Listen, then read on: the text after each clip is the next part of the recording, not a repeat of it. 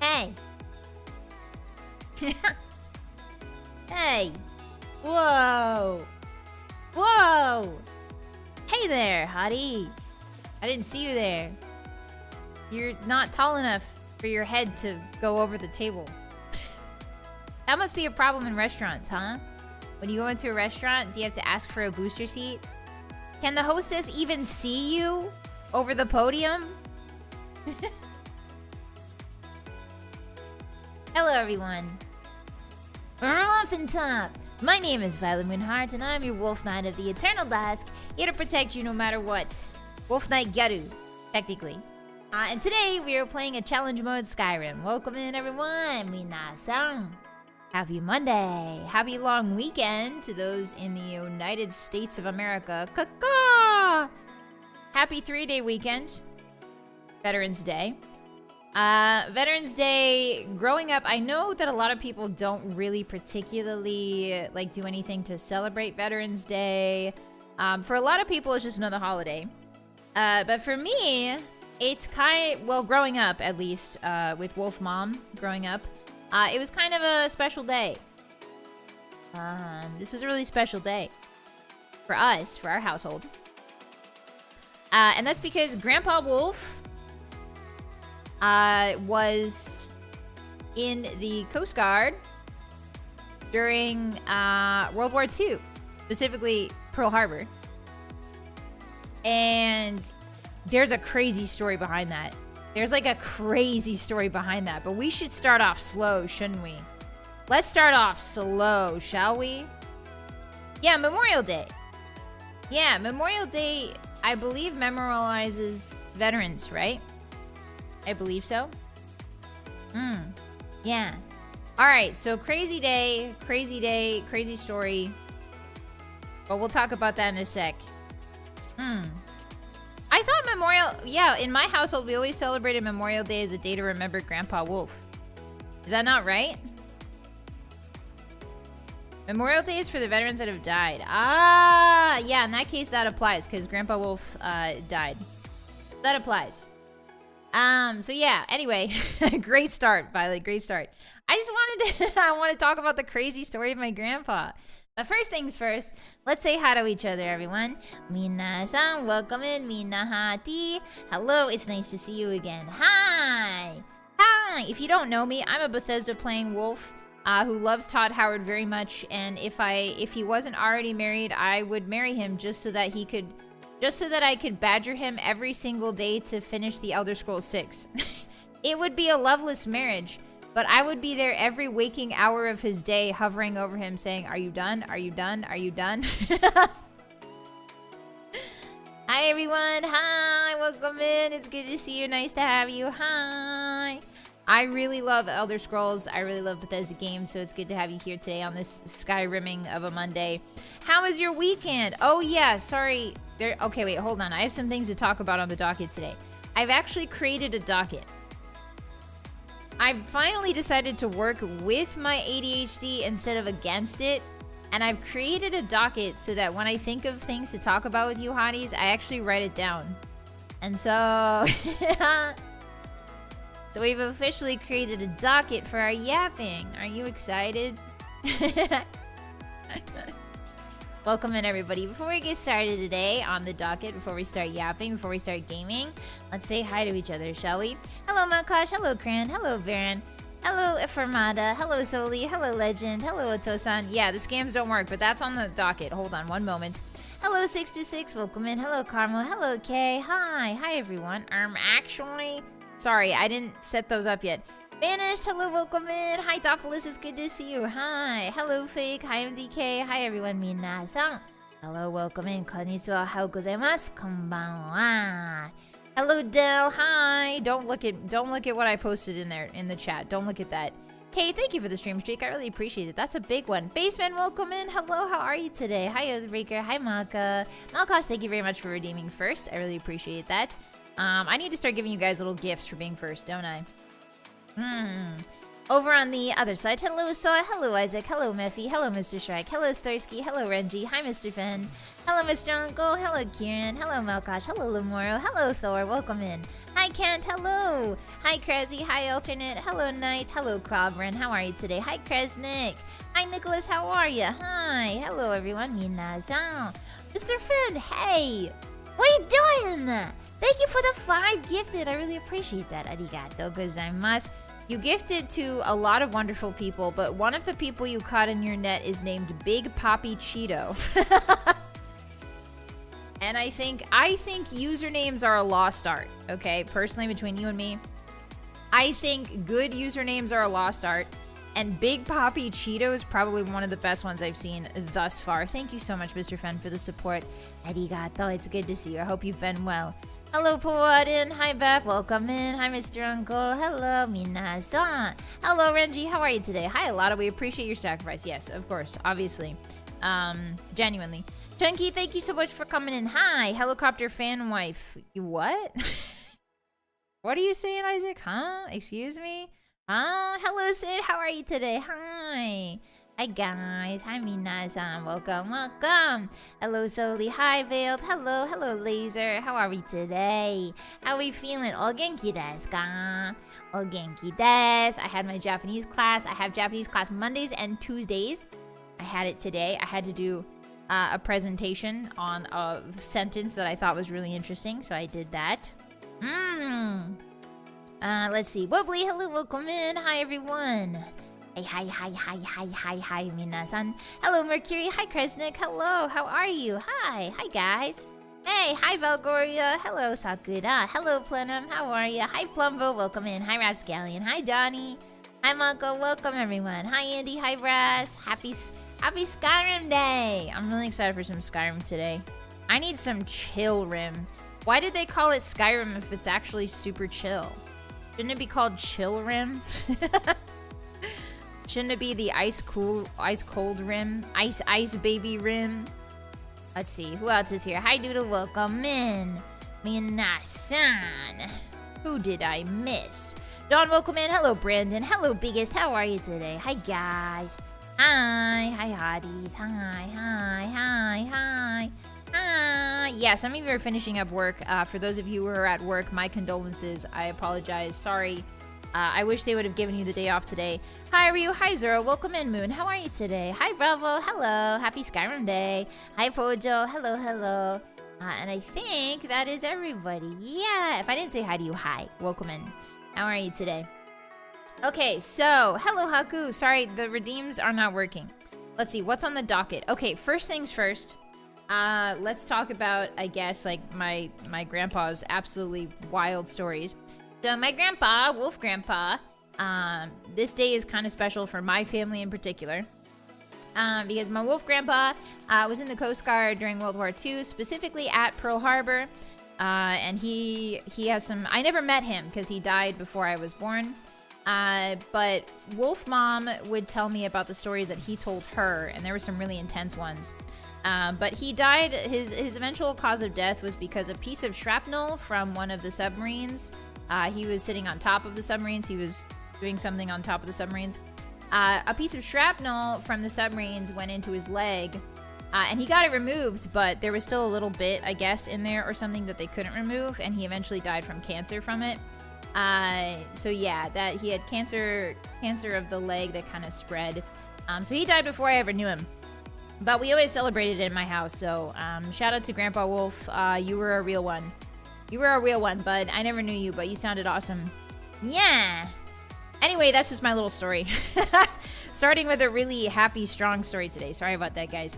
I just wanted to, like, give proper respect, you know, to those who come before us. And, you know, a lot of people take it as a day off. And, you know, circumstances lead people to do, you know, to... You know, life's not... You know, life's a gamble, man. And so I'm glad that Grandpa Wolf had my mom so that she could have me and etc. You know, proper respect to the familial line. and to the wild dice roll that is existence. So thank you very much, Grandpa Wolf. I really appreciate that. Okay, next on the docket. Hi, Vylett. Happy belated congratulations on your side ponytail. Yeah, was he riding this submarine into combat like a mountain? No, he was on like the pier. He was doing like maintenance, I think. Okay, so number 1 on the docket today. I forgot to set up redeems again. Smiles at purple site. Smiles. Hey, sorry about that. I was so busy this weekend. I'm really sorry. I forgot to set up redeems again. I apologize, purple site. I swear, I'm gonna get it done. I swear. It's like number 1 on my to-do list. I apologize. Yeah, you've been scammed out of your scams. I'll get those working hopefully this week or next week. It's fine. Hey, Baron, that face does not look fine. You even put a little nose on it. If somebody puts colon, upper point, triangle, and then smile, that means they're not fine. That means they're in pain. Crazy! Thank you for the donut. I appreciate that. Thank you for the super chat. Thank you, Grandpa, for your service. And sorry about your family's loss. Yeah, no worries. Thank you so much. It happens, you know. One way or another, but it was nice. It was nice. Thank you so much for the super. Arigato. Leggett, thank you for coming in, Moon Puncher. I really appreciate that. Hey, thank you so much. Welcome in. Hi. What are you up to, Leggett? Salve. How you doing? Enjoy those emotes. Enjoy the members-only content. Oathbreaker! Thank you for the 5 super! We're kind of in the same boat, Vi. My great-grandfather is buried under a white cross in France. Ah, naruhodo ne. Yeah, I feel like a lot of our grandpas went through that, especially if your parents are a little bit older. Your grandpas are probably from that era of stuff, you know. It's kind of crazy to think about, like, how much conflict went on in the early 19th century, 20th century. But we're standing here today, and that's what matters, you know, working toward a better world, one day at a time. Thank you very much, Oathbreaker. I appreciate that. So, that's on the docket. Sorry, Urple Sight. The ancient runes still speak. They do indeed. Typical purple site L. Rapscallion, you're literally on the purple site. What do you mean, typical purple site L? You're literally on the purple site. That's crazy to say. Anyway, yeah, so I'm sorry about that. I will get that up and running ASAP. As soon as humanly possible, or in this case, as soon as wolfly possible. All right, number 2 on the, well, 3 on the bracket. Number 3 on the bracket. You're not gonna believe this. You're not gonna believe this. I was a little bit late to starting stream because I couldn't find Castle Cat. I couldn't find where she was. I was looking all over because I was gonna give her a little smooch before I went to, you know, stream. You need your emotional support, cat smooch, you know, before you go on live television and make a fool of yourself in front of hundreds of thousands of people. And so I gave her a little cat smooch on her little cat forehead. I usually do that before a stream, and so I couldn't find her, and I was like, no, I need my cat smooch before I go live. I need my new injection of toxoplasmosis, please. And so I was looking everywhere for her in her usual napping spots, like under the blankets, like under the pillows, all kinds of stuff. And I finally found her. Guess where? She's never slept in this place before. I want you guys to try and guess where I found her. Yeah, playing hide and sneak. She's in the walls. Not quite. I'm really curious if you guys can figure it out. Wait a minute. How did you know? What the? Purple Sight guessed it like immediately. On top of the fridge. No. Feeling the mind control wear off? Yeah. Cat behavior. Yeah, Purple Sight got it immediately. She was in the bathtub. She was sleeping in the bathtub. And I'm like, what? It's not even comfortable. I bought you pillows. I bought you 2 cat beds that are stuffed full of nice stuffing. And you want to sleep in the cold, hard bathtub? I don't get it. What is going on? Is it hot over there? It is hot, yeah. But cats have higher body temperatures, so heat for them is a little bit different. We actually have lower body temperature than cats. The usual cat body temperature, I believe, is 101 degrees. Ours is, humans is 98.4, but cats are 101. So they usually don't get, like, they get hot, but not as easily as humans do. Yeah, maybe it is because she's hot. Yeah. I found kittens in the bathtub? Yeah. Hi, Smokey. It's hot there? Yeah, that's probably it. Anyway, she was in the bathtub, and I was like, what are you doing there? You've never slept in the bathtub? And it shows. Yeah, no, I haven't done that before. I've heard that if you live in a place that's prone to tornadoes, I think, is it tornadoes? That, like, sometimes you grow up sleeping in the bathtub during, like, a tornado warning. Is that true? Hi, Kenshiro. Yeah, it's too hot. I've heard we like soft things because our skin isn't covered in soft, so concrete or smooth feels good to them. Ah, it's like an opposite type thing. Huh. I never thought about that. Anyway, yeah, I had to bend into the dry tub to give her a little kiss on her forehead. And now I'm all toxoplasmosis up. I'm good now. If you don't have a basement. Ah, so damn.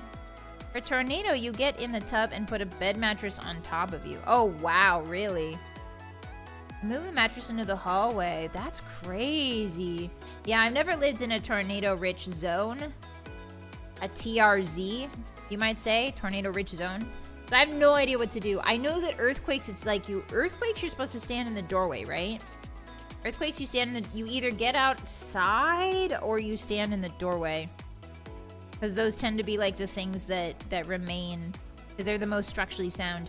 Hey, Zalise! Hey! Thank you so much for the resub for 2 months. Hi, welcome in. I hope you're having a great day. You too! Happy Monday. It's good to see you, and thank you for the support. Enjoy those emails. Ah, thank you. Night, thank you for the super. Fun fact, many of the ships damaged in Pearl Harbor took up to 2 years to refloat and repair them. Really? That's crazy. 2 years. I can't imagine trying to repair an entire ship. That probably takes a long time. Thank you for the super. Eating beans and making a what? Yeah, earthquakes are freaky. One time, I think I told you guys this, but one time there was an earthquake when I was a very young wolf. And I was still asleep and I felt it. So I kind of like woke up a little bit and I was like, oh, I think the ground's shaking. I think it's an earthquake. So in my sleep hazy state, I rolled off of my bed and then immediately rolled under it. I wasn't thinking clearly. I was just like, all right, I need to get under something, right? So I rolled off my bed onto the floor. And then from there, I like army rolled under my bed. Yeah, I was very limber back then. 2 years is not that long, all things considered. Ah. Yeah, probably not the best place. That's some good instinct. I don't know. I probably would have been crushed if it was a really bad one. I think it was like a 7. I want to say 7.9.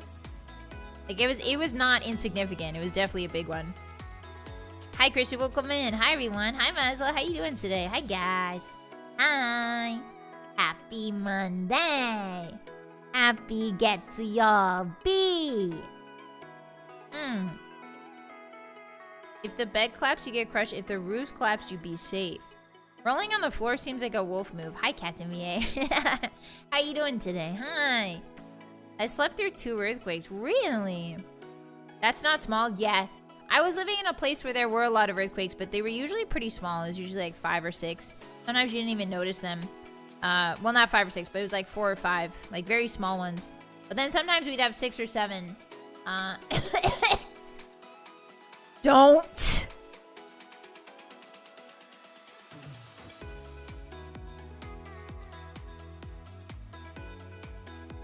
Don't.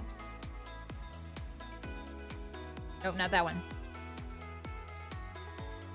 Don't say it.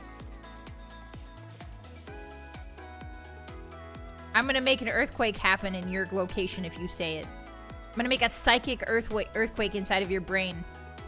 And shake your brain around in its casing until it pops like a grape. Don't do it. Anyway. Yeah, so I have experience with earthquakes. They are very scary. Honestly, I've never been in a tornado zone or like I've never been under a tornado warning. But I might prefer tornado to earthquake, because at least with tornado you can, I mean, you can't run, but at least you can move, right? Whereas an earthquake, the literal ground is shaking and it makes it very hard to move. Like, you would think, like, oh, yeah, no, I'm built diffy. Like, I could handle an earthquake. When you see earthquake videos, you're like, yeah, I can move in that. But you can't. You can't. You can't move. Your body is like, you just can't.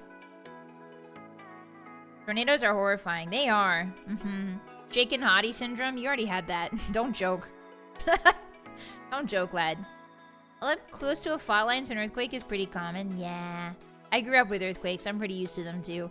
If you grew up with earthquakes, you're pretty used to them, you know?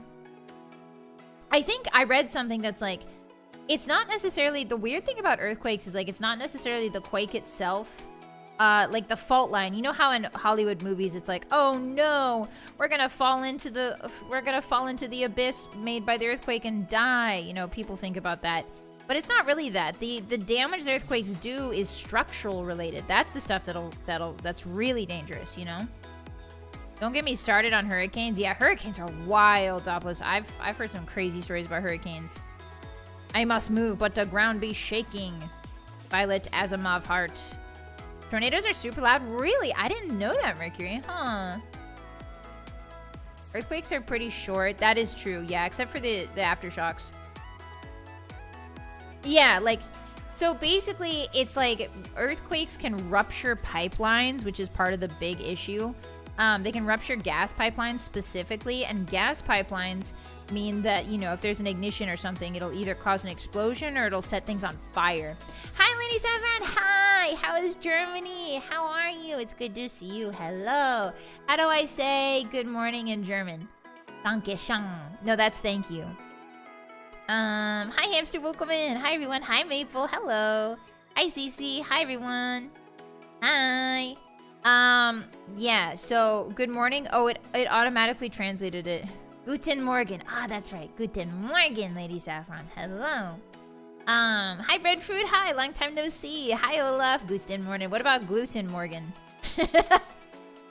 I ate too much bread today, Hotties. I ate too much bread. Gluten Morgan, everyone. Me when I wake up and stuff 5 to 6 pieces of toast in my mouth. Gluten Morgan. I had 2 pieces of toast for breakfast and then 2 for lunch, so I'm feeling really full of bread right now. Hi, Zib, welcome in. Hello, if I didn't say hi to you, hi. Hi, Tare, hi, long time no see, hi. I always start the morning with gluten. Speaking of, my bread got moldy. I saw that. I'm so sorry, Lady Saffron. It sucks. That sucks. What sucks, did you eat some of it? Sometimes what I do is I accidentally eat some bread, and then I realize after the fact when I turn the bread around that it's got mold on it. Like, I don't taste it on the bread or see it on the bread. But, like, sometimes there'll be a big spot of mold that I never noticed, but I've already eaten, like, half of the loaf. And that's how humans discovered penicillin. Vylett Breadheart. Yeah, classic. Because there's, like, nothing you can do about it. Yeah, it's really bad because it's like, well... I hadn't touched it for a while, but it was fresh, so I didn't want to put it in the fridge. That makes sense, yeah. Honestly, freezing bread is not a bad idea. I used to when I was younger, and food insecurity was really big for me and my family. We used to freeze bread. We used to buy it on sale. We used to buy it on sale when it was like really cheap, and then you just freeze it in the freezer, and it actually keeps quite well if you just put it in an oven. You can defrost it, and it keeps really well. Hi, Val. Mold. Mold. It was warm, though, too. Ew, what the hell? So, excuse my French. What the hell? Yeah, don't eat... Honestly, the thing with mold is it digs its spores really deep down in. So, like, even if you cut off the part and everything looks good, it's still probably bad. I think the only exception is, like, cheese. I've heard that because cheese is already moldy, like, essentially it is already mold, you need to, like, if mold is on your cheese, you basically take, like, a tape measure, or you can use a finger. I usually use a finger. And I measure, like, 1.5 inches, and then I just cut that deep in. Or 6 centimeters. I think it's either 6 centimeters, but I usually do like 1.5 inches. And if you can cut that much away, then the mold doesn't get into the cheese, I'm pretty sure. Yeah, visible molds, yeah. Hi, Nachi, welcome in. Hi, how are you today? Hello, Lynn. It's only okay if it's a hard cheese. Really? I'm scared of blue cheese because what if it's the wrong type of mold and I don't know? Only on hard cheese. Okay, so not wet cheese. Okay, so yeah, if the cheese is wet, throw it away. So we're talking like Gouda, anything that's like soft cheese, but like a Parmesan should be fine because it's super, super hard and dry. And remember, moisture is the bacteria's #1 ally. So if you're ever confused about if something is dirty or not, if it has access to moisture, it probably has bacteria in it. But if it's like desiccated or dehydrated, it's much less likely to have mold in it. Not always, but less likely. Moldlet gluten heart. I cleaned out my fridge because stuff was getting moldy, and then the bread outside gets it. Yeah, that's wild. Like spores and the microscopic nature is really awesome to think about. Like humans, I don't want to wig you out, but humans, you have like hundreds of millions of trillions of billions of gazillions of tiny organisms living on your skin. Did you know that? They're helpful. They're good guys. They're like the street sweepers, except on your skin. Yeah, take notes. Take notes, everyone. Yeah, and especially on your eyelashes. You also have a lot of germs, good, parentheses, good germs on your eyelashes and your eyelids. Yeah. Yeah, you're basically bacteria Gundams. A very special bacteria called the mitochondria. Your Gundam name is Mitochondrius. How cool would that be? I try to forget, boss. Well, congratulations. I reminded you. Okay, what's the next thing on the docket? Oh yeah, so I couldn't find Castle Cat today. She was in the bathtub sleeping. And I wanted to ask you guys. So, you know that feeling you have when you look at your pet and they look back at you with their big bulbous eyes? And you're like, and they just trust you and they love you, and you look at them and you whisper under your breath, I will work hard to give you a good life. Am I the only one who does that? It's always like that for me. Every time I make eye contact with a big bulbous eyes of Castle Cat, I'm like, I will work hard to give you a good life. It's like parents, you know? I wonder if parents feel that way. I hope so. I want somebody to look at me with their big bulbous eyes and whisper under their breath, I will work hard to give you a good one. That's how I would want it anyway. Yeah, most pet owners do that. Cat. Maybe that's the toxoplasmosis. Maybe I've been brainwashed. My dog only gives me the there is no thought going on in my head look. I love that look. Only dogs have that. Well, no, that's not true. Cats do sometimes get that I'm thinking about absolutely nothing look on their face. But I feel like most of the time when I see the no brain cells look, it's from dogs. You know? Hi, Creamy. Welcome in. How are you? It's good to see you. No, not the big eyes. Stop. That's the toxoplasmosis talking. Hi, Ragnarok. Cats deserve 2 trees and extra fish. Precisely. Hi, Cerulean. Hi. You've never seen a leopard gecko? What? They don't make geckos that are leopards. What is this, Fallout? Are we splicing leopards and geckos together? Yeah, it's too relatable. My chihuahuas, I love chihuahuas. I'm sorry. I dislike most of my brethren, alright? I dislike most of my domesticated dog brethren. I think they look ridiculous. I think you humans have done weird things with their breeding pools, and now my cousins look ridiculous. However, my one exception is chihuahuas and tiny dogs. Tiny dogs are so silly and funny to look at. I like to point and laugh at them, and also give them treats and pet them a lot. Would you rather have a leopard with gecko traits or a gecko with leopard traits? Oof. Well, a leopard with gecko traits would mean that the leopard could crawl on the walls and ceilings, so probably not. And it would also make clicking sounds. If you've never heard geckos, they make clicking sounds. But a gecko with leopard traits would mean that it would ambush prey. It would ambush predator you, so it would like sit in high trees and then drop on you and try to put its fangs in your skull to kill you instantly. Did you know that's how leopards do it? They use gravity. They hide in trees. They're ambush predators. They use gravity. And then they've got these really strong front teeth. And they will just fall on top of the animal and either on the back of the neck or on the top of the head. Usually they try to aim for the top of the head and neck. And then they'll just let gravity do the work and sink their two big fangs into the brain and kill them instantly. Pretty awesome. It's kind of like a peregrine falcon. Kind of, actually. Yeah, now that I think about it, there's a lot of animals that have adapted to use gravity to kill their prey. So, like, peregrine falcons will dive from, like, 1 trillion miles up. They're, like, one of the birds that goes the highest. I think they're the highest flying bird, yeah.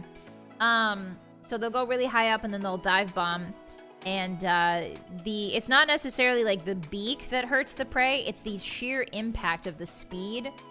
It's really fascinating because once you're at a certain speed, your body mass doesn't really matter that much. Like, peregrine falcons are very small comparative to a lot of other raptors, but because they're moving so fast, there's like a tipping point where it doesn't matter, right? It's kind of like, you know, the idea of like a bullet or the idea of an arrow. It's exactly the same thing, but in animal form. Isn't that neat? Yeah, they're the fastest bird. They're so cool. And also, they have special nasal passages so that when they're diving, because if you were to dive like that, straight down with the air coming into your nose, you would pass out. So the air, or it would cause an embolism, basically. And so they have special nasal passages so that they can't pass out or have an embolism because of the air trying to rush in. It's super, super cool. Drop bears are fierce. Drop bears are scary. Is that not just koalas? They're the fastest moving animal on Earth? Yeah! I love peregrine falcons. I love them so much. They're really cool. Some birds of prey will just grab and drop prey from really high up. Yeah, you've heard about that? Eagles do that with turtles and stuff to break the shell. It's pretty crazy. Drop bears look like koalas but are different. Oh, I thought they were koalas. I thought that was like another name for koala. Is it not? If humans didn't develop bullets, we'd be jumping on stuff like a monkey. Probably. Honestly, I kind of prefer that style of combat from humans. I think it's funnier to watch. The peregrines in school? Yeah. Yeah, I've never seen a drop bear. Maybe the Hotties are trolling us. Are you guys trolling us? It's a name for a koala. You're getting a classic trolling. Lady Saffron, hey! How dare you take the Hottie side in trolling me? How dare you? I was giving it more credence because Lady Saffron was talking about drop bears. So I was like, yeah, you guys normally troll me, but Lady Saffron would never do that. Surprise, surprise. Surprise, surprise. Oh, they're fictional evil koalas. Ah. One of us. One of us. Yeah, pelicans dive to drop on fish too. You and I spread misinformation on the internet. Did I tell you? I think I told you about the special button on seagulls, right? Did I tell you about the special throw up button? There's a button on a seagull that you can press and it will throw up. Yes. That was a good short intro. Good shorts intro for YouTube Shorts. Wait, let me try it again. Did you know there's a button you can press on seagulls that make them throw up? Nice. So they're on seagulls, mother seagulls. I think it's mother seagulls and father seagulls. I don't think it's gender specific. I think it's on either. But for seagulls, there's a little red button, like a little red bump underneath their bottom beak, like right on the tip of it. Little red bump. And when they have babies, the baby chicks will target the bump and they will peck at it. And that will cause the mother or father seagull to regurgitate their food. Isn't that awesome? It's the throw up button. Yay! Hi, Freaky, welcome in. Hi, Fred, epic. Yeah. If only humans were that easy to make throw up. I would go around pushing the human throw up button all day, every day. Why would you want to press it? Buzz? I'm hungry. Yeah, food dispenser. That's disgustingly awesome. I know, right? Baby needs slop. Hi, Alter, welcome in. Hi, how are you today? When my kid presses... Wait. Hold on. When my kid presses my throw up button... Can I tell you guys something? When I was a little wolf, Wolf Mom loves to tell this story. I used to jump on top of Wolf Mom's belly just like as a child, like as a baby. I would just love jumping on her belly constantly. I would just love falling on her. I like to like elbow drop her. She used to say I love to elbow drop her. I love to jump on her belly. I love to like cannonball onto her belly. So when she got pregnant with my little sister, she was like, we had to train you to stop elbow dropping my pregnant belly. I was trying to WWE my sister in the womb. It was crazy. Anyway. Yeah, she always said it really, really hurt. I was a really energetic kid, apparently. Twiggin, ouch. Gold dust behavior? Who's that? I'm hungry, presses button. Ooh, yummy pavement pizza. I can't believe it's my job to go online and press the go live button and read messages like that to hundreds, if not thousands of people. I can't believe this is what I do unironically. Silver, welcome in suplex. Yeah, You're welcome. Craziness. Okay, yeah, I'm establishing the pecking order really early. Hi, Goomba, welcome in. I was the type of kid to be really jealous. I'm not gonna lie. When I was a baby, my sister was born, and I got really jealous of her getting attention. I was very much an attention hog as a kid, but eventually, like, my mom will tell this story constantly, how when I was a baby, I used to, like, sneak in little pinches. I was really mean. I used to sneak in little pinches on my sister. I was not a nice kid, and I had to be trained. They had to go through, like, I think it was when I turned 5, I stopped and I started taking care of her. Like, I switched immediately. For some reason, like, right after my 5th birthday, I was like, okay, my brain's developed enough. This is now my baby doll. My sister is now my baby, and I will dress her up, and I will take care of her, and I will feed her. But before the age of 5, I was like, all right, pinching you. For some reason. For some reason, pinching you and pinching you and pinching you. I don't know. Kids are wild, man. It's hard. It's hard, especially when you have siblings. It's hard for kids to learn to handle their emotions, man. But I'm glad my parents were, you know, mature enough to teach me the correct way. Yeah, when I pinch you, you make this funny noise. Hi, Galicia, welcome in. Hi. My sister was the same. She hated me for years, but basically to adulthood, and now we're good friends. Isn't that crazy? Isn't that wild? It's so crazy how siblings act around each other. I awakened my maternal instinct at 5. Yeah, I think so. I think so. And then when we turned into teenagers, she started dating like people I didn't approve of. And so she told me basically to frick off. Like, I was like, I don't approve of your boyfriend. And she was like, frick off. So, and then that ended. I was like, all right, you know what? I won't look out for you anymore, I guess. But now we're friends. Now we're friends. Now it's fine. Yeah. You know how it goes. She would date, yeah, it would be like a new boyfriend pretty much every 3 months or something like that, every 4 months. And they were all like successively worse than the last one. Crazy. I was right, yeah, they were all scumbags. But yeah, it's wild. Growing up is really wild. I pinch everyone to prove they're real because I'm an only child. Aww. Don't do that. You're gonna get arrested. It's gonna get you arrested eventually. Pinch yourself. That's kind of sad though. Yeah, I do feel bad for only children sometimes. But you know, my friend Gooby Gooba, friend of the channel, I believe she's told me that. And I can see how sometimes I feel like only children either do like one of two things. At least the only children I know, they'll kind of like withdraw into themselves, or they get really extroverted. I feel like there's no in between. I feel like only children, like especially when they're young, I think this is mostly applies to when you're young. But the ones that I know were either super introverted, or they would get really, really extroverted and make lots of friends. Yeah.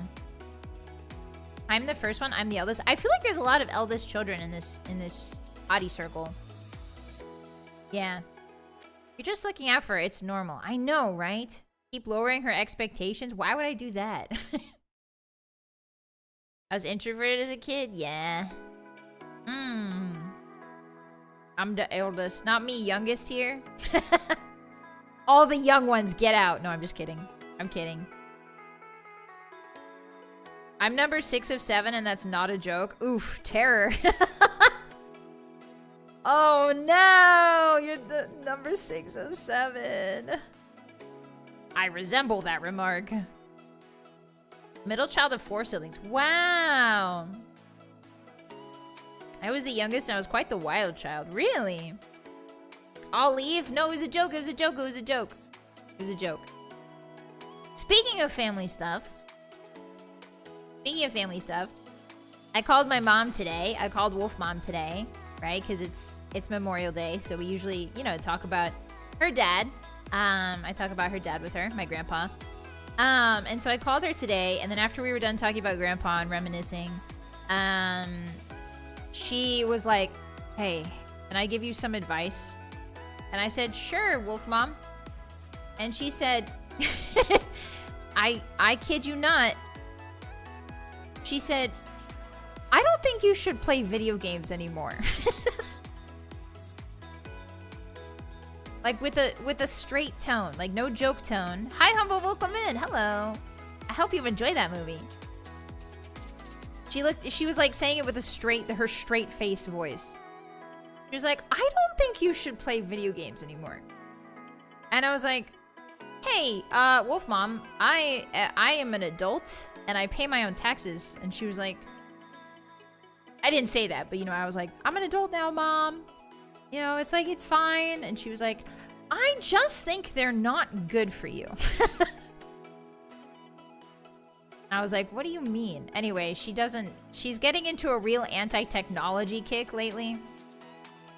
You know, like if it's technology she doesn't like or doesn't use. Like she's fine with having her electric foot soaking bath. Her like portable foot soaker that she has to plug in that's heated. She likes that, but video games? You know, that's a no-no. She loves her Apple TV, but she doesn't like, it's like, okay. Anyway. What's her stance on AI? I don't even think she knows what it is. She might know what it is, but I don't think. I'll ask her next time. She's an artist, so she probably hates it. Nah, these video games are my electric foot bath. Exactly. It's good for hand-eye coordination. Yeah. Hi, Kisteni. My dad is like that with some tech.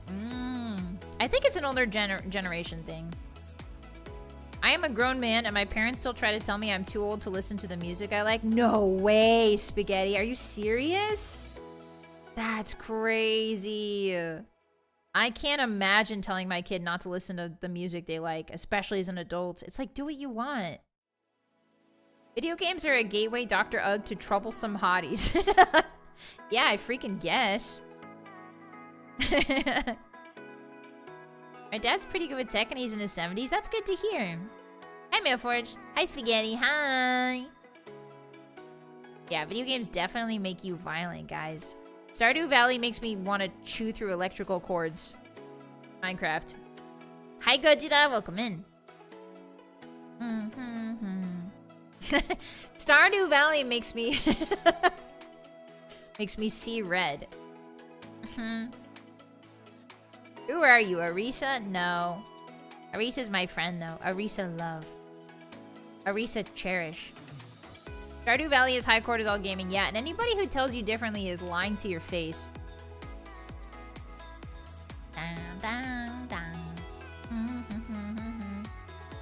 I inherited my dad's taste in music. That's cool.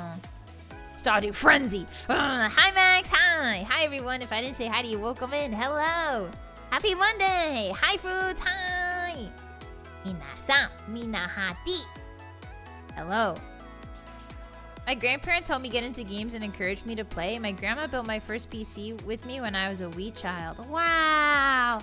I wish I had... Wow, that's so cool. I'm so happy for you hotties who have parents or parental, grandparental figures that support your gaming and that enjoy gaming with you. I wish I had that. I wish I had that growing up. Yeah, that would have been so cool. Stardew can get kind of sweaty, yeah, especially when you're juggling like 5 to 6 bachelor and bachelorettes. Especially when you're dating like 6 people at once. It was for an achievement, okay? It was a challenge run, okay? I wonder what redstone tastes like. In Minecraft? Probably like chili pepper, paprika. That's a fun fact I don't think I've told the hotties. Did you guys know that the spice paprika is actually just dried and ground up bell peppers? You know that? Sometimes when I tell that to people, it blows their minds. So I'm testing the waters here. You already knew? Aw, man. My mind is blown. Whoa, my life is a lie. Yeah, that's the response I wanted. Yeah, it's not very spicy. I heard it from my mom. Ah. It's bell peppers. It's bell peppers. Just bell peppers. Literally, I think in Europe, they call bell peppers paprika. It's kind of like eggplant and aubergine. They just call bell peppers paprika over there. It's both paprika and German. Oh, that's cool, Maple. Ah. How do you say paprika with a German accent? Paprika. Paprika. I've heard Germans talk every so often, and they sound really angry. I don't know. It's a very, at least to English ears, it's a very like truncated, very like harsh sounding. Sometimes, you know. Hi, Sentinel. Welcome in. They're called the same here. Really? That was pretty close. Nice. I've heard them call them capsicum too. Really? Ah. My grandparents bought me my first game system. It was the Atari. Wow. We call them pepperoni here. Careful if you order pizza. What? No, you're joking. You're pulling my leg. There's no way you call bell peppers pepperoni. There's no way. Pepperoni is pepperoni. Pepperoni es pepperoni. Pepperoni is no paprika. Hi, Gemmas, welcome in. It's paprika with a Y in Poland. Wow. Even soft-spoken German can sound pretty harsh. Ausfahrt. Ausfahrt. Ausfahrt. The tourists in Italy asking for pepperoni pizza get bell peppers? Really? Okay, note to self. I'm noting that down for my Italy trips. Whenever I possibly have time and money to go to Italy. That's good to know. It's kind of like how in Europe, when Americans order a latte, they just get milk. I love that. That's one of my favorite travel facts. Where the Americans are like, oh, la la la, la la la, gonna order an Italian coffee, and it's gonna be really delicious because it's better than American coffee. And then they're like, latte, por favor. And then they get milk. As for salami pizza. Oh, salami pizza. My grandparents are the first one in the family to have a home PC. Really? That's cool. I feel like grandparents definitely, when the internet was becoming a thing, they probably bought computers. Because I remember some of my friends in high school, their grandparents would just, they had computers and they would buy them. Then they would just play solitaire on them. Like all day, every day. It would be like solitaire. You know, stuff like that. My granddad did all his grandkids into Pokemon cards and Xbox. Wow, you guys had cool grandparents, huh? Wow, that's awesome. Mamma mia. Yes, hand emoji, hand emoji. Mamma mia pizzeria. Hottie, hey, thank you for the tip. I appreciate that. Italy funds. Thank you, arigato. I don't know where I would go in Italy if I ever went to Italy. I don't know where I would go. I don't know. I feel like Rome is a bit too obvious. But the architecture would be so cool to see in Rome. Like the Parthenon. You know? The Leaning Tower of Pisa, the Colosseum. Be so cool. I just don't know where I would go. Maybe Tuscany. I like the countryside. The countryside has some good architecture too. The pinball game is... Oh yeah, Microsoft pinball games. Those were good. My gaming came from both of my parents. Oh. I don't know what a Commodore 64 is. What is that? I've never heard about that. Yeah, Venice. Venice is sinking into the sea. That's something I like to tell people. Hi, College. Verona is an underrated city. Really? Like the one where Romeo and Juliet took place in? That's Verona, right? My parents never played games unless I forced them, but last night they got their butts kicked in Mario Kart alongside my niece and nephew. Let's go, Goomba. Mario Kart champion in this family. It's the C64 boss? I've never heard of the C64. What is that? I want to kind of go to a Mediterranean vineyard. They seem really cool. Yeah! Verona is famous for not being Venice. Oh, yikes. In fair Verona, where we lay our scene. Commodore 64 was a PC for the bathroom. What? What does that mean? I want to see the bucket in Italy. Hi, Nano! The bucket in Italy that started a war? What? What are you talking about? A bucket? Ah, hotties, look at the time. Look at the time. We've officially yapped for an hour and 1 minute, which means it is now punishment time. Everybody line up. You're getting punished today. Alright. Time for some Skyrim. First things first. If you're curious about the merch on the screen, allow me to get the link for you. 1 moment. I have some summer merch that has come out, everyone. Hottie. If you're interested in cooling off with a Vylett Moonheart, channel Vylett Moonheart water bottle, which I will be doing. I'm really excited to take this bottle to the gym once I get it. Let me pin this message. Oh, something went wrong. I can't pin it. Cool. Love you too, Twitch. Yep, unable to pin. Unable to pin. There we go. I finally managed to pin it. Okay, yeah. Thank you guys very much again for your support with all the merch. I really appreciate that, guys. There's a towel. There's a really cool acrylic stand, a keychain, and a water bottle. I only release merch once a year, so this will probably be our only merch release. So yeah, get it while you can. Get it while it's cool instead of hot. Okay, so first things first. Let everybody know what's going on here. Travel mode. Master difficulty. I think we're on master difficulty. And no fast travel. That comes with survival mode, but I think some people don't know that, so I'm gonna put that up there for them in case they don't know what survival is all about. All right, beautiful. We can close the docket now since we've yapped about everything on the docket. Go ahead and close that. Thank you very much, Hotties, for yapping with me about all that good stuff. Ryu, hey, thank you for the 2 super. Actually, it's pronounced Venezia, not Venice. Oh, I didn't know. Thank you for the super. Arigato. Well, gosh, thank you for the 2 as well. Violet merch, bye. Thank you, my gosh. I hope you guys enjoy. I tried to get merch that was more like sensible and usable rather than just decorative merch. I really like merch that can be used around the home, merch that's utilitarian. So I hope you enjoy. Itadakimasu. All right, Skyrim time. Where is my... There it is. There's my vortex. We shouldn't get any crashes today. Hopefully. Todd willing. Everybody line up. It's time for your government-mandated Todd hours. Line up. It's Todd hours. All right, so let me put the game on the screen real quick.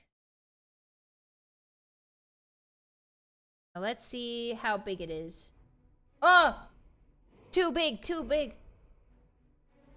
Too large. Too beautiful. Can you hear it? Got that. Yes. Okay, I'll turn it up just a little bit. Let me know if it's too loud. Dun, dun, ba-da-da, da-da-da, da-da-da, da-da-da, da-da-da, da-da-da, da-da-na-na-na-na, da-da-da-da, da-da-na-na-na-na, da-da-na, da-da-da-da-da-da.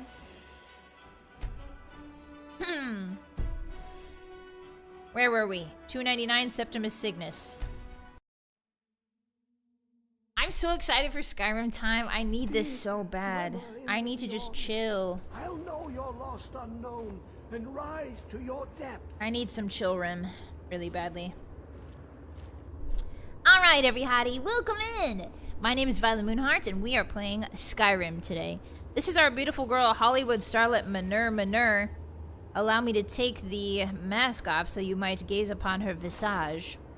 She is an orc maiden of very fair complexion and of eye patchery. She is primarily a melee character. She has an ancient Nord warhammer as her weapon. We're using a lot of warhammers.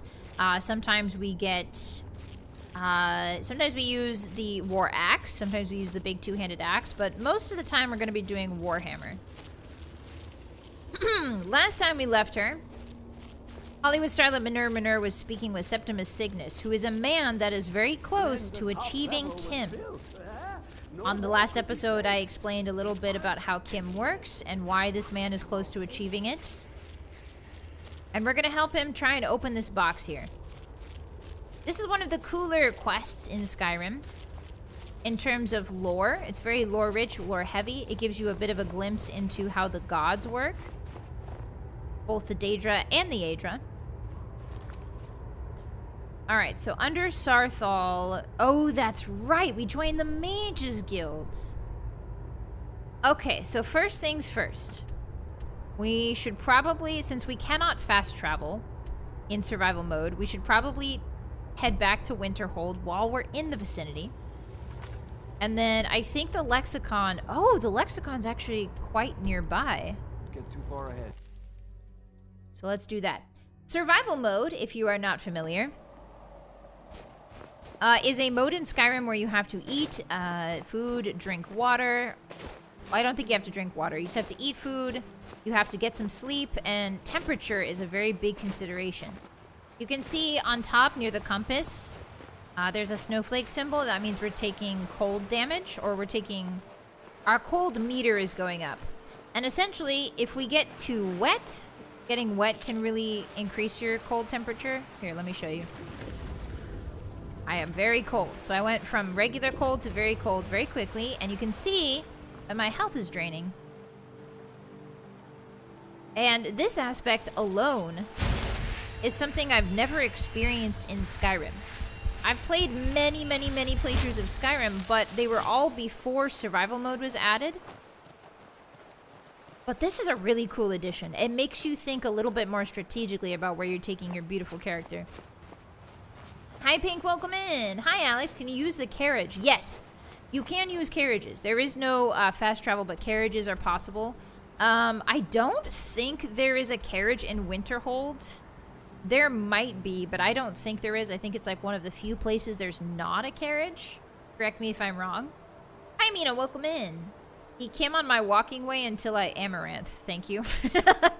Thank you, lore hotties. Crazy! Hey! Hey, thank you so much for the 5 gifted. Arigato gozaimasu. What are you doing? Happy Monday. Thank you for the support. Guys, if you got a gift, be sure to thank Krazzy immediately.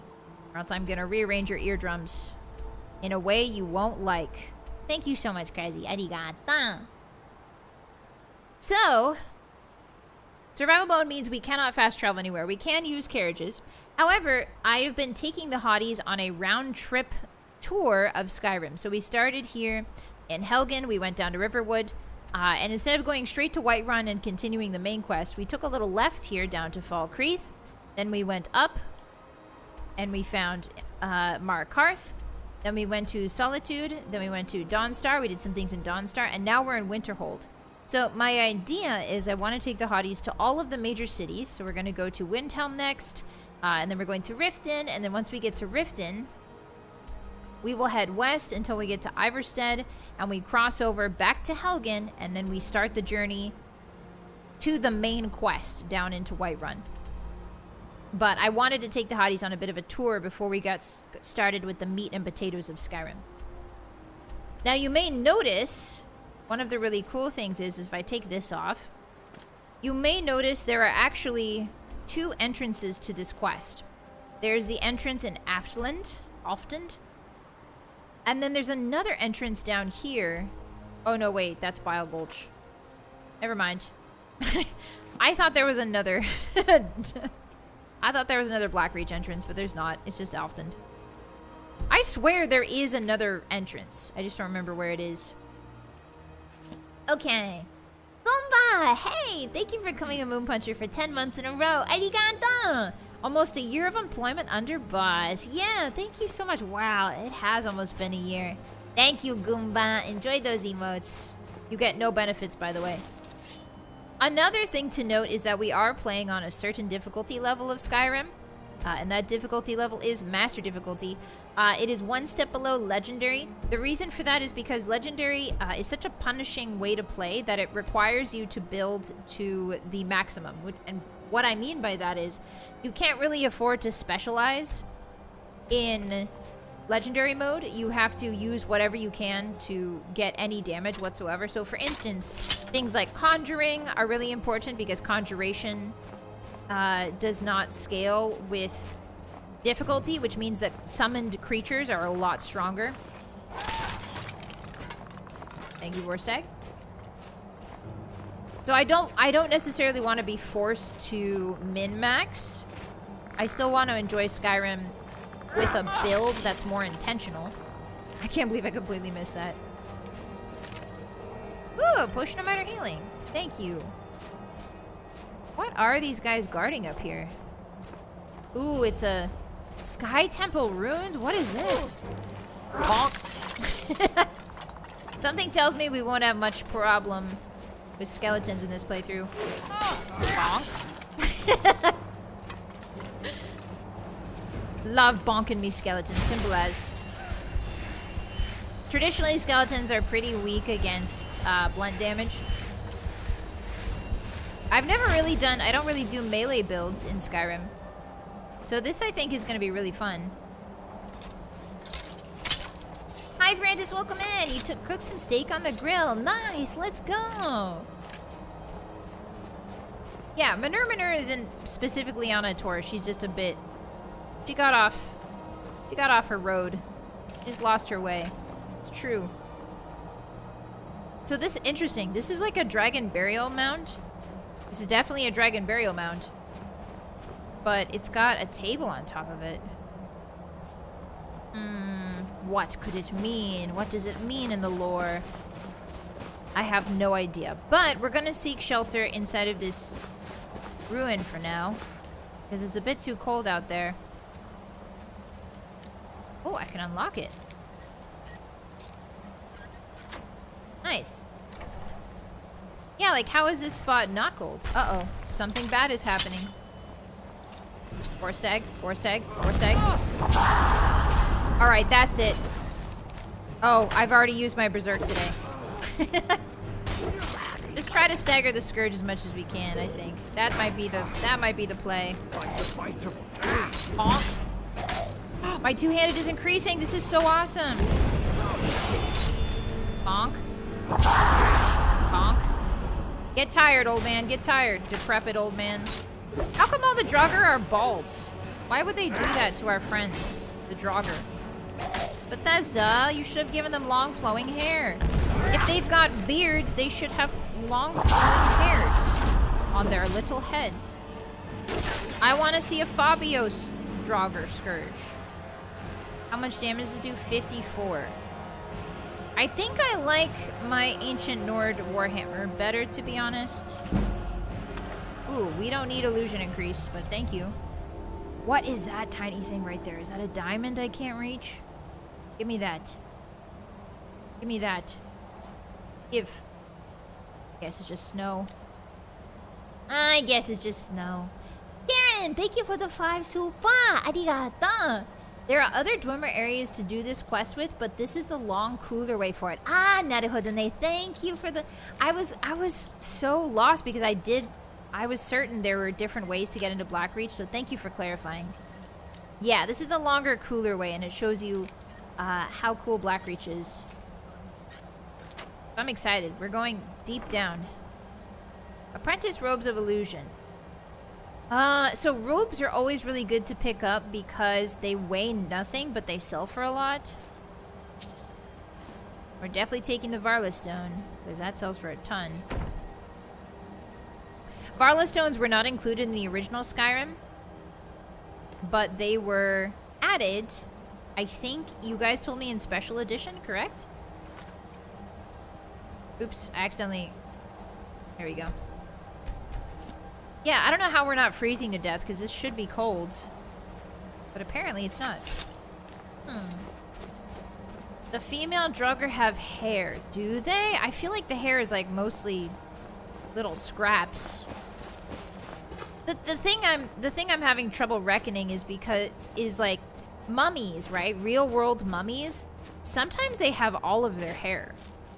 That's like the freaky thing, is mummies, hair is one of those things that deteriorates on average pretty slowly if it's not exposed to things like water.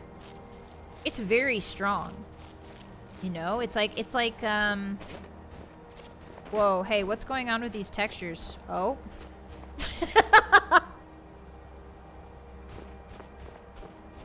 What the feeky? What was that all about? Thank you, Todd. Oh. Is that a dead one or a live one? Oh, that's a live one. Okay, we're going the wrong way, Borseg. Everyone say thank you, Todd. It just works. Part of Sarthal in it. Oh, it might be part of Sarthal. It's just ice being ice. Ice, ice, baby. Dun dun dun dun dun dun dun. So let me just peep something for a moment. I think I might have to go up this way. Yeah, because it's kind of hard to get up these mountains. So I think we were going the right way. We need to get up and stay up. Thank you, Hod Towered. Thank you, Todd. Todd and his funny jokes. He's such a comedian. Wow, this is a really nice view of the college from here, huh? Oh, okay. I see the issue. Well, guess we can go that way. Alright, time to Skyrim. This is where I learned the precious ability of walking on walls like a goat. It has served me well in so many video games, Hotties, I'm not even kidding. This is a skill that Todd will teach you that will feed you for a lifetime. Never underestimate it. The Skyrim walk. Yeah! Yes. So I'm trying to stay out of the water as much as possible because my health is doing kind of bad.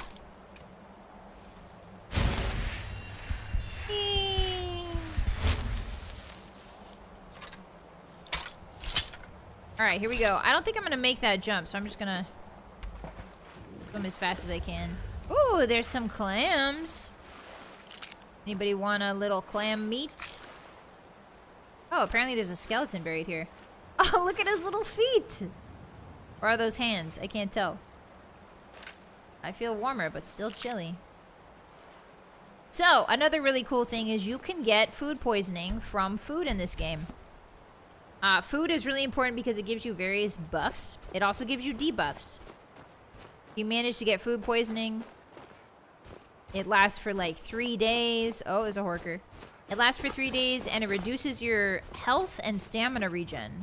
I think, or maybe your mana and stamina. I don't think health regens in survival mode. Feet are the hands of the legs. Yes, but toes are the legs of the horse. Wait a second. From this angle, you can really see the collapse of Winterhold. Whoa, I don't think I've ever been in this angle before. Check that out. So these are the ruins from when Red Mountain erupted during the Oblivion Crisis, I believe. And I think the aftershocks, I think it was the aftershocks that traveled all the way to Winterhold and caused the collapse of half of the town. Wow, that's so cool. I've never seen it from this angle. Yeah, this is awesome. Wow. We're right below the college. And since this is where the Mage College is, and the Mage College, as you can see here, was almost completely untouched, a lot of the citizens, a lot of the citizens who are not mages, humans and mer, the unmagical, shall we say, blame that collapse on the college. So magic is not looked upon very favorably in Winterhold. That's crazy. Wow, the lighting's so pretty. We are not using mods. This is a vanilla playthrough. There are no mods, if you're wondering. Well, I should say, there aren't any gameplay mods, but there are aesthetic mods. So I have a lighting mod going on here. I have a Better Villages mod. You know, maybe it's very possible that that view we just saw might be the Better Villages, because I don't think that's in vanilla Skyrim. I don't think it is. I would have to double check that. Let's see. What else can we dump? We are over encumbered like crazy. 21 clam meats. God, I wish I had some... Oh, I have some milk. I could probably make soup. We'll eat some potato soup. We'll have a couple apples. It is there. That's from the mod? Okay. That would make sense. Because I don't remember seeing that. I hate it when I accidentally cast Taunus Sincus. I hate it when I read the book wrong and I cast plunge my town nearby into the sea of ghosts because I hate them. Hee hee hee. Because I'm evil and I hate them and I'm an evil wizard. Don't you just hate being an evil wizard and then you do really bad stuff? We do not want to tango with the saber cats. Hotties, I'll give you a freaking hint. Okay, we need to find a way up. Azura! Bye Azura, bye Azura, bye Azura. There she is. What a beautiful time of day for her, too. The Queen of Twilight, the Queen of Doorways, the Queen of Change, and the Interstitial. One of my favorite Daedric princes. Not my ultimate favorite. My ultimate favorite is Vermina, because nobody knows what's going on with her. She's a mysterious queen. Alright, so it is now officially dark, which means we're in trouble. When it gets dark, obviously, the world gets colder. So we need to get back to Winterhold before we freeze to death. I was taking my sweet time forgetting all that. Can I go straight up a glacier, Todd? Can I go straight up? Actually, I should save in case I get stuck. Can I go straight up a glacier, Todd? Pretty please. Pretty please with sugar on top. Toddrick. Toddrick, please. I think it's working. I can see through the world. Alright, fine. Forstag's like, I'm getting out of here. Yeah, Azura the Gamer Girl. Wow, this is beautiful. Very peaceful, too. Is it too loud? Is it too loud for you guys? turn it down just a wee bit. 'Cause it looks a little bit loud. Alright, back to Winterhold before we freeze to death. I think that way is the way we want. We want to make sure we don't run into any ice wraiths, because sometimes they spawn when the winds are really high. Especially at night. That's a bit better. Okay, perfect. Bit better. What if we do like that? It still looks really loud on my end when I run. Yeah, I wish I could pump the Skyrim music up, but unfortunately you get copyright struck for Skyrim music. It's really sad. Yeah. Skyrim music will get you copyright struck, unfortunately. Okay, so... Isn't that sad? I know. Oh, there's some graves outside of Winterhold. I think this is also from Better Villages, but it's cool that they added some graves. Okay. Yeah, there's like 1 or 2 particular tracks that will get you copyright struck, and I don't remember which ones they are, but they happen, I think, during dragon fights, I want to say. Okay. Okay. Let's go into... I see a lot of streamers use it as background music. If you do, it's probably on Twitch, because Twitch is not so stringent when it comes to copyright rules. Either that, or those streamers don't particularly care about copyright. They're big enough they don't need to care about that. And by that I mean, copyright tends to hamstring your channel in terms of like algorithm stuff. But you guys don't want to know about... understand Irid's been playing Hunt the Elf. What is this? What is this? Why is this really good staff just here? Whose is this? Oh, hi. Hello, Nellikar. Haha. Hey, cool staff you got there, bud. What is this thing? Staff of Authority? Creatures and people up to level 8. Oh, that's not even that good. Quest items cannot be removed from your inventory. Oops. What do you mean, quest items?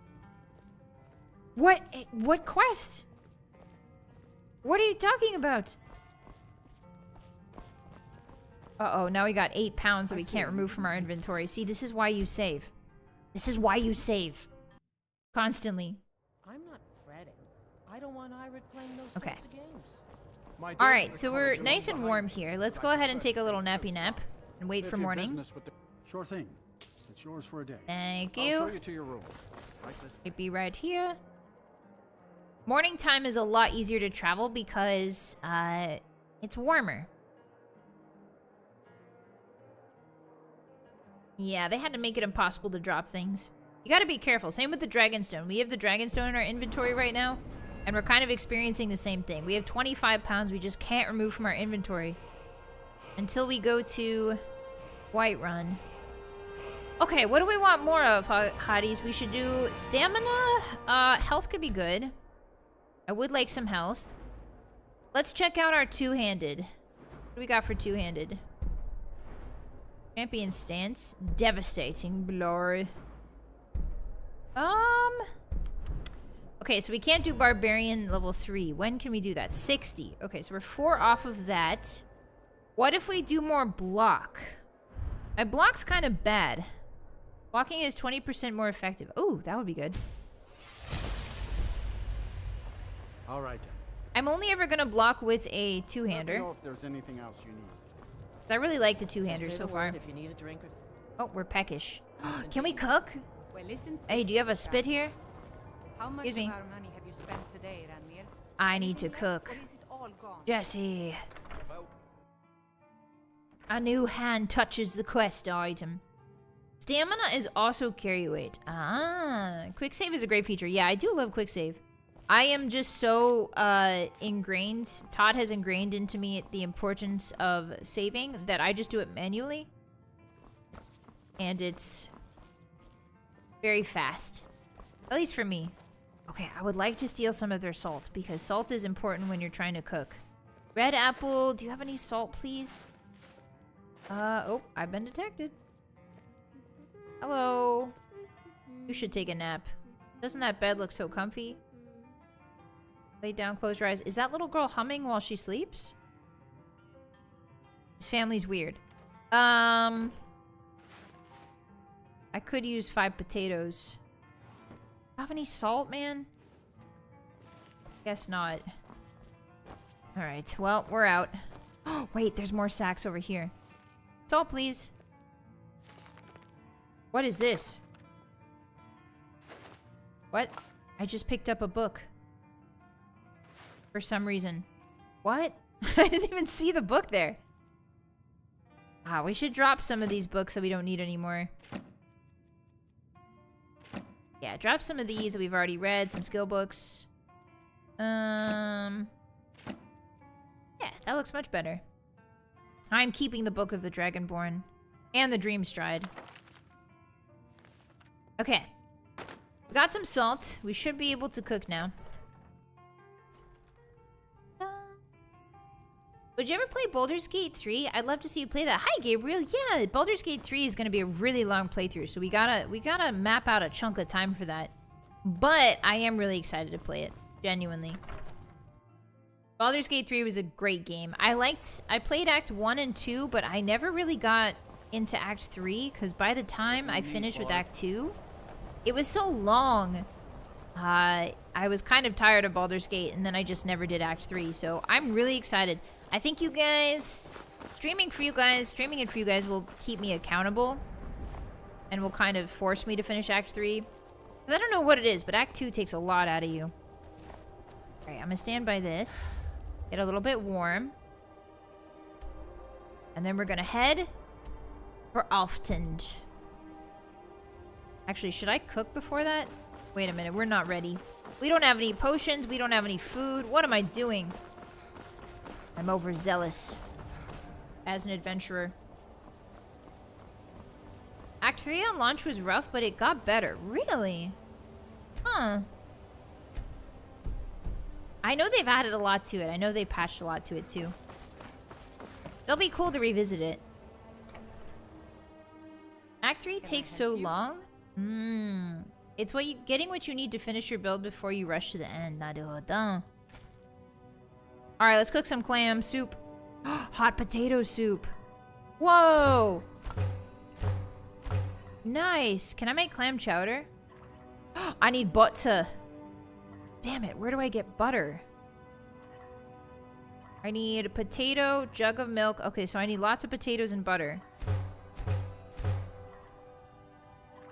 Potatoes, jug of milk. Potatoes, milk, butter. Hi. Hey, you've got a great house here.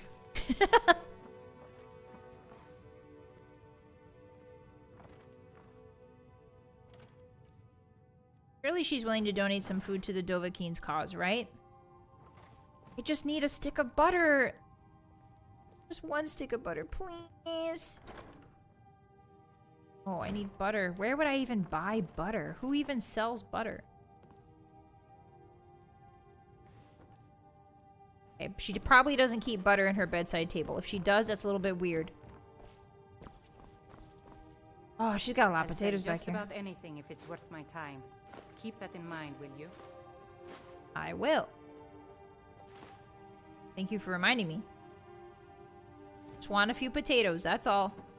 You know, it's kind of weird. We haven't put any points into sneaking, and I'm a giant orc in armor, so I should not be able to do this. I feel like orcs should get a penalty to sneaking. Oh, I just stole her basket on accident. I need that salt. Look how many baskets she's had. She's basket rich. She doesn't need that many. What is she, a CEO who needs more yachts? Absolutely not. Drop that basket. Drop the goblet. Here, give her the goblet and the plate. Where did oh, there it is. Okay, drop that.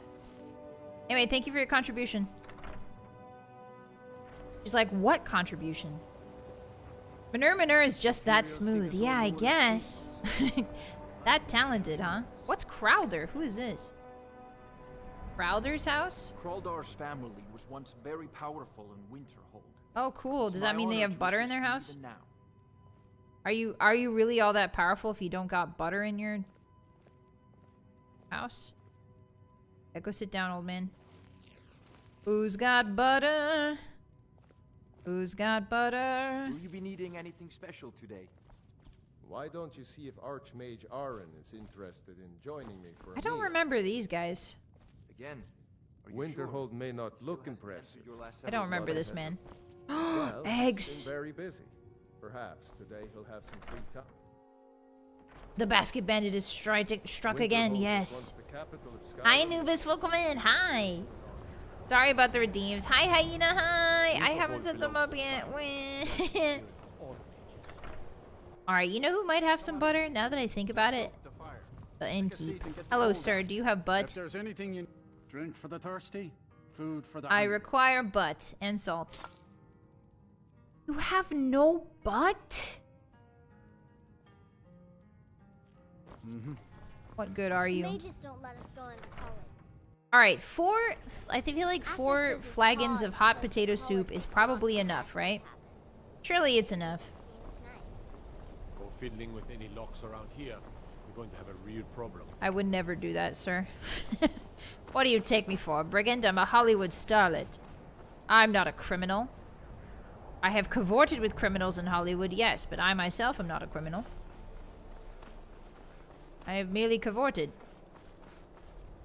Buttless behavior. No butter. Alright, hotties. The journey to Alfton begins now. We've got 4 hot potato soups in our pocket and a dream. Just a bucket full of potato soup. Sloshing around in my suit. I'm gonna do the Todd thing that Todd would approve of, and I'm gonna go straight up this cliff. I'm gonna Skyrim straight up this cliff, and nobody's gonna stop me. Hotties, you might be saying to yourself, it can't be done, it can't be done, it simply can't be done. But you're wrong. It can and it will, and I'll show you how. Sign up now for $59.99 for my course on how to go straight up walls. You won't need to use doors. You won't need to use floors. You won't need to use stairs. You'll be able to go straight up the wall and hit the ceiling in no time. Well, now you're just being mean to me, Todd. I know there's a way to get up here, unless you put an invisible wall, in which case, shame on you. Shame on you, Todrick. Can't believe you've done this to me. Lay sigh. Hollywood starlet Manur is suffering. She craves the certainty of the climb. Come on. There we go. Thank you for the hydrate, Taryn. Go to the innkeeper. Why would I do that, Oathkeeper? Oathbreaker, sorry. I was thinking about Kingdom Hearts when I said your name. Invisible walls and no levitate. Look at this. Look at this travesty. Hi, Jackie. Welcome in. Hi. Hello, Steph. Happy Monday. Okay. Hey, hey.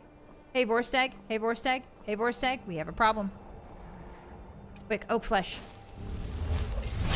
No, I can do this. I can do this. Ah! Hollywood starlet Manur isn't afraid. Why is it running away? Oh, it's killing the ice wraith. Oh?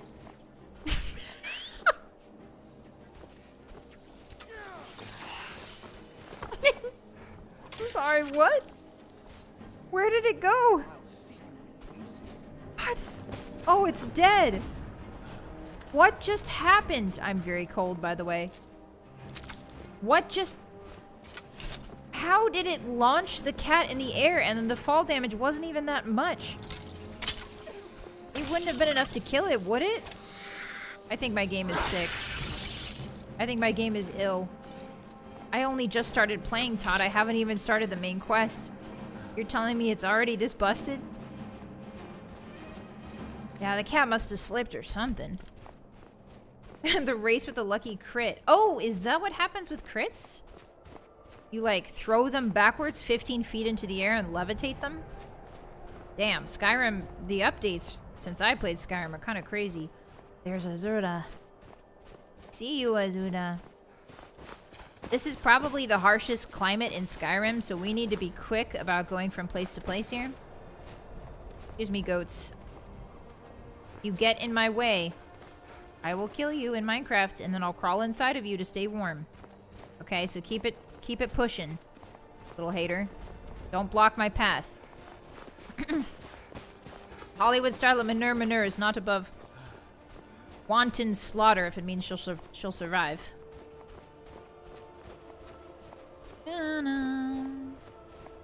The cat did the sprint attack and launched itself from the cliffside. Well, that doesn't make sense because the cat was falling backwards. If it sprinted, it would be falling forwards. Right? Hi, dude. Welcome in. Yeah, new model. How you doing? It's been a long time. I hope you've been well. There's another ice wraith. Sounds like a rain stick. Do you guys remember those rain sticks? Like, oh, shh. Kind of sounds like that to me. Sit down. You walking refrigerator. Alright. We must hurry. There's Alftund. Oh boy. My health is not looking so good. We gotta go. The talking stick in music class. Yeah! Sometimes they would have a talking stick in music class. Oh, I'm freezing to death. Oh boy. My health is going down. Oh, what if I ate one of my hot soups? Wait a second. I'm thinking with soups. I'm doing soup thoughts.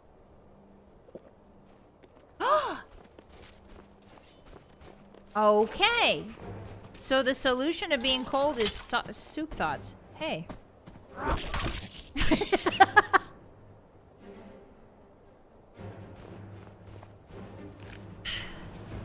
Give her the venison. Oh, apparently some hunters are coming up here. Oh, I took the venison, so enjoy that empty carcass. Yeah, it had an iron arrow in it, which usually means there's hunters around. Bye, Azura! Bye, Azura! I like that Azura is here. She's like on the very peak. It's really cool that you can see her from so far away. Love this dang game. Love the views in this dang game. Alright, Hotties, welcome to Alftund. It's a desolate dwarven ruin in the middle of nowhere, half buried by snow and detritus of civilizations past. There's a few bedrolls here you can sleep in, which is always good. Ooh, a chest. For me. Ow. For me? Ah. Chest foam. Ah. Chest foam. Where is the lock on this? Excuse me. There we go. I have 2,000 hours in Skyrim. I should not be struggling like this. Gold diamond necklace? Yes, please. Yummy, yummy. Expedition manifest. We've managed to secure the site and hold off any others who may try to steal our discoveries so far, especially those from the College of Winterhold, who seem to think the glory of exploring every ruin should be theirs alone. The crew for our expedition is as follows. Sulla Trebatius, myself, expedition leader. Umana, my constant companion and bodyguard. Vylehe, a mage not associated with Winterhold, took some time to find. Oh wow, this guy really hates Winterhold. Endrast, a fellow explorer of some local renown. Yag, a great brute of a woman hired to keep the rest of the labor in check. Yadar and Jazar, Jadar and Jazar, two Khajiit brothers hired as labor. Need a couple more laborers. Getting through the ice is proving difficult. We've set up shelter and scouted the area. The small ruins on the lower plateau of the glacier don't seem connected to the main structure, and we haven't managed to find a way into the tower parapet we found here. Yag mentioned spotting a fissure in the glacier wall that may lead into the ruins, so we are going to try to find a way to get down there with the gear. Looks like a storm is coming. Aw, honey, you've got a big storm coming. As you can see, there have been previous expeditions here. Yikes, that's rough. And one kind of recent, too. Well, again, I don't know how recent that journal is, but it seems kind of recent. We can't go in there, which means we'll have to follow the trail. This is probably the last chance we'll have to sleep, but I don't want to sleep in temperatures this cold. We're just going to try and get inside. Little flag here, as if to mark the descent. Wow. Oh. Ah, there's a lighthouse over there. We'll come back to that. How far down does it go? Whoa. Into the glacier. Hi, 28. Welcome in. You can go to 5 or 6 stores or just one. Yes. Yes, you can. You're at the soup store? Are we just bringing back the really old memes? Are we just dredging up the ancient memes? That seems appropriate, considering we're dredging up ancient Dwemer ruins at the same time. Do we need some wheat? I guess Hollywood starlet Manure has never eaten raw wheat before. That seems kind of important. There's something else she hasn't eaten. Raw fish, yummy. Saber cat's eye, yummy. Human flesh, yummy. Delicious. She's an orc, so she's like used to all of this. What else? Ah, wheat. Nice. Apparently it's warm inside this glacier. And I think that's how it is in real life too. I think glaciers, like theoretically, if you were able to carve inside of a glacier, it would be quite warm. Well, warmer than the outside anyway. We tried to get through glacier at the top, but we couldn't find any way into the tower parapet. Yag spotted in the glacial wall, and construction of a catwalk was finished just in time for a storm to hit. This is written very strangely. At first we thought to wait it out, but it has only gotten worse. A shift in the glacier took out several of the new laborers. Oh, yikes. I ordered everyone to quickly move as much of the supplies as we could into the fissure, and we managed to get most of it. One of the hands decided he wasn't going to listen and tried to make it out through the storm, but got blown off the catwalk by the wind. Looks like we are well and truly stuck in here. But for all that, I feel even more driven that I should be the one to uncover the mysteries of this ruin. I'm tired of all the credit for my work going to the mages or the Legion. It will be my name that goes down in the history books for this discovery. Oh. Blank page? A blank page? I'm at soup! Hi, Spyfox! The Dwemers are masters of the art of memes from the ancient ages. Yeah. They were also maybe immortal.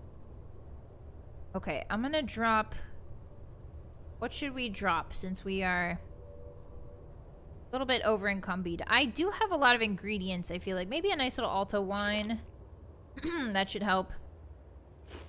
Eat a little rabbit haunch. We got some raw venison in case we start to starve. Goat cheese is very heavy, so let's get rid of that. What is weighing me down so much? Is it all my steel armor? Yeah, I'm not used to doing a heavy armor build. So I am over encumbered like crazy right now. The main thing is that they're insulated. Hi, Mai. Welcome in. How are you today? Oh, there's signs that there's been a camp inside here. What about a chest? We got some gold. There's a torch. But Hollywood starlet Manure doesn't need a torch to see with her beautiful eyes. An amulet of Talos. Okay. Somebody was a Talos worshipper on this expedition. Why is there blood everywhere? Hollywood starlet Manure doesn't like this. She hates this, in fact. This is terrible. Who did this? I guess somebody tried to play Wonderwall. Ooh, this is a good book to read, but I don't think we should read it right now. We should not get tied up in the lore quite yet. Ooh, it's dark and scary down here, and the blood descends. Hollywood starlet Minor draws her axe. Her hammer. Hello? Oh, the darkness is really dark. What is it? I know you were trying to keep it for yourself, Cesar. You always try to keep it for yourself. Who is that? No, there's got to be more school. Shut up! Shut up! Don't lie to me, Cesar. You hid it. Always try to steal it from me. Jadar and Jazar, the two Khajiit brother laborers. Where are they? They're fighting. Ooh, the water's really pretty. I think I might have taken a wrong turn.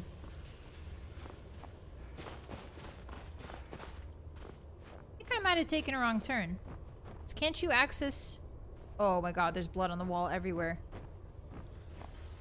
Oh yeah, he is over there. Okay. Maybe we go this way. Kinda tense. The lighting is really dark. Here we go. Deeper into the bowels. A ghost? There's a dwarven spider here that's been slain. Dwarven oil is also a really heavy ingredient, so we gotta be careful not to pick up too much dwarven oil. We'll just eat it. She'll take a little sip of the dwarven oil to experience it. But you gotta be careful, because dwarven oil eventually adds up pretty quickly. There's lanterns placed everywhere here. The expedition must have gotten far. Oh, the way is blocked. I've half a mind to dismantle one of these Dwemer machines. I'd like to see how it works. Orstag always trying to challenge his mind. If only Umana would have left one of these dwarven machine creatures intact for me to study. The fact that they almost killed those Khajiit brothers in the middle of the night doesn't mean we couldn't have found a way to disable one. We dragged some stuff in front of the pipes they came out of to stop them from coming back. They are simply fascinating. It is just as Calcelmo described in Dwarves version 2. Ah, remember Calcelmo? We met him in Markarth. He was the Dwarven weeb. He was the weeb that really likes dwarves. The dweeb, you might say. Their appearance does, in fact, resemble that of an arachnid. I had thought that to be an embellishment given by his source. The inclusion of the soul gem into the design of the apparatus is quite remarkable. It could explain the focus for the lightning that he describes. Oddly enough, it doesn't appear to be the main power source for the apparatus. Perhaps some sort of harmonic resonance with the energies contained in the soul gem to bring heat to a small boiler? Too early to say conclusively. That does raise the question of where they get the liquid for the boiler, however. Huh, that was strange. Thought I just saw something moving beyond the barred door. It looked vaguely humanoid. I wonder if it could be an undiscovered automaton. I'm going to move my bedroll down here to see if I can catch another glimpse of it. This is all so exciting. Okay, so whoever wrote that was really jazzed about the fact that these dwarven spiders tried to kill their friends or their expedition buddies. What do you got in here, bud? Lots of common soul gems. That'll be good for enchanting. Ah, as you can see, they moved their bedroll down here. So we could sleep here now that we have a bedroll. Lots of blood going that way. Something tells me that they might have gotten dragged out of their bed, maybe? Yeah. Alright, let us follow the drop torch. Oh, something's here. Ah! It's right in front of me. Ooh, the bash works. This works really well. Blunt damage works really well against dwarven spiders. Silver ore, nice. I'm used to the damage of tiny daggers and spells. The hammer is doing some good work. Bummer stuff adds up, but who didn't carry it all and take it back to sell? Yeah. It's not even... It is worth a little bit. But unless you're collecting it for a quest, it's really not worth it, in my personal opinion. But yeah, when I first played this as a kid, I was like, yeah, I'm gonna collect all of the Dwemer struts. They weigh like 18 pounds each. I was like, I'm gonna carry all of the Dwemer struts back and sell them. I was so ooped.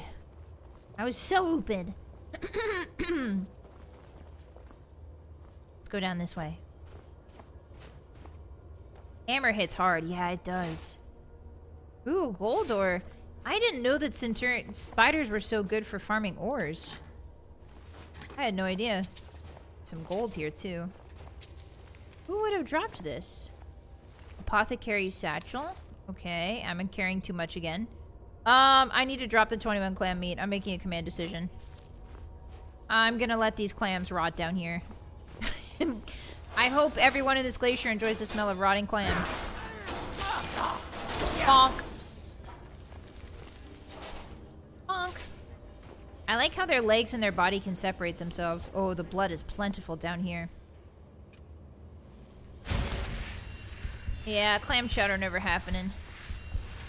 It's like carrying 80 dragon bones and 60 dragon scales. Yeah, I did that a lot. I carried around at least like 1 dragon bone. At all times. Who is this, brother? Another of the smooth skins looking for food? This one wasn't trapped with us. No. I'm the one who took your skooma? I'm not, brother, I swear. Jadar, no! He's paranoid. He's having paranoid delusions. There we go. Ooh, nice try. Rest in peace, Jadar. Thank you for the potion of healing, though. Ranger hood. Ooh, that's cool. Oh, here's his brother, Jazar. No! I think he might have killed his brother, guys. Oh, Jazar. Oh, Jazar's journal. This one is at his wit's end. I signed Jazar and myself up for this expedition to try to get him clean of the skooma. I brought a small supply to try to bring him down slowly, but the storm has had us trapped in the glacier for weeks. The others have not yet caught on that one with the fur should not shake so much from the cold, but I've run out of the little skooma I brought, and Jadar is getting pretty bad. He started hallucinating creatures coming out of the ice in the ruins. The others are starting to think he may be behind Valiai's disappearance, but I know he would never do something like that.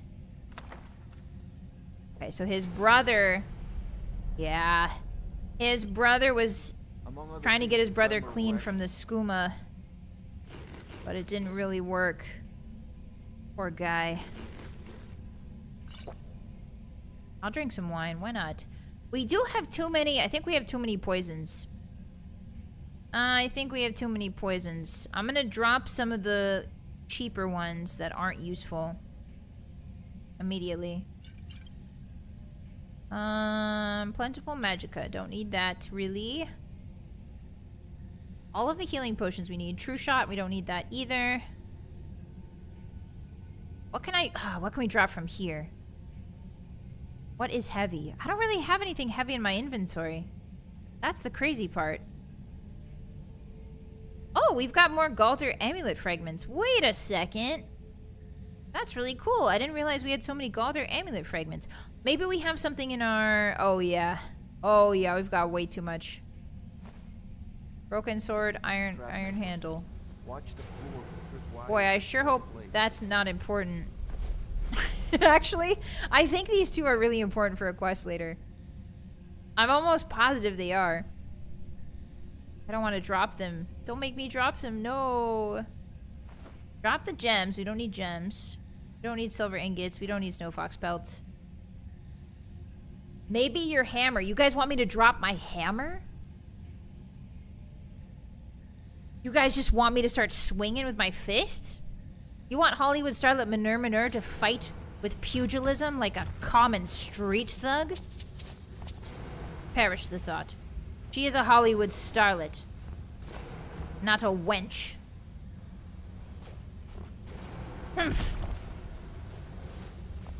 This back here.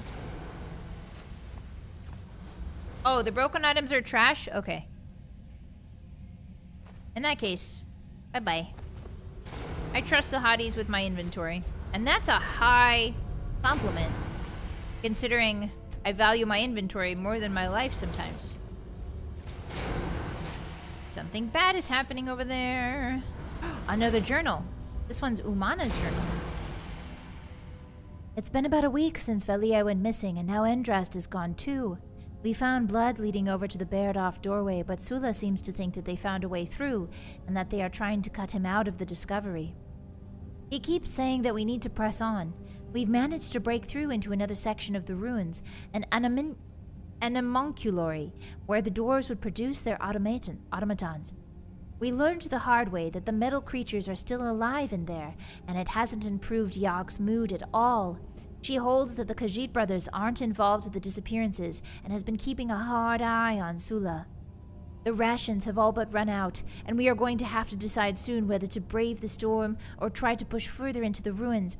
I don't know if the echoes of screams I've heard in my sleep are those of our missing comrade or my own nightmares.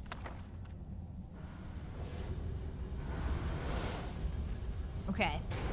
She's gonna be in all the hot summer flicks. Yeah, you're gonna see Hollywood starlet Manure in the next Transformer.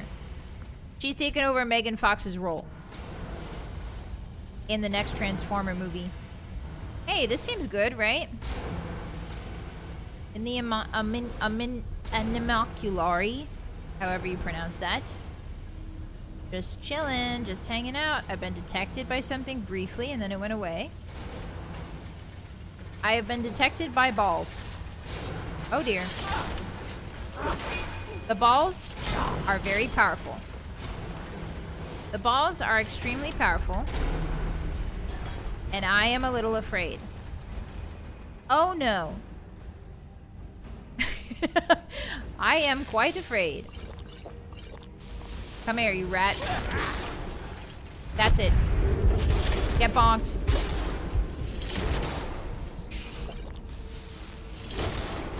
Okay, we gotta run over and help our boy. While I still have some rage left. Come here, come here, come here, come here.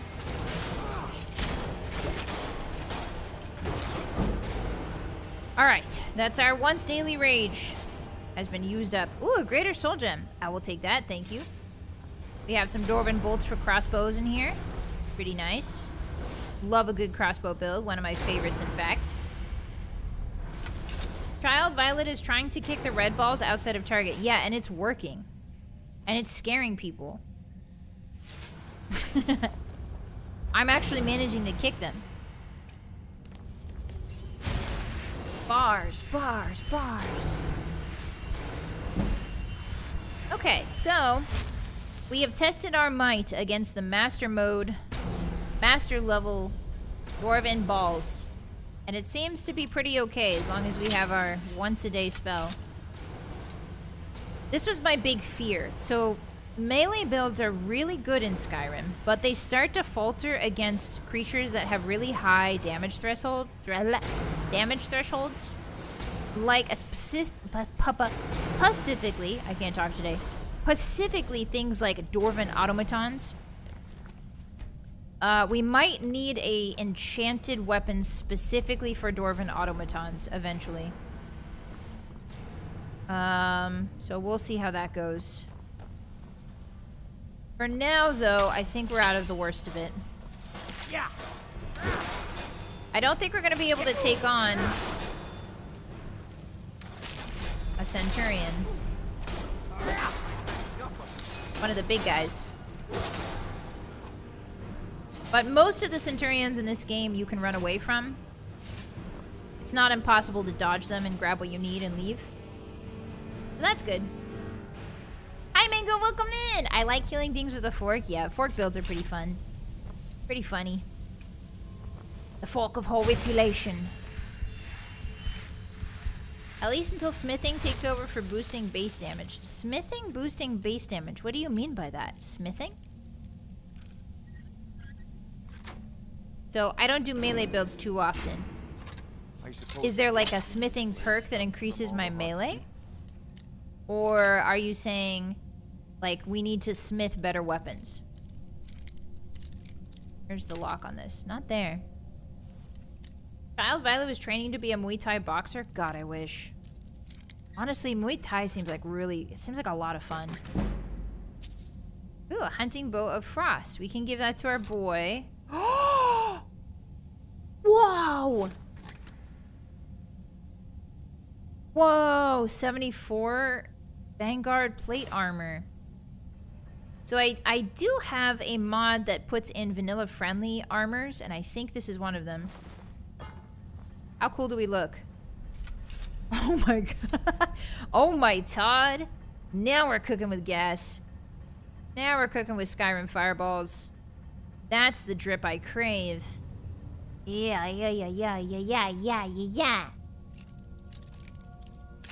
Ouch. Very fancy. Hammer weapon to make bigger hammer weapon to make weapon damage bigger. Alchemy boosts enchanting. We're not going to be using the alchemy glitch to boost the enchanting, but we could try it out because I know that you can go beyond 100% with smithing and enchanting.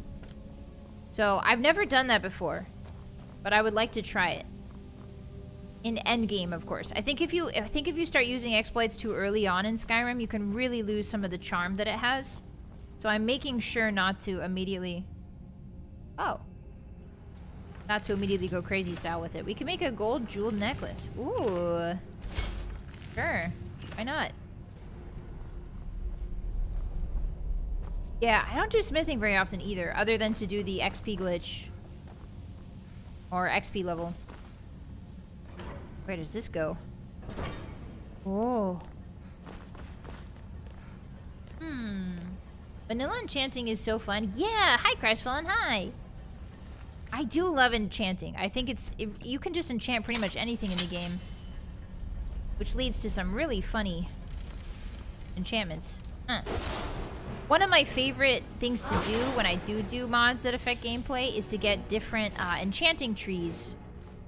Skill trees. So that, like, you can put 4 enchantments instead of just 2, you know? Because I think vanilla, you can only put 2 enchantments at max level. Max enchanting level. Bow of Binding.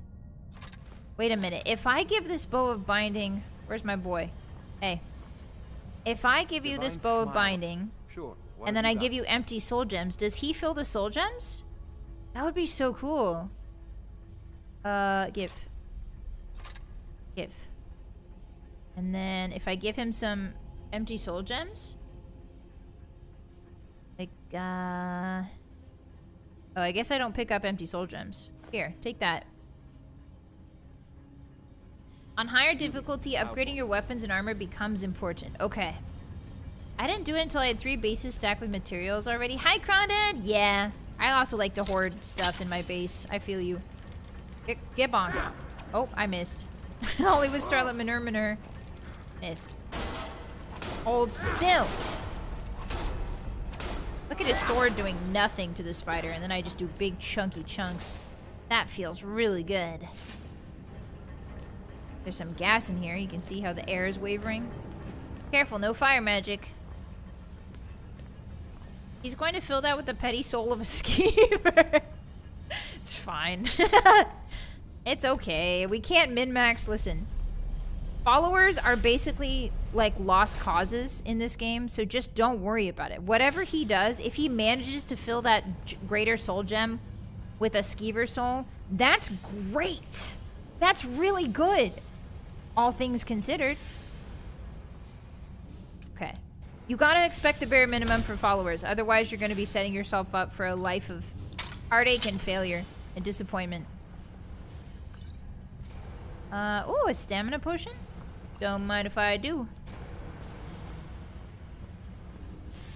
Yeah, the hammer takes up a lot of the screen, for sure. Why I like to put it away most of the time. Is this a door over here? It's a door I can unlock. I think there's another orb inside here. My body is telling me there is a ball close by. And it seems I was correct.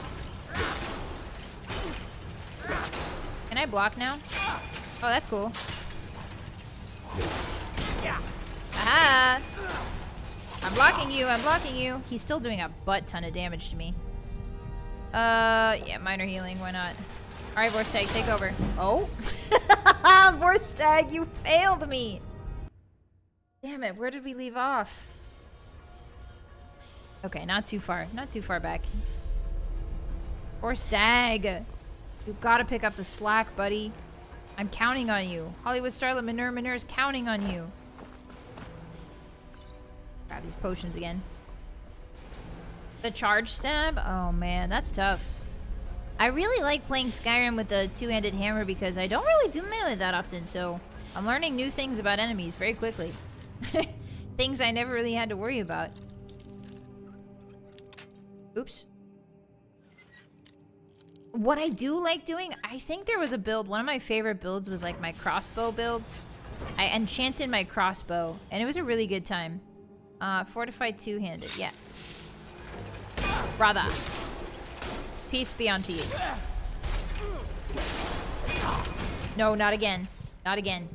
Don't die again on live television. That's just embarrassing. There we go. Kerblowy. Ooh, that's yummy. Let's see if there's any stuff in here we can take. Mr. Uncle, hey! Thank you for the silver bar! Minervator wanted to get toned, but not like this. Yeah. Oh, I get it, because Dwarven tonal language. So many wondrous machines, and yet nobody ever followed in their footsteps. Why is that, I wonder? It's because they flew too close to the sun. It's because the gods are trying... The gods did not like... Dwarven godlets! Yes! Give me all of that. Give me all of that. Drop my gauntlets. Oh, no. These are actually really good. The Dwarvens are only 1 armor more, so I'm just gonna drop them. Ah, well. C'est la vie. And rose. Uh-oh, I hear something evil happening. Who's there? Am I being detected? Oh! By this little spider guy. Hey, fella. Big ol' bonk. Yeah, 25% is too good of an enchant. Absolutely. You don't come across 25% enchants at the beginning of the game that often. It's like an end game type of enchant. Ooh, a spoon! Can I use a spoon to fight? No. It's not classified as a weapon. Damn it. Todd, let me have fun. Todd, let me have my whimsy. Please. I need my Skyrim full of whimsy. Yeah, big number. Give the Dwarven ones to Vorstag. I think he's better with light armor, if I remember correctly. I could be wrong though. I don't remember if companion armor types matter that much. I don't remember. Whee! Also, Vorstag doesn't seem to be dying that much. It's usually me who dies. Hey, little guy. Come here. Come here. What's wrong? Come here. Can I hit you from here? No. Come here, little guy. I need a stamina recovery increase. I need a percentage-based stamina recovery. Oh, behind you! Vorstag. They're everywhere. It's like the Aliens movie. Have you seen the movie Aliens Vorstag? I think you would really like it. Common soul gem, nice. Is it too loud? I can see on the audio mixing that sound is a little bit too loud for you. Sorry, Hotties. I apologize. All right, let us continue. We're not really the sneaking type. I don't know why we're sneaking. I do know there's another ball over there. There's a ball somewhere around here. My ball senses are tingling. Where are you? Show yourself. Bastards, the lot of you. Sorry, I didn't mean to swear. That's just how I feel. That's my opinion. Ooh, the air is warm here because we're in the steam part of this large facility. We're surrounded by steam. Ooh, a Falmer shield. He's got a Dwemer shield that's enchanted, so I think we're good. We could give our boy a Falmer helmet, though. Hey, buddy. Sure, what have you got? I need to trade you something, my silly boy. Let's get going.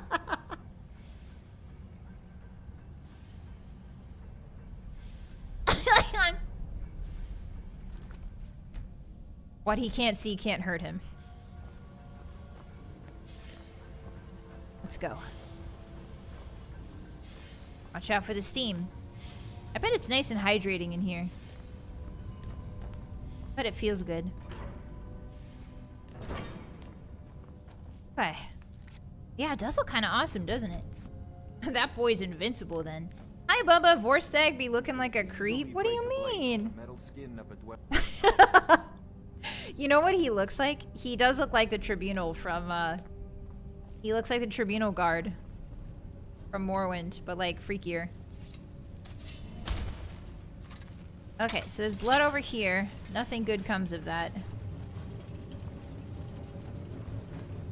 We follow the blood. Oh, and we find a dead man. No, Endrest!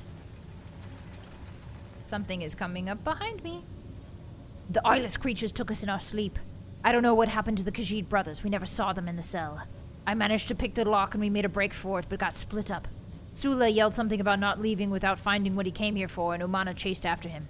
Yogg and I tried for the top of the cave shaft, but one of the ramps was broken. Without a hesitation, she grabbed me by the scruff of my tunic, threw me atop the ledge, and told me to run. And I did. I didn't even look back. I just ran like a coward. I could hear her fighting them, and I just had to get away. I didn't even notice the arrow in my shoulder till I hid here. Those metal creatures are still all around me, and I'm too terrified to even move. 8 divines, please just take me now. Yikes.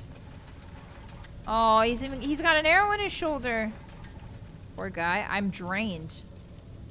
I'm sorry? Yeah, what a badass. I hope she's still alive. 10 points of stamina damage? Garbage. There's something moving above us. Rest in peace, Endrest. Let's go. Ah, hey, what's up? Something bad's happening. Try to get me through here. I bet your big ball can't even fit through this crack in the wall. Ah, the miss. There we go, nice stagger. And another one. Bonk. That stagger is meaty. I love that. Bonk. Whoa, how did I miss? Sometimes the cone of hitting is not... I don't know, very accurate. I hear evil sounds. Ah! Evil! I hear evil sounds. I found evil thing. Bonk. Bonking my way through the dwarven ruins. Bonking my way through the dwarven machines. Bonking my way through the dwarven ruins. I hope it won't ruin my day. Bonking my way through the dwarven ruins. Bonking my way through the dwarven traps. Bonking my way. Get out of my way.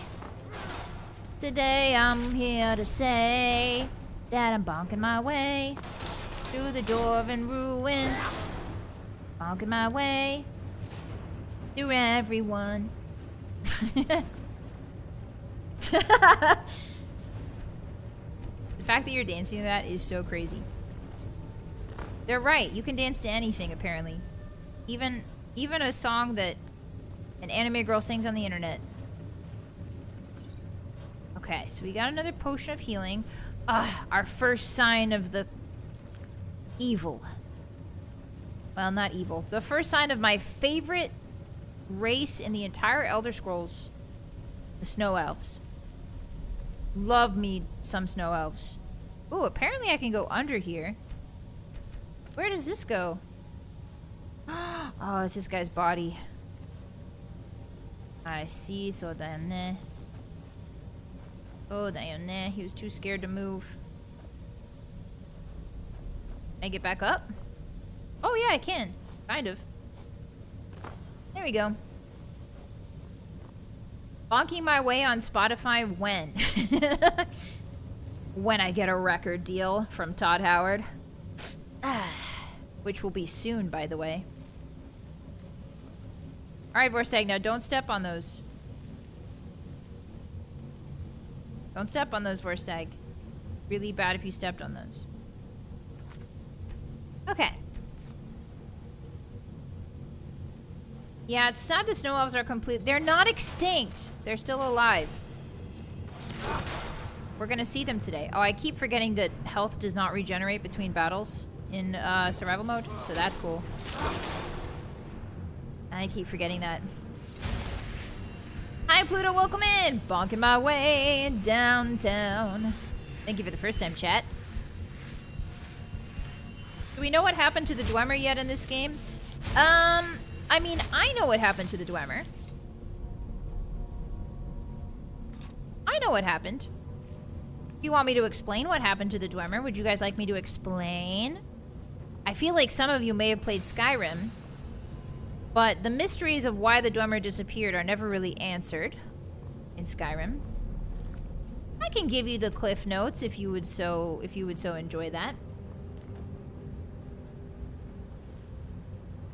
Okay, so we are in a big old pit, first of all. I only know what Morrowind said about it. Yes. So allow me, if that's the case, if you desire it, if you so desire the lore yappening hotties, I am happy to oblige. I am yappy to oblige.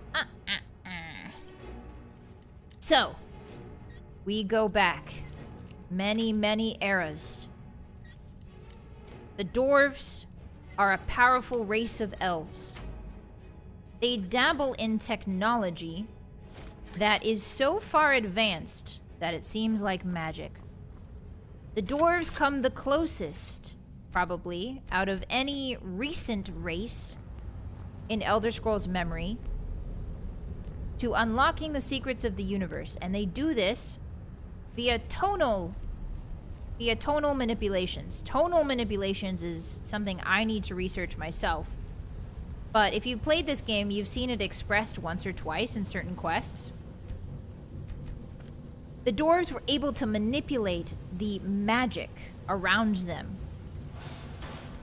and reality around them using tones. Yeah. So sounds. But sounds that control reality. It's kind of hard to describe.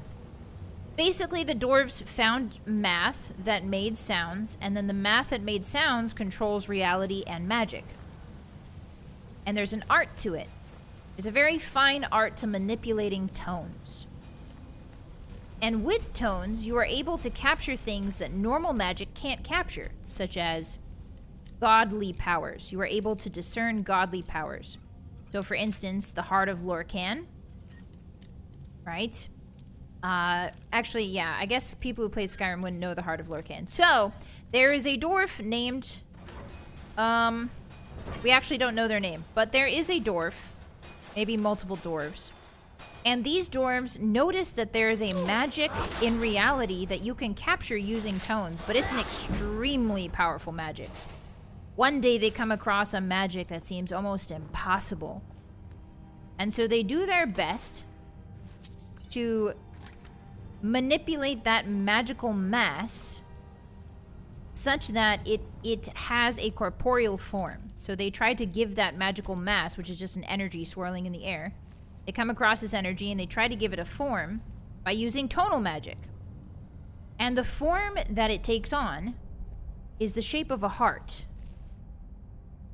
I keep calling it the Heart of Kagrenac. It's not the Heart of Kagrenac. They call it the Heart of Lorcan, because the energy is so big, they think it can only belong to a god. Now, interestingly, the dwarves don't really, if I remember correctly, the dwarves don't really like the gods. I don't think the dwarves worship the gods as fervently as, say, the high elves do, if I remember correctly. The dwarves aspire to become gods themselves. They don't really, I don't know if respect comes into that equation, respect and worship. The locked room. Thank you for that book, sir. So the dwarves manage to give this massive power a physical form, and they call it the Heart of Lorcan. Lorcan is the ninth god. He was once the ninth god, one of the quote-unquote good gods, the Aedra, even though they're not really good, but that's another story. So Lorcan was one of the Aedra, one of the gods. And he was torn to pieces by his brothers and sisters because he borrowed their power to create reality. As a fun little trick, think of Lorcan like Loki in Norse mythology. He's very much a Loki figure. So Lorcan was torn apart by his brothers and sisters. And the dwarves, theoretically, think that they have found the heart of Lorcan. They might have. We don't really know. Ooh, this is good armor to give our boy over there. Hello, sir. You can have this armor. What do you need? Sure. What have you got? So now that they have this heart, they're trying to use it to increase their own power. Obviously, they want to use it to power things. They want to experiment on it. But the heart is extremely volatile. And doing things to the heart ends up, you know, making bad things happen in real life. Like earthquakes and stuff like that. And also, people just go crazy. If you try to manipulate... If some dwarves have been going crazy because they're trying to manipulate the heart of Lorcan, and it drives them nuts for some reason. And the dwarves are like, we can't really figure out why people are losing their minds.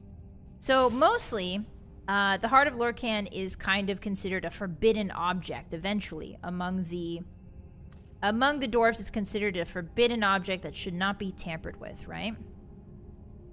So we're going to fast forward now, maybe like I think it's a couple hundred years. I'm not sure though. We fast forward a couple hundred years, and a dwarf of renown, a dwarf of scientific renown, even among the dwarves, he's considered very good at what he does. He appears, and his name is Kagranak. Kagranak is very gifted at tonal magic. And so Kagranak is trying to essentially, he's like, you know what? We can take this heart of a god. We can manipulate it. And he invents some tools that specifically are able to manipulate the heart of Lorcan. So he's done something that not a lot of dwarves have ever done. And in fact, a lot of the dwarves struggled to figure this part out. But Kagranak solves it, not easily, but it's his life's work, basically. So now, Kagranak has made tools that the dwarves can use to interact with the heart. Now what that means is, whoever uses Kagranak's tools to interact with the heart gets a lot of power, and very quickly, a lot of magical power. And so people start to fight over the heart of Lorcan, and word gets out to places like the Imperial... Oh, Falmer. Oh my god. That's a lot of damage. Places like the Empire start to inquire about the heart. As well as, I think also the Nords. I think just everybody wants a piece of the heart, if I'm not mistaken. And so it gets around that the dwarves have maybe discovered something that will essentially cement them as like the most powerful race on all of Tamriel if the heart is not destroyed and or stopped.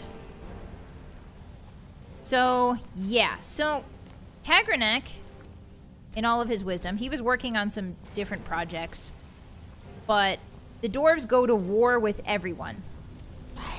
The dwarves, it's basically the dwarves against everyone. Dwarves against dark elves, the dark elves, and I believe also the Nords and the humans and the Red Guards all team up, essentially. Whoa, where did you all come from? To take down the heart of Lorcan. Where did all of you come from? So obviously we want to say that like these people probably want to destroy the heart for the good of the world. But we all know it's also for they want the heart for themselves, right? Let's not be obtuse. Like, there's a reason the Dark Elves are teaming up with the humans and stuff, and it's because they want the heart for themselves. In no uncertain terms. So, there's a big battle that happens. Oh, sorry, Vorstag. Oh, I'm so fricked. I don't think I'm gonna make it. Hey, how's it going? Don't kill me. Don't kill me, don't kill me. What do I do? Oh.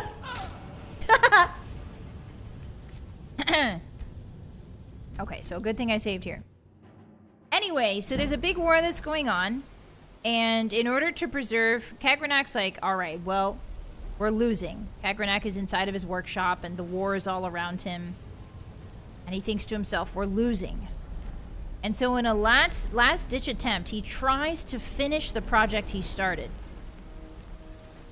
And that project is putting the heart of a god inside of what is essentially a Gundam. He's made a giant robot, and he wants to resurrect a god by putting that heart into the robot and having the robot act as the god's body. So Kagranak, he figures, you know what? They're after my heart. They're going to take my heart from me. All of my research is going to be gone. Frick it. He says, frick it. We ball. And he tries to put the heart in the Gundam. So that's just the first part. That's the first part. He puts the heart into the Gundam, okay? Here's the second part. He puts the heart into the Gundam. And what happens from that moment onward, the moment that he touches the heart with the tools, once it's inside of the Gundam, Kagranak disappears. Not only does he disappear, but every single dwarf in Tamriel, no, on Nirn, disappears at the exact same time. Now you might be asking, Vylett, what, like, Vylett, I can understand if Kagranak disappears, because, I mean, that's like a, obviously he's being punished, right? Obviously he's being punished for, oh, there's Yag. This is the lady that threw that guy up and saved him. Obviously he's being punished for trying to reach the level of the gods, right? He got zorked for that reason. Brady, thank you for the resub in tier 3 for 11 months. I really appreciate that. Hi, welcome in. Happy Monday. I'm just exploring some dwarf. I'm explaining some dwarf lore in a really like distracted way. Welcome in. Thank you so much for the support at tier 3. Arigato. Enjoy those emotes. Happy Monday. Yeah, so all of the dwarves go missing except one. That's a good point.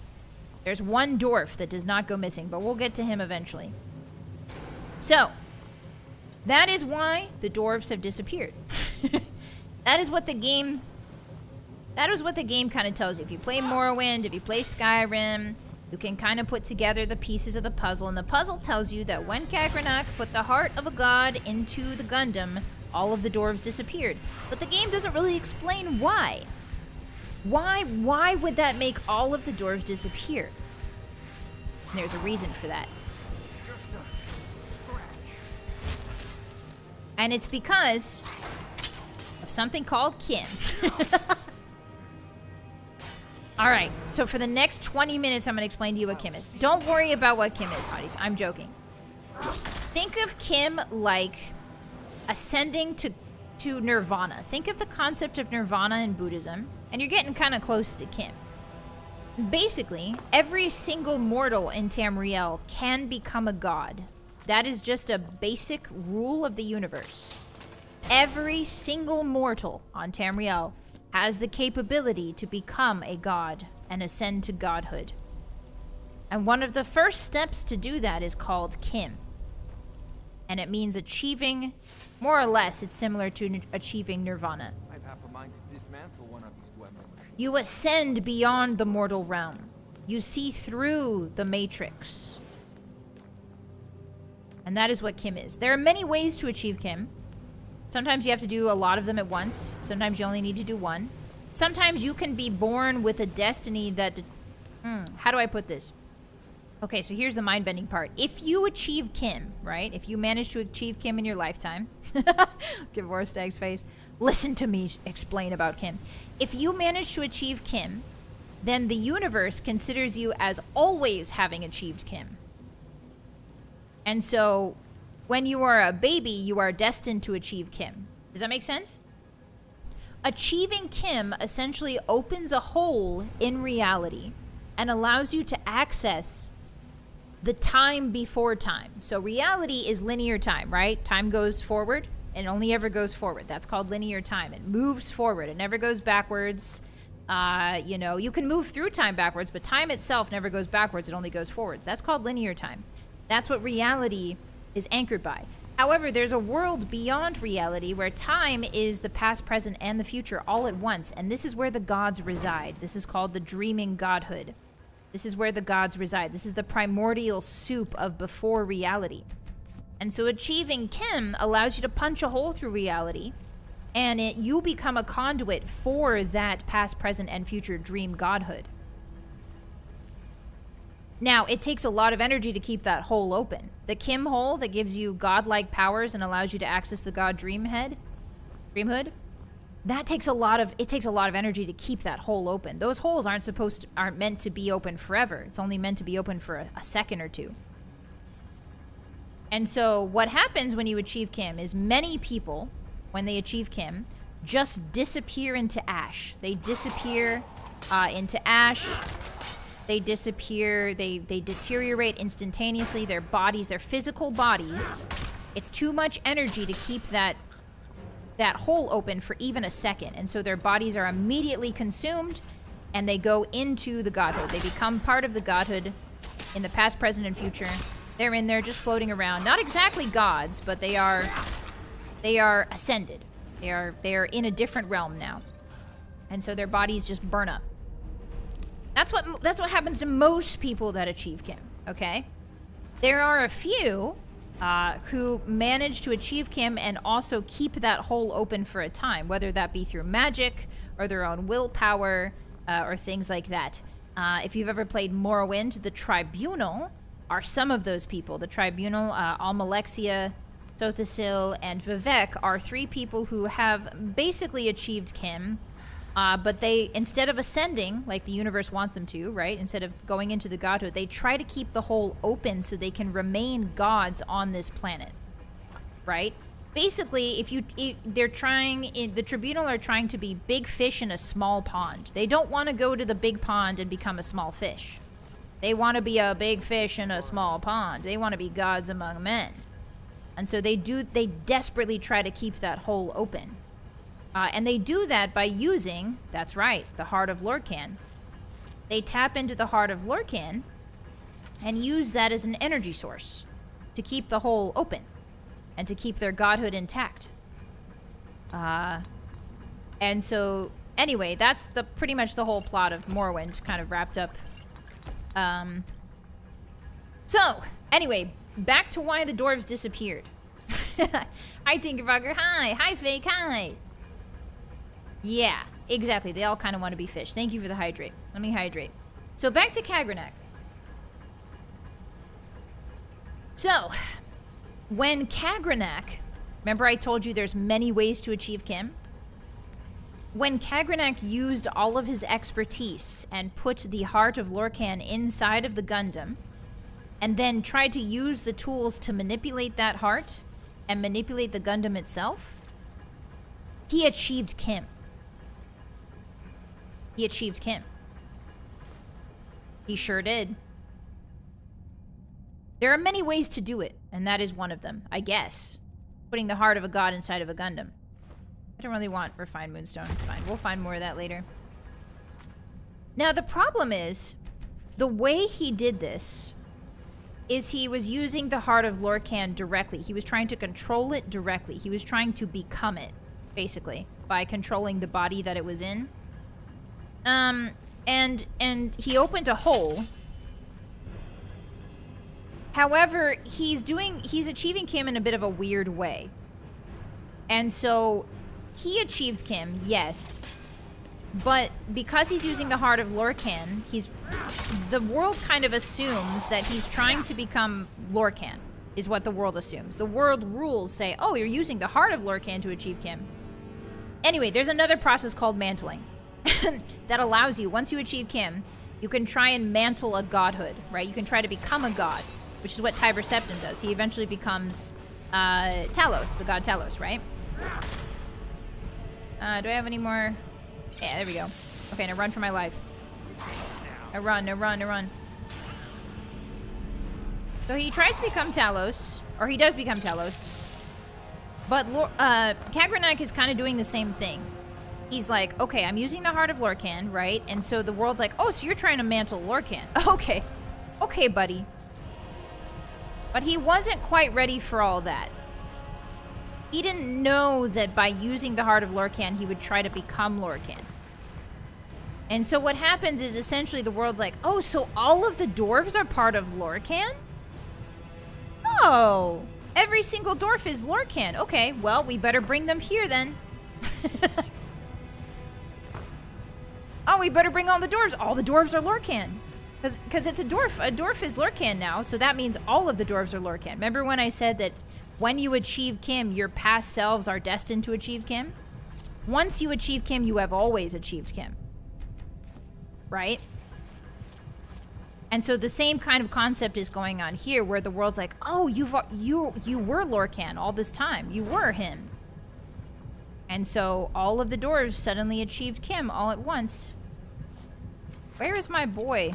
Poor Stag. Where did he go? He's on the floor, probably. Yeah, the dwarves were erased from... Well, not really erased from history. But they were basically retconned into gods, kind of, sort of. They didn't become Lorcan. But... essentially, the world is like, oh, Lorcan is the dwarf. And the dwarf is the guy that has Lorcan's heart. Kind of, sort of. That's the long and short of it. There's more to it. Yeah, they actually updated... It's actually really cool. They updated the lore article for Kim recently. The UESP did. Pretty awesome. The gods kind of open. Well, it's not the gods. The Dreamhead. The rules of reality kind of sometimes get a little bit funky. Hey, what's up? How's it going? Yeah, the gods don't experience linear time. They experience it all at once. So, there's pretty good evidence to suggest that what happened to the dwarves is they all got Kim'd at once. Now, it could be possible something else happened to them. But, considering that it happened at the exact same moment that Kagranak achieved Kim, and all the dwarves disappeared, it's pretty safe to assume that it has something to do with Kim. Pretty awesome. Loud voice of the Halo multiplayer narrator playing to the whole world. Multi-Kim! Exactly. Yeah. Yeah, there's definitely some stuff I got wrong in there. Some stuff I got mixed up. But that is the long and short of it. Is that it's basically Kim shenanigans. Oh, we've got another sorcerer. Oh my god, that was a one-shot. Was that a fireball that one-shot me from full health? Oh, I'm not even at full health. Go, go, go, go, go. Close the door. Close the door. Zero sum is failing to Kim. The thing with Kim is sometimes, as far as I understood it, on the UESP, it's not that you fail to Kim. You can achieve Kim and just fail to mantle, which is a different thing, right? You can fail to mantle a god, but you can achieve... I don't think there's such a thing as failing to Kim. You just get kind of absorbed by the... Oops, not that. Not creations. I wish they took that off of the menu. Who in Skyrim is most likely to and the funniest to Kim next? Probably... What's his name? What's the guy's name? You know, the guy. That one guy. I need to heal. Hi, Dolman, welcome in. Hi. My vote goes to Nazim. Nazim would be very funny. Not Delphian, no. Adoring fan. Hi, Stan. Hi, Hyena. This all sounds very Kim possible. Hi, Jeff. Welcome in. Hi, everyone. Come here. What's his name? Stormcloak guy. The voice man. I think voice man would be very funny. You know what? We can actually lead these guys back to the... Back this way. Back this way. Oh yeah, so Yagram Bargain. He's the only dwarf left alive, and the reason why he is spared is because he was, at the time this all went down, he was a mage who was wandering around in Oblivion. And Oblivion is the Daedric realm. Oh, hi, come up here, buddy. Oblivion is the Daedric realm that kind of runs parallel to Mundus, which is the realm of we're in currently right now, Tamriel. Mundus. Nirn. Oh, is the trap all the way up here? I think it might be. Hey, buddy, why don't you sit in this fire fountain and fight me? So, the only dwarf left alive is one who was inside of Oblivion at the time this all went down. And he wasn't affected by it because he was quite literally in another world. Come here. Oh my god. I'm dodging, I'm bobbing and weaving. Ah! These guys are tough.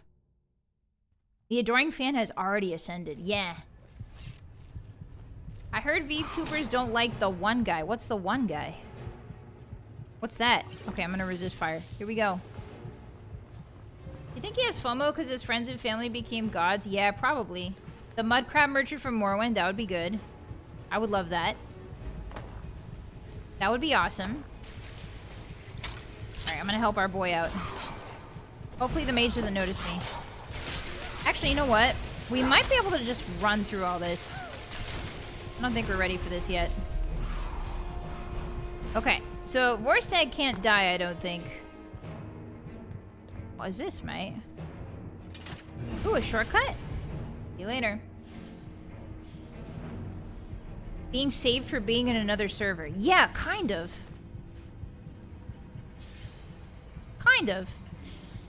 Again, the Daedric realm is different than Aetherius. So Aetherius is the Aedric realm, and Oblivion is the Daedric realm. And they have kind of their own, I believe they have their own rules attached to them. How do I open this up? There's got to be a light here, right? Where's my boy? There you are, Vorstag. I thought you were a... I thought you were a Falmer for a second because of your helmet. That was kind of scary. Okay.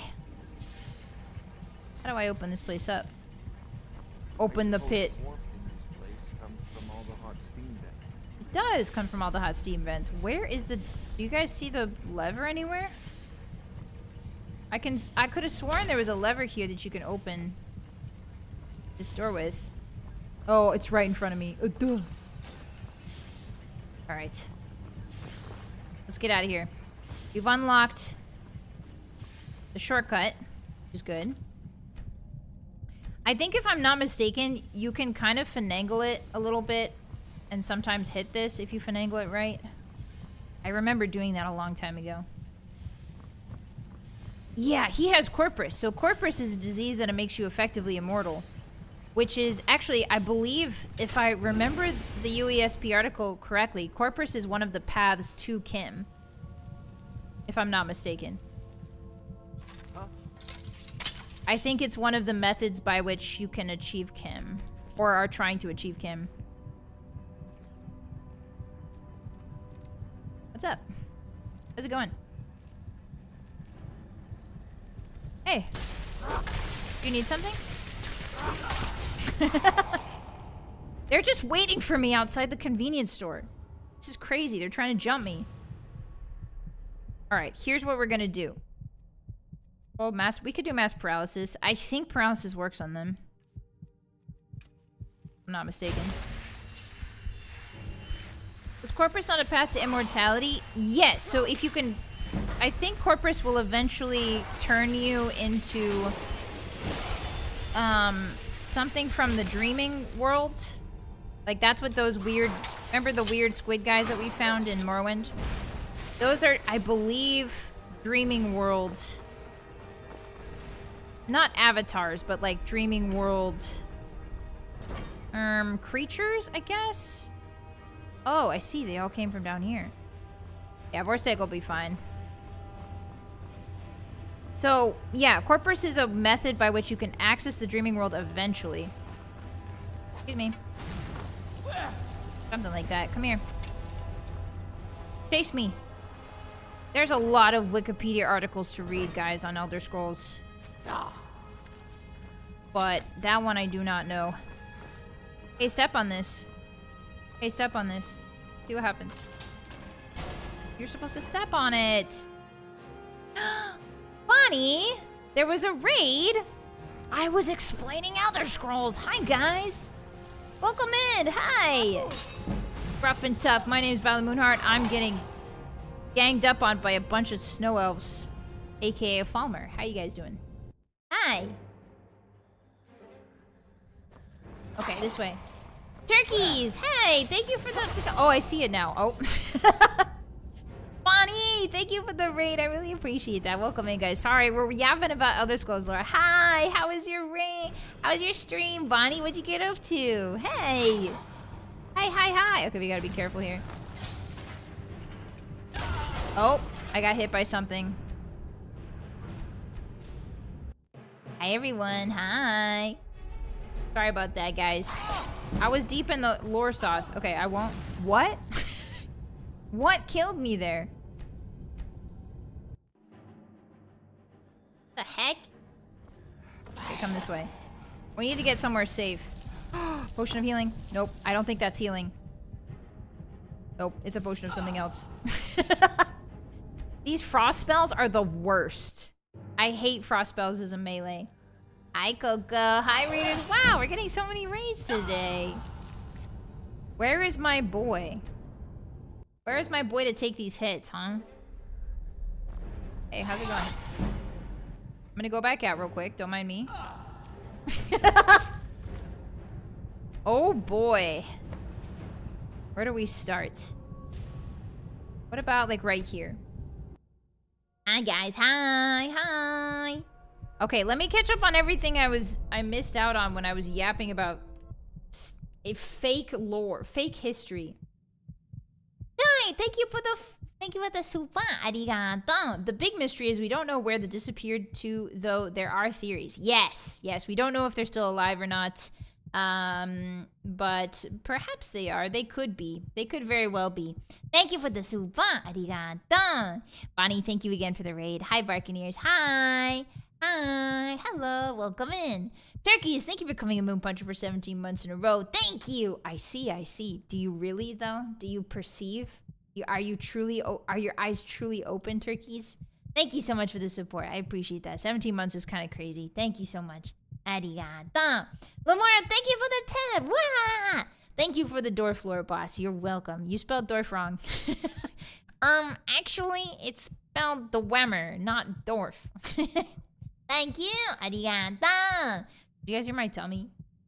If you did, pretend you didn't. Thank you so much, Lamodu. Arigato. Oathbreaker, thank you for the 5 super. Hey, Vi, if you don't know why you were going on about Kim, Bonnie Barkswell rated. Yeah, I saw that too late. Thanks, everyone. Thank you for letting me know. I appreciate that, Oathbreaker. Arigato. And Coco, thank you so much on the raid. Hi. Hi, guys. I heard you guys are called Coco Gakis now. No more brats, Coco Gakis. That's kind of awesome. Welcome in. I'm stuck in Falmer Hell. And it's awesome. Just threading the needle with that, huh? You know what we could do? We could just go back up and take a nap. Take a nap on the bedroll out here. Take a little snooze, please. Yeah, the snipe is kind of disrespectful. Yeah, there we go. 9 hours.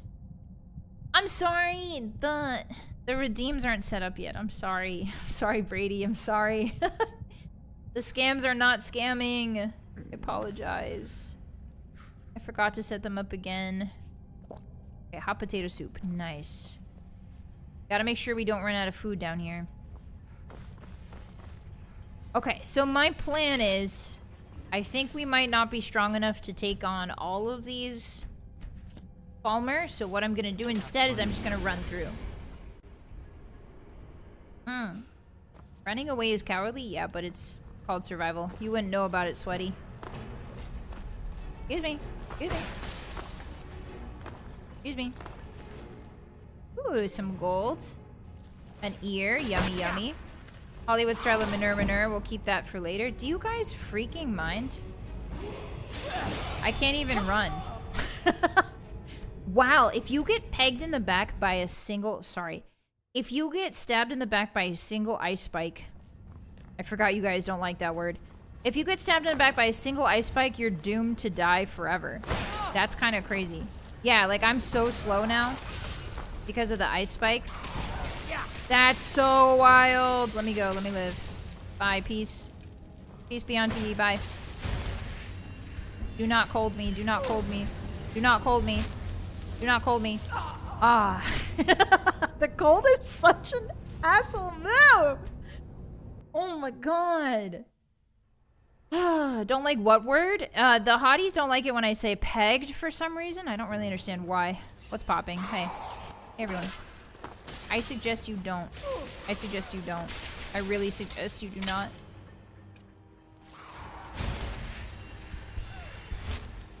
Actually, you know what? Maybe I'm just being cowardly. Maybe you're right, hotties.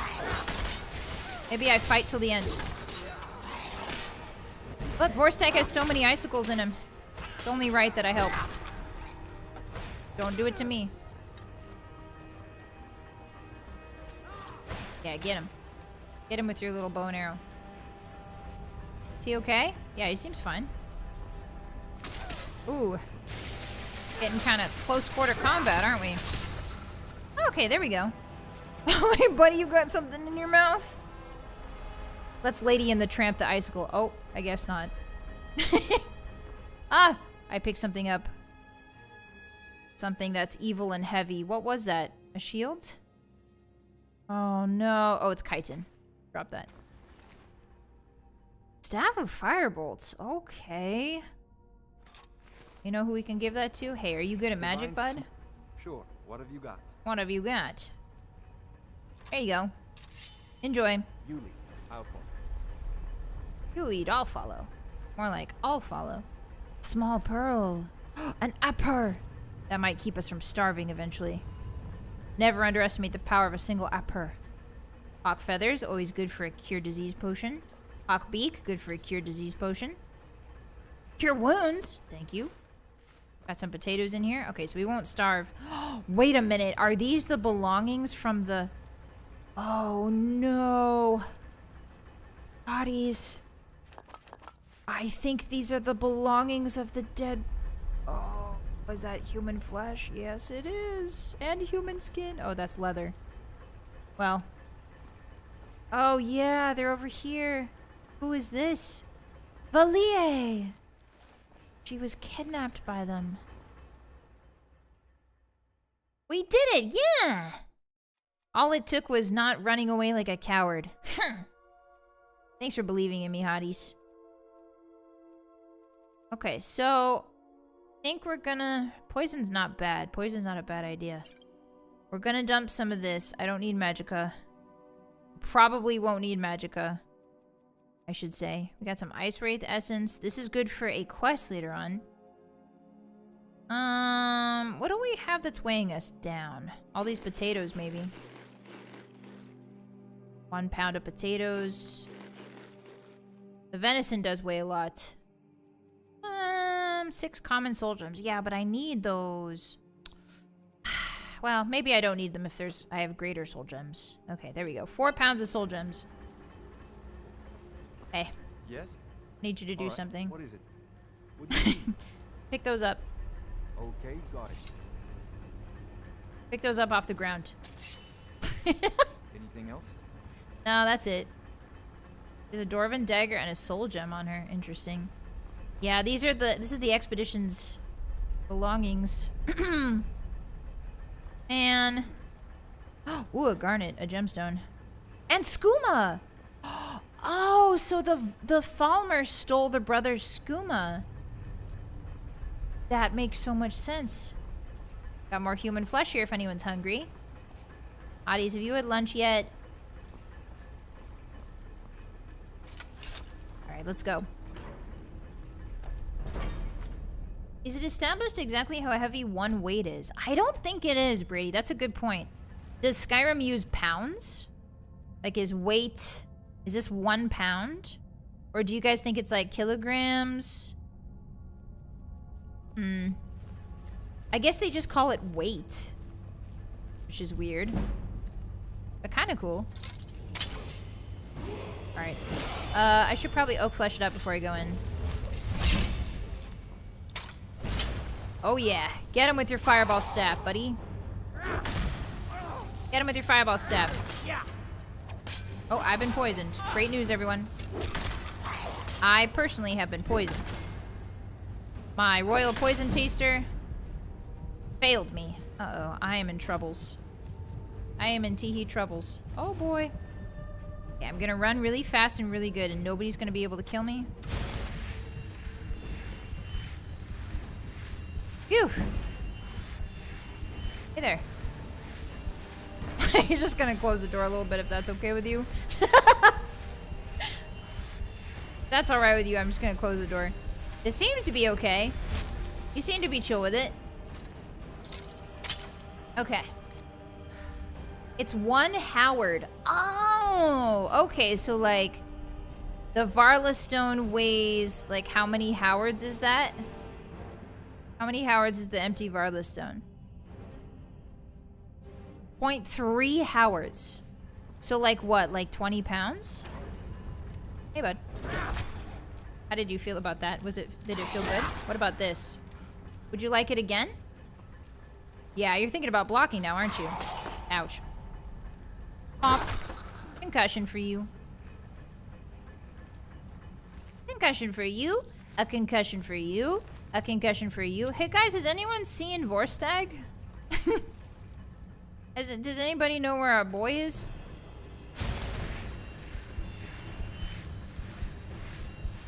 Yeah, obviously you can't open doors if you're blind. That is true. Uh-oh. I think we're in trouble. I think we should go. Hee. Where is Vorstag? Come get me. Come get me. Hee. Playing hide and seek with my friend the Falmer. Alright.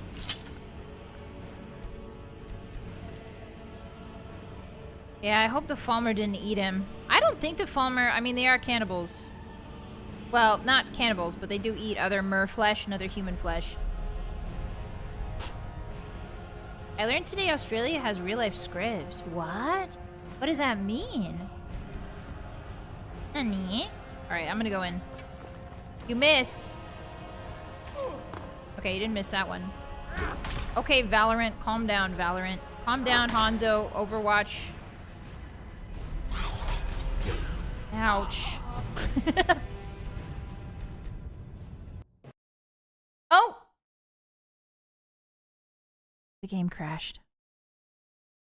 Hey, every hottie. The game crashed. And now I can't press play because it's loading. Uh-oh, Todd. I got a little bit too good at hide and seek with the Falmer, it seems. When was the last save? It should be fine. We're still inside of the ruins. Falmer ice shard. Falmer of ice shard on the game? Yeah. I'm a Falmer and I cast. Freeze your save. Freeze the engine. Falmer don't have much of a brain left. Yeah. I love them though. Okay, let's try this again. Let's see if it opens. They used Kim against me. They did. Right at the same time? Really? You guys think it's time related? I don't know why that would matter. Okay. Yeah, ganbatte, Skyrim. Okay, so where was I? I was playing hide and seek with this guy, right? Can I do oak flesh? Do I have enough mana? No.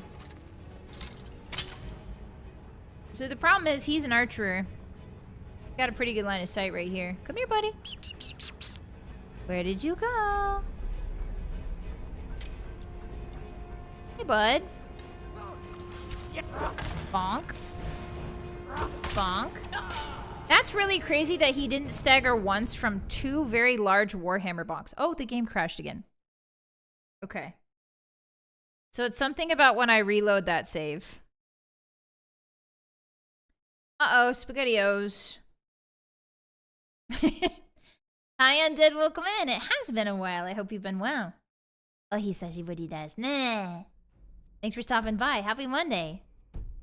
Hi. Okay, so instead of fighting, what I'm gonna do... Save might be haunted. I think it's... So what happens when a save gets haunted in Skyrim is it's not exactly the save that's haunted, it's the room. It's this room. So what we can do is we can call Vorstag back to us by teleporting. Now he should be here with me. Except he's not. Interesting. For some reason, Vorstag is not teleporting with me. Is he dead? Did I kill him? Take a little sleepy. Insert the Price is Right fail jingle. How does that even sound? Oh, we leveled again. Nice. Let's do some health.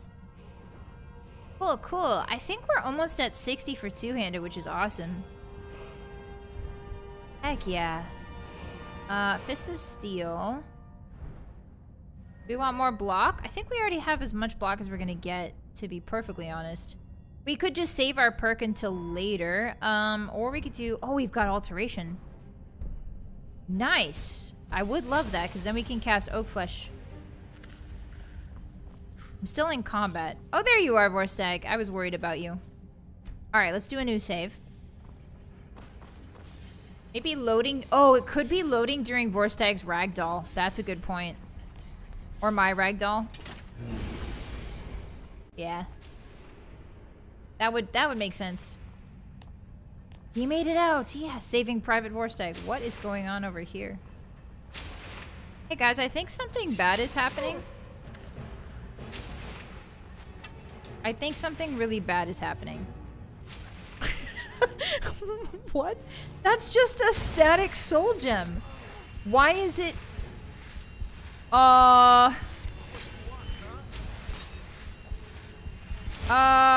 what's going on? Is it his bow? It might be his bow.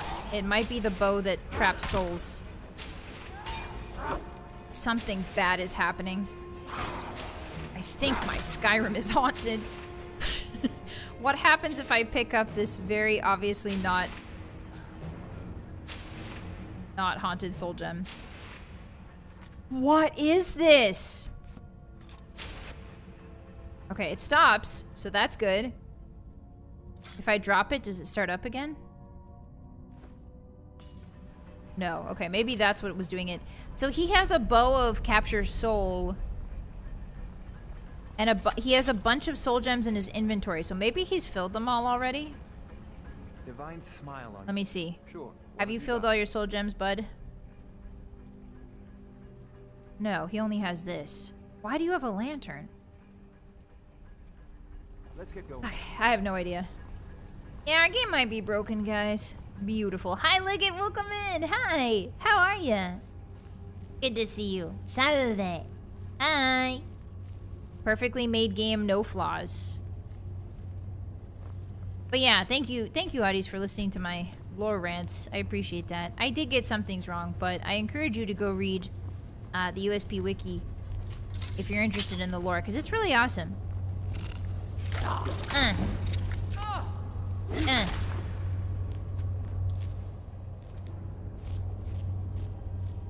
have half a mind to dismantle one of these weapons. Yeah, go ahead, bud. Dismantle him. See what happens.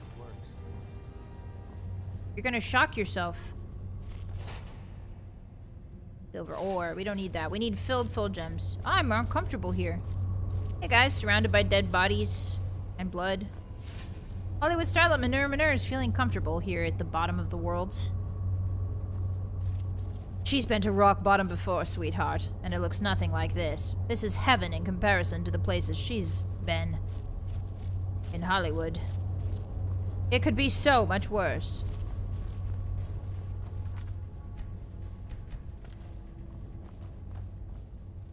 The 36 lessons of Avec and the Monomyth are where a lot of the god stuff, become a god stuff is in. Ah. Yeah. Glad you guys liked it. I will study more and learn more. I'm peckish. What can we have? A little apple, maybe? Maybe a salmon steak, some apple. Ooh, that sounds really good. Now we're inside of the cathedral. Thank you for ranting, it's comfy. Yay! Happy to be of service. You ever need somebody to yap your ear off about lore that has no bearing in the real world?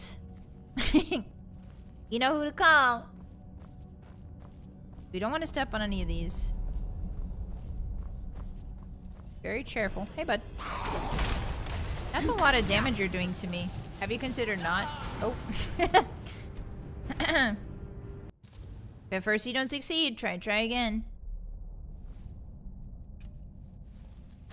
Hollywood starlet Manure has experienced many deaths. If I can get him to come over here by making... I want him to step on his own trap. This is why bows and arrows are usually pretty good, is because you can lure enemies across their own traps and kill them instantaneously. That's why these Dwarven ruins a lot of times aren't that difficult. Because a lot of the traps, well, unless Vorstag activates them himself. Hey, bud. Hey, bud. You can... Hey. Okay. We gotta back him up. I'm not trying to hit you. Alright, I think I saw butt cheek for a second there. Did you see that? I think I saw some butt... You know what? Don't mind me. I'm just observing with my eyeballs, my eye bars. Boss needs to go to the Imperial College. I would love to. Whoa! Look at this! Wow. You look at that. Hiya boo-hoo. Replay that 0.25 speed, zoom in. Everybody gather around, let's stare at the Falmer butt cheeks. They don't have it hard enough. They need their butt cheeks stared at. Their lives need to be more difficult. Hey, what's up? Do you see what I see? Falmer cheeks, falling from the sky. In a beautiful moon-shaped pie. In a beautiful moon-shaped pie. Yeah, the Falmers are blind, so they really don't care about being narked. Honestly, Todd forced them to put on loincloths, and that's more than they should have. I think in the lore, they are probably extremely narked. They don't need clothes when you are worshipping a god of bugs. Don't need clothes when you're worshipping a bug god. And living in the bowels of the earth. La la la. I know you said no more merch this year, but when is the Vylett and often be dropping? Good night, Max. Sleep well. Oh yeah, it's me.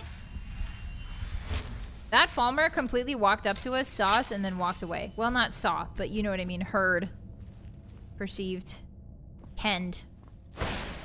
I am Kenna. But it's the ancient word for no, which is Ken. Yeah, you like that stagger, don't you, old woman? Don't ya? Ooh, staff of ice spikes. Oh, Vorstag. What do you need? Sure. What I have more treats for thee. Wow, look at his cool staff just staring me right in the face. You lead. I'll follow. I like to hear, buddy. Yeah. Rod of resist shock. I really like this potion mod. Because it makes the potions like you can see the thunder and resist shock. Freaking love my potion mod. You can pry my potion mod out of my cold dead paws. What's up here, do you guys think? Whoa, what is this? What is this? I've never been this way. Oh, secret. Bob undetected. By whomst? By hummus. By hummist? Welcome to Blackreach, Hotties. There are these beautiful bioluminescent mushrooms that fill my soul with ease and peace. Something about them brings me joy. Among other things, the Dwemer Well, were expert not joy. They calm me down. Joy would ramp me up, but these mushrooms fill me with a sense of, I don't know, neutrality, but like a refreshing, cool calmness. Don't eat these mushrooms. They're probably alive. So here in Blackreach, there's not much light. The dwarves have carved out ruins for themselves here. And since the dwarves disappeared, the Falmer have sort of taken over. But Blackreach is older than many things. Oh, there's something up here. What is this? Oh, a lever. Give to me.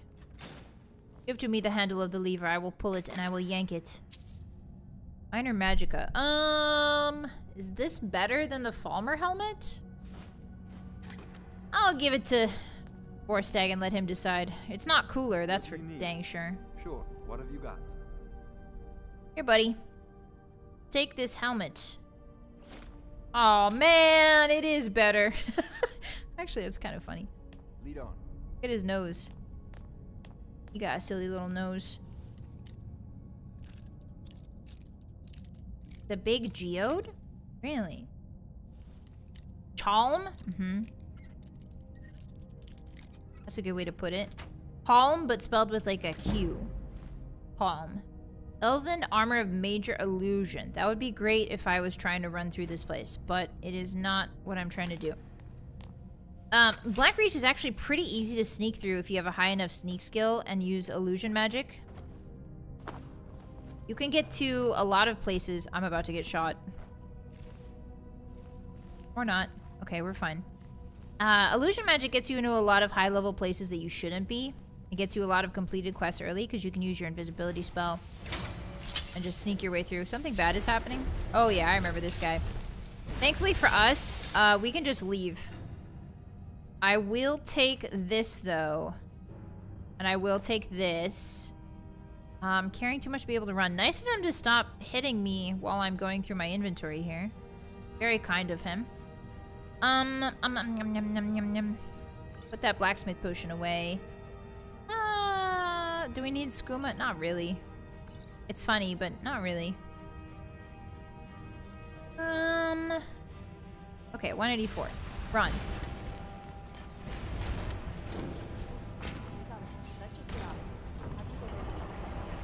So these two are fighting for some reason.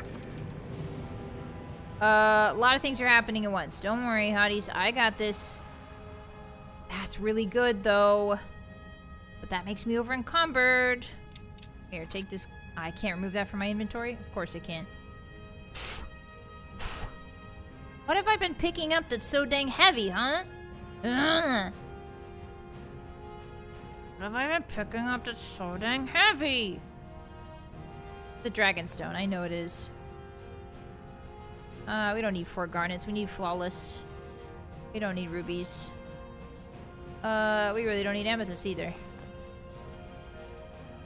Still 183. Maybe more books? I can't remove these quest items from my...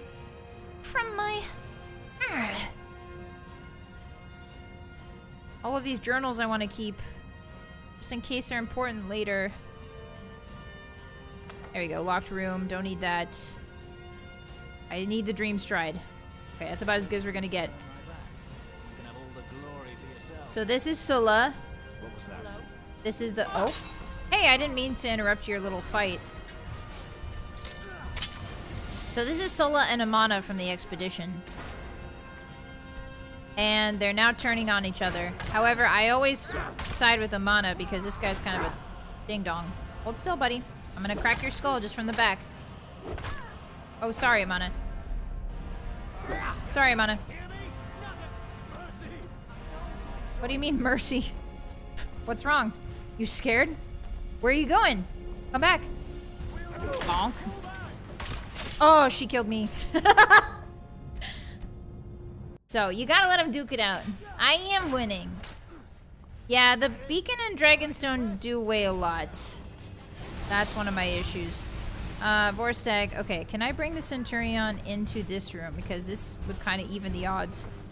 Hey guys, don't fight between yourselves. You should fight that thing outside. Hello, Sulla. Bonk. Let me just kind of even the odds by bonking Amana a little bit. Oh, and she's gonna kill me. Because she's beautiful. Can you get me up here? Oh.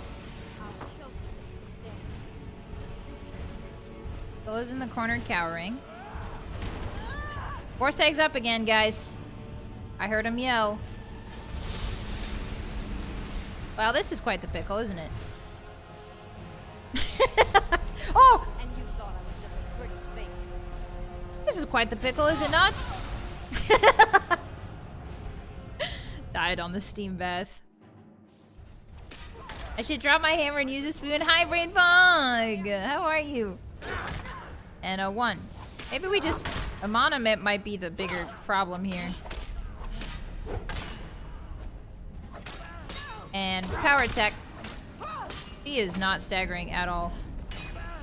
Get her. Power attack. Hey, watch out. There's a steam centurion. Oh, he's inside now. Oh boy. I'm going to enjoy it. So here's the thing.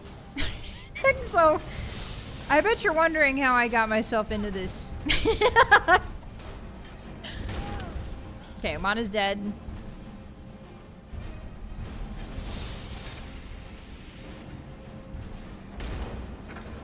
I wonder who's fighting him. Going away? Yeah, this is just, so if you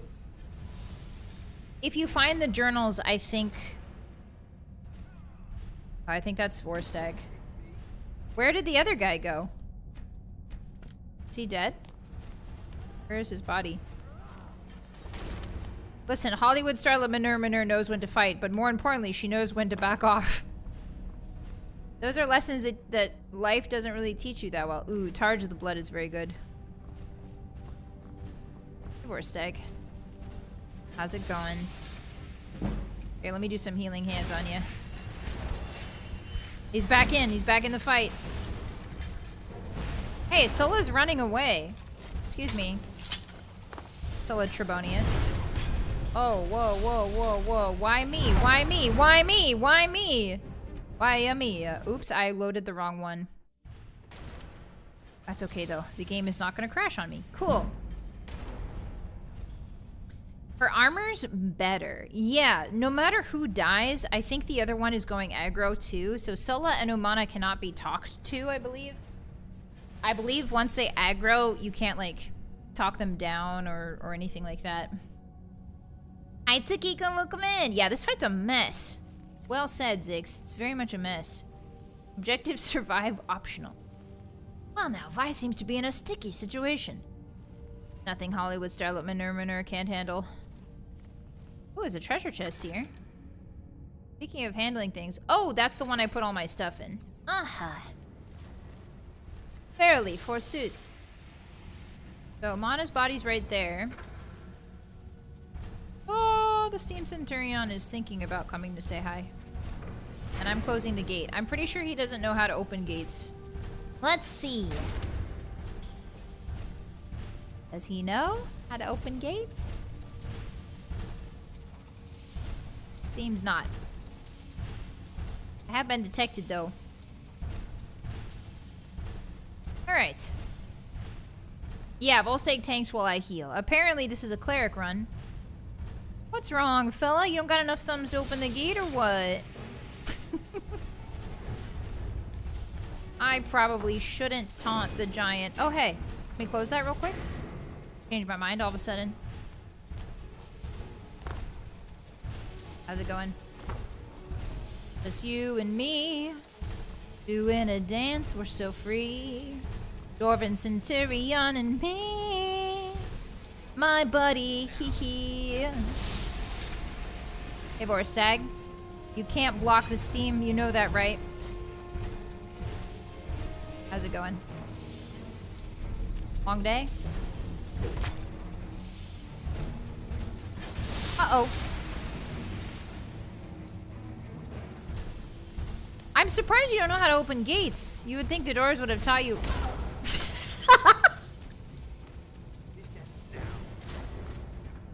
Wasted. Okay. So I think we're just gonna sort of tank our losses and get out while we still can. I'm gonna grab Umana's shield because Umana's shield's really good. Also, I'm gonna open up the shortcut. Oh, this is a master lock, eh?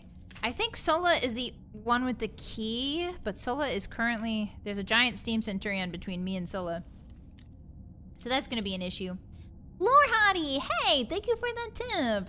Blackreach is ancient and hauntingly beautiful, but the Hotties are still older. What? Did you just insult the Hotties? I can't believe the Lore Hottie is turning on the rest of the Hotties. This is inconceivable. We gotta find the Lore Hottie.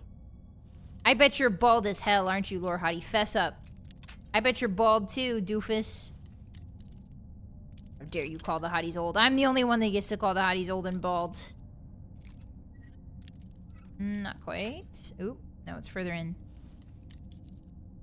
Right there. Ah! Ouchies.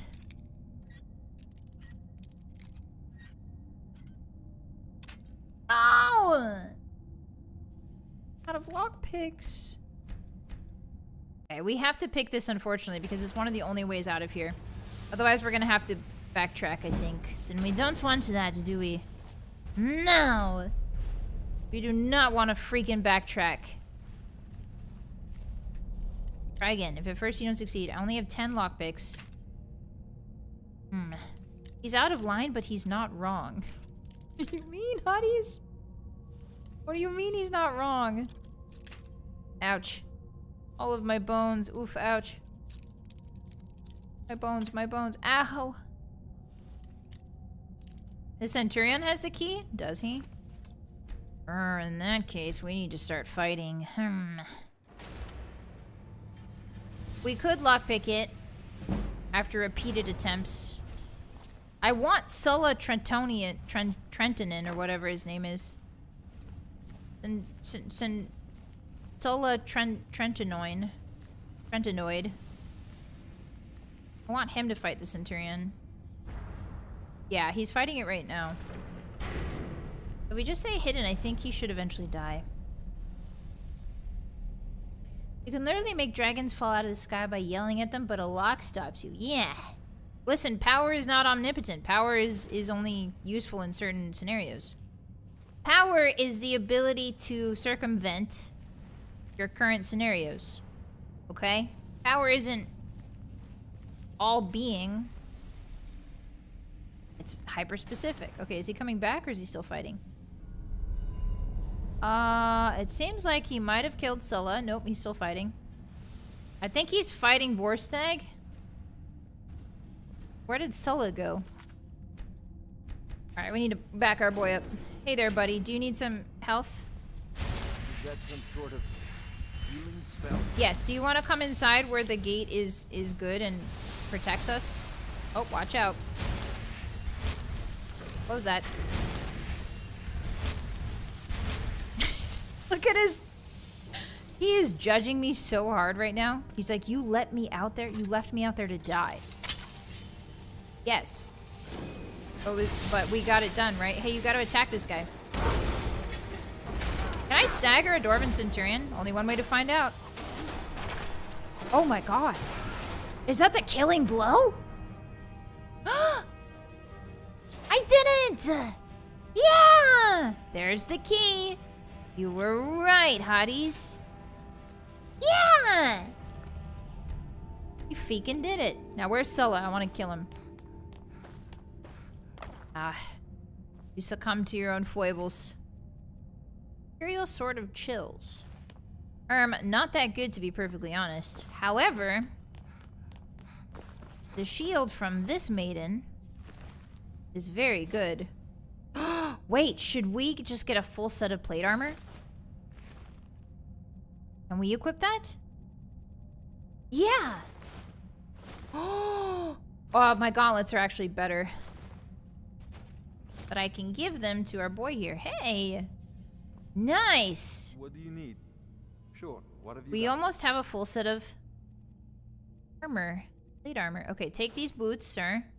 Take the gauntlets, the tarsh. And he can't carry anything more. Okay, in that case, give me the dwarvens, give me the dwarvens. Give me this. Give me this, since you're not gonna wear it. And then I will give you, in exchange, Vanguard plate armor. I'm gonna drop the rest. Why are you not equipping the Vanguard plate armor, sir? Drop the Falmer helmet. Much as it pains me to say it, drop the Falmer helmet. Grr. Grr. Eat a salmon steak. Okay. Matching armor perks. True, but unfortunately our hands are really, really good, so we won't be doing that. Our hands are like, they give us 25% more for two-handed attacks, so that's just better than any armor. Don't get too far ahead. I won't. Don't worry. Okay. If I remember correctly, this leads us back out of Skyrim, and we don't want, or out of Blackreach and up to Skyrim, and we don't want that quite yet. I want to go down in here first. Yeah, I think Vorstag might be light armor. I think you're right. Wow. Wow. You can see it. Yeah, Blackreach is a giant. It's like a giant shell. Oh, something's firing at me. Take this. Bet you didn't like that, did you? Take this. Oh, I guess the bolts are gone. Now, hotties, we are inside of Blackreach proper. Oh! Oh my god!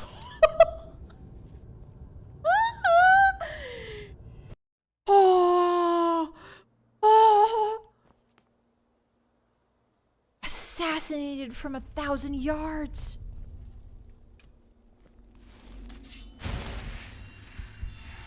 I surely did get gotten.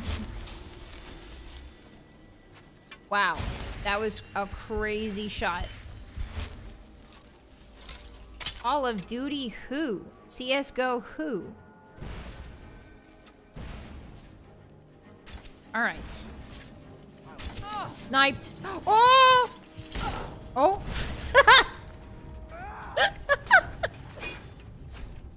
It is actually comical. It is actually comical how much damage the orbs do.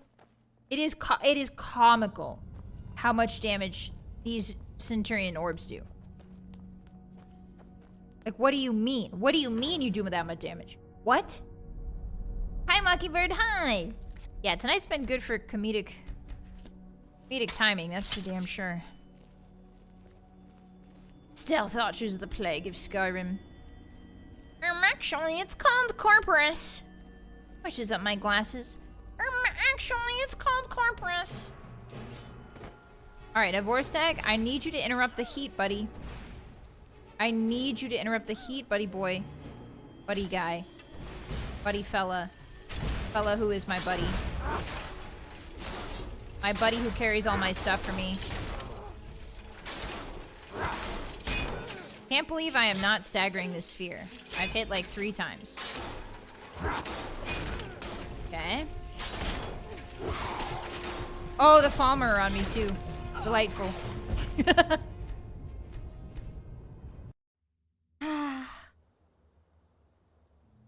Speak with Tolfdir. I would love to. Why am I speaking with him? That's not really my issue right now. My issue is dying and getting killed. Okay, don't turn the candlelight on in Blackreach. Bad things happen when you turn the candlelight on in Blackreach. What if I do oak flesh? Yeah. Here we go. Another were nerd transformation. You guys are the I might be a were nerd. You guys are the who nerds. You guys are the full-time nerds, okay? I'm only part-time. This is my part-time gig to be a nerd. You guys are full-time. So don't, you know, glass houses and throw stones and all that. Pot calling the kettle black and all that. Something bad is about to happen to me. Or Stag, something really bad is about to happen. Hey, you know what I just remembered I have? This is gonna shock some hotties.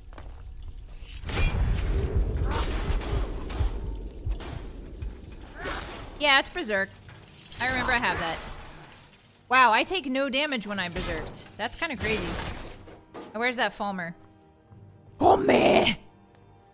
Come! Her voice is very nice most of the time. It's like, la la la. But then when she gets into this mode, it's like, come! Come at me! You scoundrel! Are you stuck in the rock, brother? How's it going? Skulker. I'll skulk you. I can barely see anything. Welcome to Blackreach. Okay. Whew. I gotta remember. Hotties, can you do me a favor and help me remember? I need to remember. Remember when time was good. How cool do we look with this helmet on, though? I'm so curious. I can't see anything because it's... Oh, you're dual-wielding staves? Freaking awesome, brother. Freaking awesome, little bro. Yeah. Yeah, dual-wield those staves, queen. Yes. King, yes. Always remember happy day. Times when you feel happy. Guys, can you help me remember to use my Berserk? Anyway, we look super cool with this helmet on. But unfortunately, it is not Vulcan. And Vulcan is 47 and the helm is 37. Garbage. Alright. Welcome to Blackreach proper. A beautiful place. An alien place. And it is, I believe, a geode. Got a hole in the ceiling. It could be a geode. It could also be like a big stretch because Blackreach is under multiple locations in Skyrim. So Blackreach is not just this location. There's many locations of Blackreach. It's kind of like an underground system that connects all of Skyrim. Okay, now it's really dark in here, so I think it's okay to do candlelight. Hi, Frost. Yeah, this game's one of my favorites too. Welcome in. I'm not gonna take the book. Can we disenchant some things here? Perfect. Beautiful. Get this out of my inventory. Get this out of my inventory. Ring of Minor Sure Grip. Ooh, we could... Ooh, okay, so now the real question, now the min-maxing, now the number crunching comes in. We could swap out our steel gauntlets for the plate armor gauntlets that we got, and that would be a full... Thanks. Thank you, Vorst. Thank you, Vorstag, for your opinion. It was very valuable to me.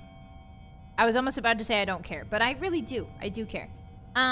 So we could get a full set of heavy plate armor and then use the ring for 15% damage. I don't know if the extra 10% is worth it. Are you wearing that right now? I don't think so. Could we stack these two? You'll get more levels disenchanting a major enchant. Yeah, 25 is a lot. Thank you for the stretch, Gran. Arigata. Boss really went with we value our employees' input. They stack. Ooh. Don't mind if I do in that case. We also want to enchant... See, here's the thing. Our enchanting is so bad. I'm wondering if we shouldn't just raise our enchanting up a little bit before we start enchanting our weapons. Can I put 2 rings that are fortified one-handed? I don't see why not. Can we do a necklace that's fortify two-handed? Oh, wait a minute. Oh, because I don't have the two-handed enchantment. Oh, I see the problem. I see the problem now. I see the problem now. You know what? It's fine. We don't need 15% better. We can eventually get that. Why don't we enchant something to have fortify smithing? Yes. Let's do some gold necklaces. Do like fortify health just to get them out there. Fortify jewel necklace. Yeah, health. Beautiful. Gold necklace. Health. There we go. Enchanting increased to 39. Not bad. Can we get it up more? Do you guys want to see if we can get it up more? Let's do fortify.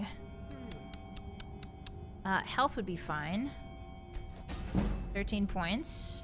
There we go. Okay, now that it's 40, I'm gonna go sleepy times. Where's that Nern root? Started a return to your roots. Let's take a nap, shall we? Nice stone bed here. Please, oh please make the number go up. You want to keep both for a while until you get stronger. Ah, when did we get steel plate? We found some on an NPC. Let's do some stamina, some health. I am kind of hurting for health right now. Okay, enchanting. New enchantments are 20% stronger. Yes, good. What do our enchantments look like? What is the vanilla enchantment tree? Because I forget. Fire enchantments are 25%. Skill enchantments are 25%. What is a skill enchantment? Oh my god, there's just an enchant called a Corpus Enchanter? What? Soul gems provide extra magicka for recharging. Soul siphon, death blows to creatures but not people. Trap 5% of the victim's soul recharging the weapon. This could be good. If we run around with an enchanted weapon eventually. Skill is the two-handed buff. Ooh, I kind of like that. Ooh, I like that. Okay, for now we just have enchanter. I awaken feeling refreshed. I love him. I love him dual wielding these staves so much. He doesn't know it, but Hollywood starlet Manur really does love him. Cinderion, no! He's been shot by a dwarven arrow. Cinderion's field journal. Cinderion, no! So Cinderion is actually, I believe, in Oblivion. He's an NPC in Oblivion you can meet, I'm pretty sure. I've spent a large portion of my life unraveling the mystery of the Nirnroot, and yet I still feel unfulfilled. The trilling sound the strange herb emits seems to taunt me, to push me even harder to discover its secret. Even after a generous and indomitable traveler became a field collector in my stead, he's referring to the Oblivion main character, and provided me with 5 score of the Nirnroot, I was only able to muster what I consider a mediocre alchemical creation at best. This only served to strengthen my hunger and whet my appetite for the solution. It wasn't until over 50 years later that the answer to my prayers was carried into my basement workshop at the West Weald Inn. The first thing I heard was the familiar tone, that unmistakable warble unique to the Nirnroot. But when I turned around, my heart leapt, and a chill ran down my spine. This was indeed a Nirnroot, but a variety the likes of which I have never seen. The herb was awash in a spectacular array of red hues, each leaf seemingly emblazoned with innumerable variations of crimson. Could it move? I was completely transfixed. Never in my wildest dreams could I have imagined a species of Nirnroot with such a unique property. After an awkward silence, I finally managed to stammer out a few questions to the traveler who'd brought me this treasure. He told me his name was Obeth Arnesian, a treasure seeker from Skyrim. Apparently, he'd been exploring a vast subterranean network of grand caverns called Blackreach, and had stumbled across what he dismissed as a noisy red weed. His expedition was largely unsuccessful, and he didn't want to leave the caves empty-handed, so Obeth picked one of the Crimson Nirnroot to bring home. He said that it took some time, but eventually he was pointed my way, and that perhaps I'd pay a fair price for it. Before I could gather my wits and ask anything else, Obeth offered to sell me the Crimson Nirnroot sample, a map showing me how to find Blackreach and the strange key needed to breach its outer defenses. It took me mere moments to decide. Obeth left Skingrad 1,000 septims richer, but I would have easily paid 10 times that amount to obtain the sample alone. It took a year of planning, but I was able to pack up and sell my workshop and make my way into Skyrim. Before delving headfirst into Blackreach, I knew I needed to set up a new laboratory, but wished to do so in seclusion.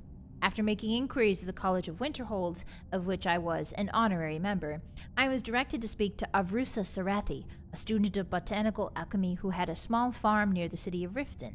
Ah, we'll probably meet them eventually. By bartering my knowledge of nirnroot cultivation, I was able to secure Sarathi Farm as a launching point for my field research.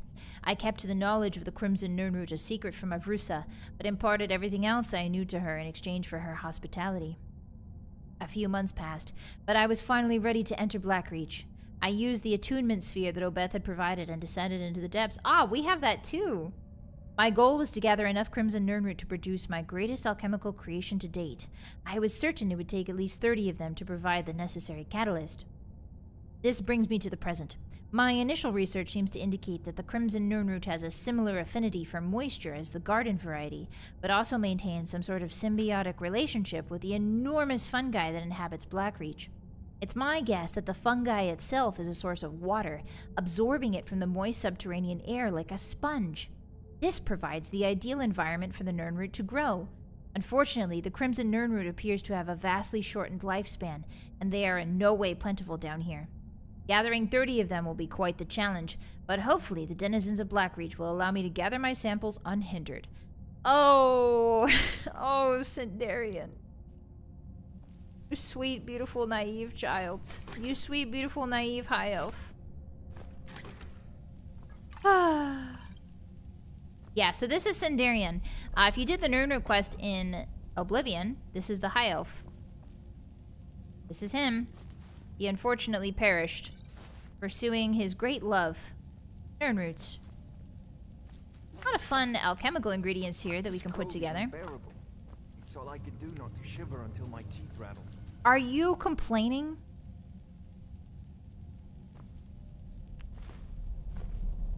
You have armor on. You'll be fine. Stop whining. We're gonna do a bit of alchemy here. This place is really good for rare ingredients early on. If you do the run and hide thing on early levels, you can get down here pretty easy. Oh, not the arcane enchanter. Oops. Although, can I enchant my eye patch? Oh, I can! Fortify magic or regen. Yeah, go for it. And maybe my boots too. Was this shock? Sure. Nice. Yeah, he's getting all the good loot and still complaining. Can you believe this guy? It's time to cook. Do his ingredients work well with Nirnroot? Not particularly. We want to save the Nirnroot because I think it's for a quest.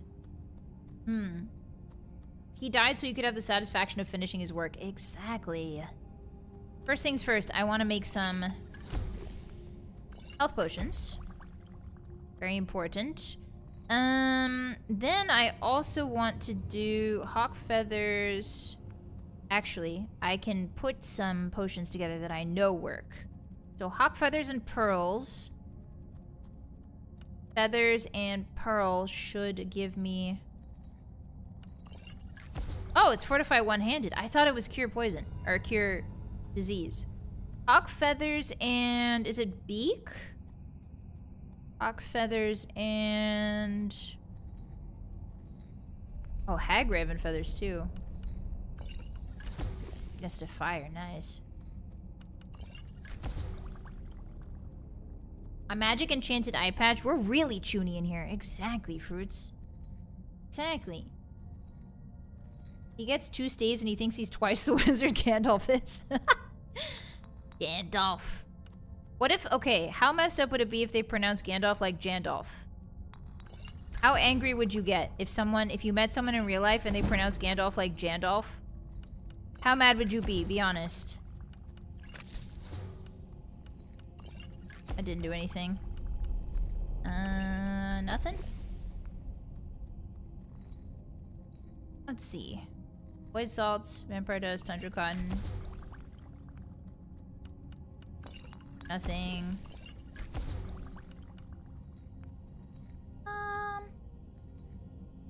It won't be doing that for long. 0 out of 10, maybe they know something I don't. Yeah, like maybe they knew Tolkien. You know what I mean? Maybe Tolkien was like their friend and Tolkien was like, You have to tell people it's actually Jandalf. Don't get too far ahead.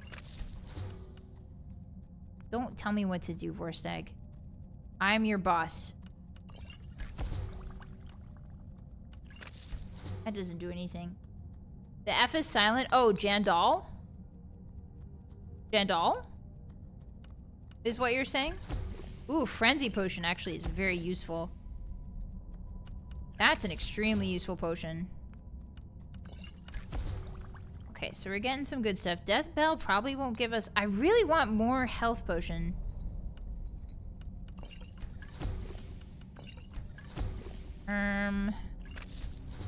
We wasted a Briarheart on that.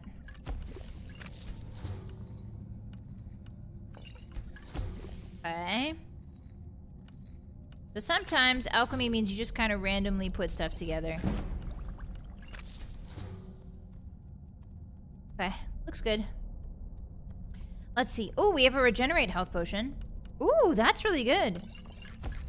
I could use a lot of those, because that's not something that comes naturally in this particular version of Skyrim. What else do we want? Fortify... Store stamina could be good. Damage health. No, this is not a poison build. Jandalf wouldn't make me as angry as Bill being short for William does. Why does Bill being short for William? It makes sense. You just take the W out and put a B in front of it. And then it becomes Billiam. Yeah, it should have been Billiam, right? Like it shouldn't shorten to Bill. It should just be Billiam. The nickname for William is Billiam. Hi, Velny. Christopher Lee would have fixed that during filming. If Token himself said Jandalf, it would still be wrong. You guys have strong feelings about Jandalf. I understand.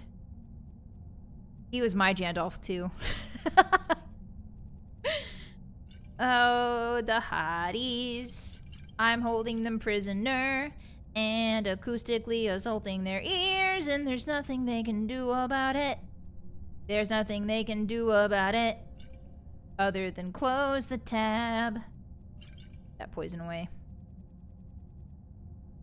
Interestingly, we've gone down 3 pounds carry weight, so that's good.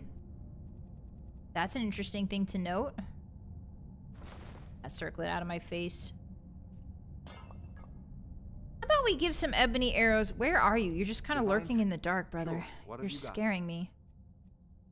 There you go. Have some ebony arrows. Lead on. Watch the stream on mute. Don't do that. If you do that, Twitch considers you a dead view, and they take your view. I need your view. Ah! I need your view. Don't do that. I need the number to go up. Leather boots of hauling. Ooh. 30 points? Okay, let me disenchant this. Hold on. Medieval English people love shortening names and replacing the first letter. That's so strange. Yeah, like, why is... When you say Richard, right? Like, Richard... The name for Richard, when you shorten it, is somehow Dick? Oh, is it because you do R-I-C-H and then you replace the R with a D? Wait. I think I just solved the... Old English. I think I just solved it. That's a lot of potions on the ground. I mean, it is Cinderion's house, so that makes sense. Because then that would be Dick, right? But like in Old English. D-I-C-H. Oh, that makes sense, kind of. I hate that that makes sense. Oh, Ditchard. Not the Ditchard. Whoever said Ditchard is getting put on the spit and rotated. You're gonna get put on the meat spit and rotated. Whoever said Ditchard is getting put on this meat spit and rotated to a fine golden hue. And then you get eaten. Drop the fortify one-handed. We don't need that. Ooh, I do like invisibility. Everyone loves invisibility. See, making the potions is the important thing. Actually using them, not that important. Okay. Lots of potions just rolling around the ground outside. To let people know what kind of building that is. Good night, Captain VA. Sleep well. Oh, yeah, so we'll catch you later. Bye-bye. Oh, hey, look. A Crimson Nernroot. I hope you have a great Monday, Captain. Great rest of your night. Happy Tuesday. As well, if I don't see you. Something evil is here, and I can't see it. Where's Warstag? Anybody see the boy stag? Hey, boy stag? Where you at? Oh, no. There he is. You can always tell where he is because his 2 staves light up in the night. Oh, good try. You're gonna get him eventually. Yeah. Yep. So the thing about aiming is you kind of want to look down the sights. So the thing with... Yeah. So, here, sweetie. It's like, it's a little to the left. Did you run out of charges?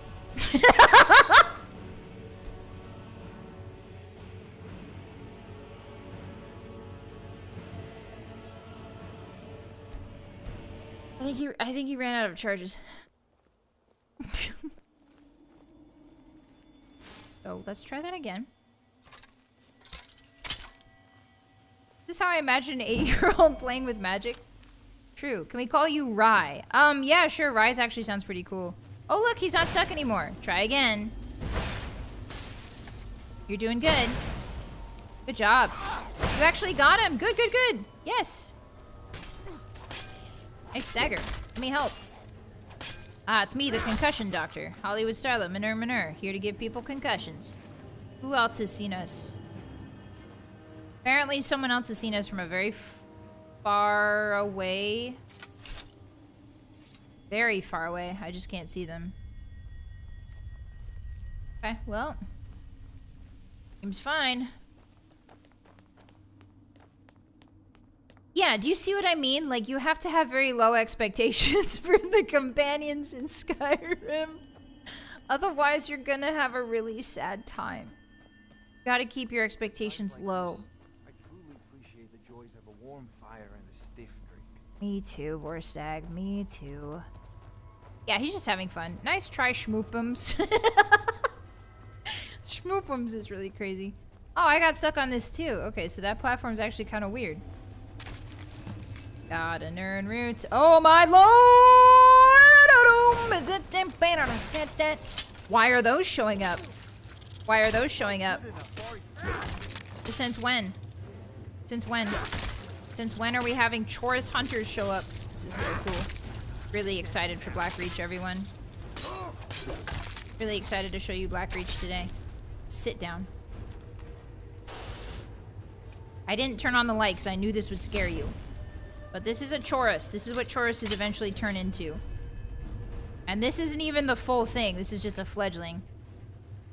Why does he have a garnet in there? Ooh, I can eat an antenna. Anybody hungry for some antenna? Antennae? Antennae? Antennae? Antennae? Antennae? Sorry if I don't pronounce the Latin correctly. Okay. Vylett. So I am kind of into Vylett. I'm not gonna lie it. I'm kind of into Vylett. Look at these beautiful Blackreach walls. The candlelight kind of ruins it. But the walls and the textures here are absolutely gorgeous. You can see there's tendrils coming from the ceiling. Probably more mushrooms? Question mark? Probably some sort of fungus. I'm not really sure. Good one, Rye. Thanks. You scared me, Vorstag. I thought you were evil. Activate the butt. What happens when we activate the butt? Ooh. Ooh. Where does this take us? 4 out of 30. It's a long road.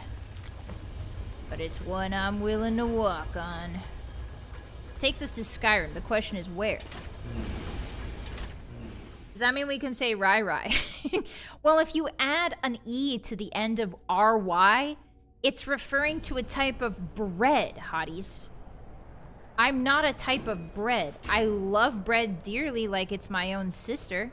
I love the concept of bread like a family member loves another family member. But if you put an E at the end, it becomes a bread-based sort of term of endearment, which is fine. But I feel like RY just by itself is pretty good. Antenna sung to the tune of Numa Numa. I prefer Anenenenenia. What's that? What's Anenenenenia? Yeah, I think we're being spotted right now. Hey, Vorstag, can you start slinging those spells of yours that you love so much? Be really cool if you started slinging those. Big cheese. Come on, big cheese. Let him have it. There you go, big guy. SpongeBob, big guy, pants okay. SpongeBob, big guy, pants okay. Hey.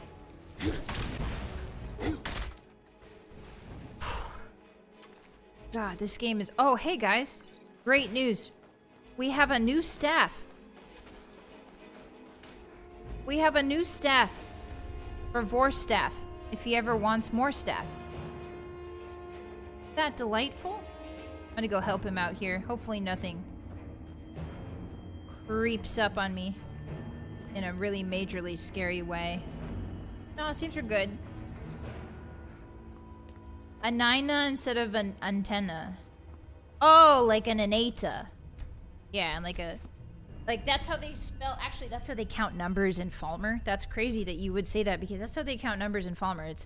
It's a one-a, a two-a,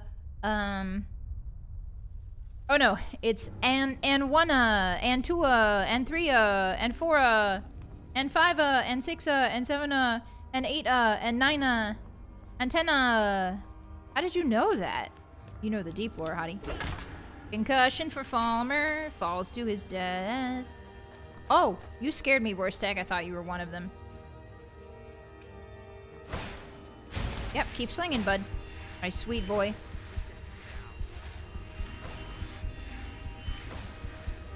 Yeah, they were on it crazy early. Like, the mnemonic ways that the Falmer memorize. It's just a little guy. There's no need for all that, bud. It's just a chorus. Hey, good news. I have something for you. Great news. Vorstag, I need you to look me in the eye. Vorstag, I need you to concentrate. Here, why don't you go down there and... Why don't you go down there and talk to the chorus if you're so in love with it? Oh, there's like 3 people coming rapidly to our location. I'm gonna grab the chest real quick. Nothing bad will probably happen. Staff of Fear. So this would be good to sell. The problem is we're very already over encumbered. If we give it to Vorstag, then the issue is people and creatures up to level 8 flee. I think we're far beyond level 8, and creatures tend to level with you. So it's kind of useless at this point. Hey, where did Vorstag go? Uh-oh. Did he fall? Did little buddy fall? If you remove all the vowels from antenna, it becomes Nitin. Hey, you need some help, bud? I got you. Concussion. Squash that bug. Nice squashing. Good afternoon to you too, bud. We've been together this entire time. I don't know why you would say good afternoon. He is jazzed, by the way, because I just gave him a brand new fireball staff, and he ran out of charges on his old one, so he's having a great day. Okay. Alright, Mr. Know-It-All. Now where do we go? And 45, and 45. I don't think it's this way we go. We should probably follow the quest marker. Ah, delicious quest markers. A luxury that the Nervery never had. There's 2 haters rapidly approaching our location. I think it's more Falmer. They can hear really good in here.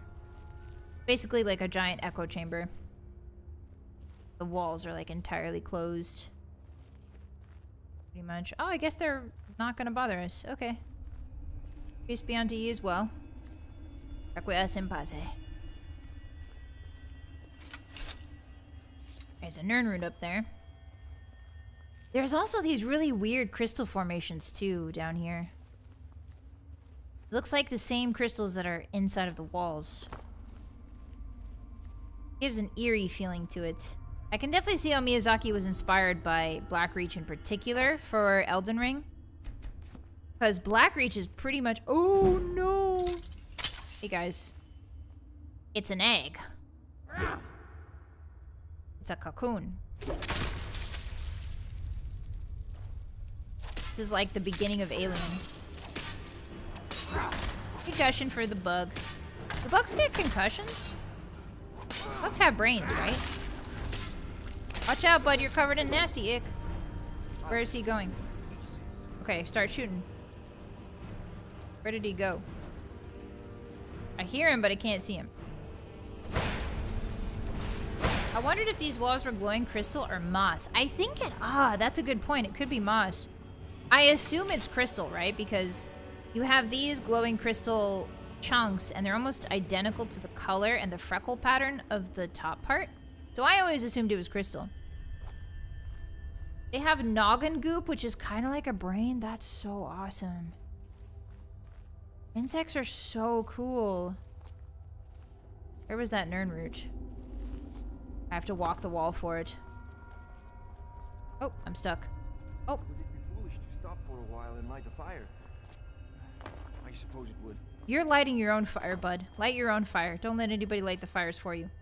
You must be your own fire. Don't ask me to light them. We continue on. Yeah, we have some mushrooms here that are light blue, but then we have some that are like a deep indigo. Wow. There's some water we could swim in. I bet there's some Nern root over here, huh? Ah, there is. And it also looks like a little hut over here. That's cool. Some of these you can go into if I remember correctly. Alright, focus. We can always come back to Blackreach. We won't be able to fast travel, but we can come back. We need to reach our destination. What is this? Geode mine. Need a pickaxe. Ooh, we can come down here to get gemstones, I guess. There's a giant brassiere. With some coppery green flame. Probably magnesium. I think magnesium produces green flame, but I could be wrong. Can the hotties get concussions? Oh, yeah. You guys wake up and get concussions. If you sit up too fast, concussion. I am drained for some reason. Is it because I haven't eaten? Or have a hot potato soup. War quarters. We don't want to go in there quite yet. I think there's... I think what I'll do... What is this? Oh, that's useful. If we ever want to lead an enemy into that. I don't want to explore Blackreach too much because we're here for one reason and one reason only. And that is the Elder Scroll. And if we get distracted, we could spend the next 20 hours in this place. I want to make sure that we're getting in and getting out while we can. There are different entrances to Blackreach, so we can always come back here from different points. Oh, this is a nice chair. I imagine the dwarves... This was probably a bustling city for them, huh? They could sit here, take a load off. Imagine a city of eternal night, lit only by mushrooms. Very Elden Ring-ish.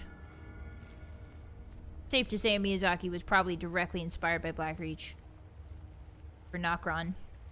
Especially the ceiling like this, you know what I mean? Those artificial stars in Nokron. Very Blackreachy. Yeah, now it's filled with bugs. I don't have to worry about concussions because I don't have a brains heart. Good. Hotties don't need brains. Hotties have very weak charisma and very strong fight strength, and that's all you really need. Just look at hyenas. They get by just fine. Wow. Hey, you guys want to see something cool? Can I do it from here? I don't think I can. Do I even have it? Hello, Warstack. I need something. Sure. What have you got? I want to show you something cool, something cool, something cool. Let's get I going. want to show you something cool. Hotties, it's time. I hope this works, cause it would be cool. Shing! Oh, not yet. You're pre-pogging? Let's see. Shing! Doesn't work. Good night, Valley. Good night, Way. Sleep well. Shing. Didn't do anything. Oh, you have to shout? Damn. I mean, darn. Yeah, we can't shout yet. But soon. Yeah, I thought an arrow worked. I guess not.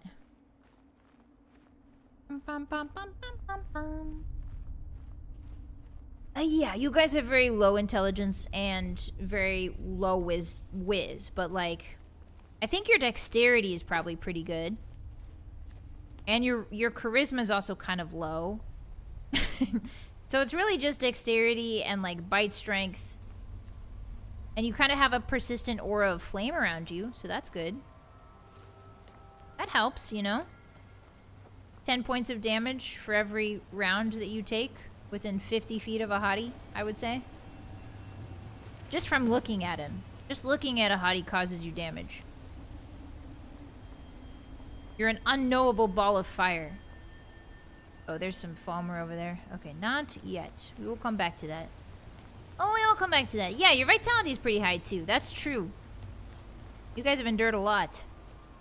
Your con and vitality is pretty high. Your mana is very low.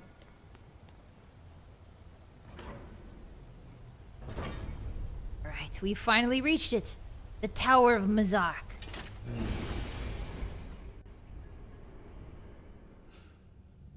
Yeah, you guys are the spam unit in an RTS.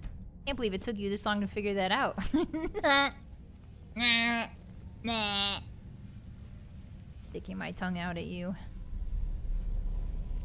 I'm the elite unit, obviously. I'm the commander. What's this? Ooh, gold earrings. Wonder if we can wear those and enchant them. Oh! I was just reminded. I need to put on the ring. There we go. Now it stacks. What are we cooking, huh? Some baked rat and some mushroom. Yummy, yummy. My favorite. Oops, I picked up a book that I don't even need. Me going to Barnes & Noble. Oops, picked up a book I don't need. Oops. Where'd that book at? Ruined book. What else do we have? Ooh, a nice potion. Draught of Strength. Full Candlelight. Apothecary Satchel. Bear Claws are pretty useful. We're running really low on space, so I'm trying to be decisive. Armorer's Challenge. Nice. Just reading some books, collecting some potions. This is what Skyrim's all about. It's walking into a room and picking up garbage. And then leaving. And then doing the same thing in the next room. So these knapsacks are usually good sources of potions, health potions specifically. If you ever find yourself low on health potions, look for some knapsacks. You usually have at least one health potion. Whoa! Check it out! Does this look familiar to you hotties? Remember the puzzle box? The Dwarven puzzle box that Septimus was in front of? These kind of look the same, don't they? These big old green circles. Big old green circles. Wow, this thing is huge. What's going on here? Oh. Lots of ruined books. And lenses. This is the tonal technology I was telling you about, Hotties. Alright, so let's put the lexicon in. And that opens some sort of... Huh? What do you mean, huh? Light. Now that can't be sunlight, surely, because we're so far down here. It must be some other type of light. So as you can see, these two have opened up here. Aha! Some kind of map? It does look very vaguely similar. If you've ever seen the Elder Scroll, it looks like an Elder Scroll. Got a very similar vibe to it. Okay, we can't push that again.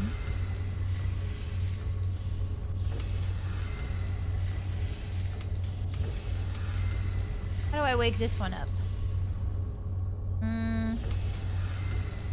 Yeah, puzzle time. It's kind of less of a puzzle and more like you just sort of push stuff. If I remember correctly. Okay, so these close, but if I put the lexicon in, these two open.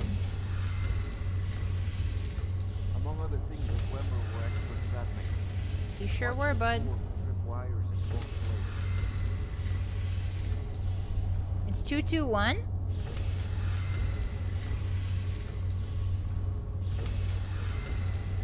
Vi on TikTok call her an Elder Scroll. Ban that guy permanently, forever. 2. Would you become a Dwemer? No way. Probably not. The Dwemer are not really my vibe. I think living underground would be really sad. I don't know. I mean, I'm sure it'd be cool for a while, but you'd miss like the breeze, you know? The sun. Yeah, there's no indication of what to do. I think I just keep pressing this till something happens. Yeah, there we go. Hey, I was right.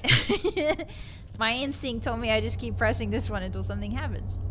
As you can see, now the lexicon has opened itself a little bit. So it looks like it's almost ready to receive something. Okay. Now this rearranges the lenses.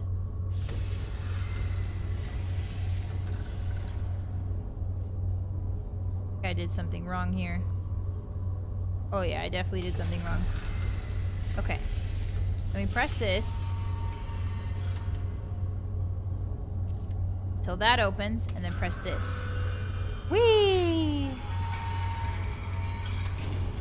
The giant crystal receptacle falls from the sky.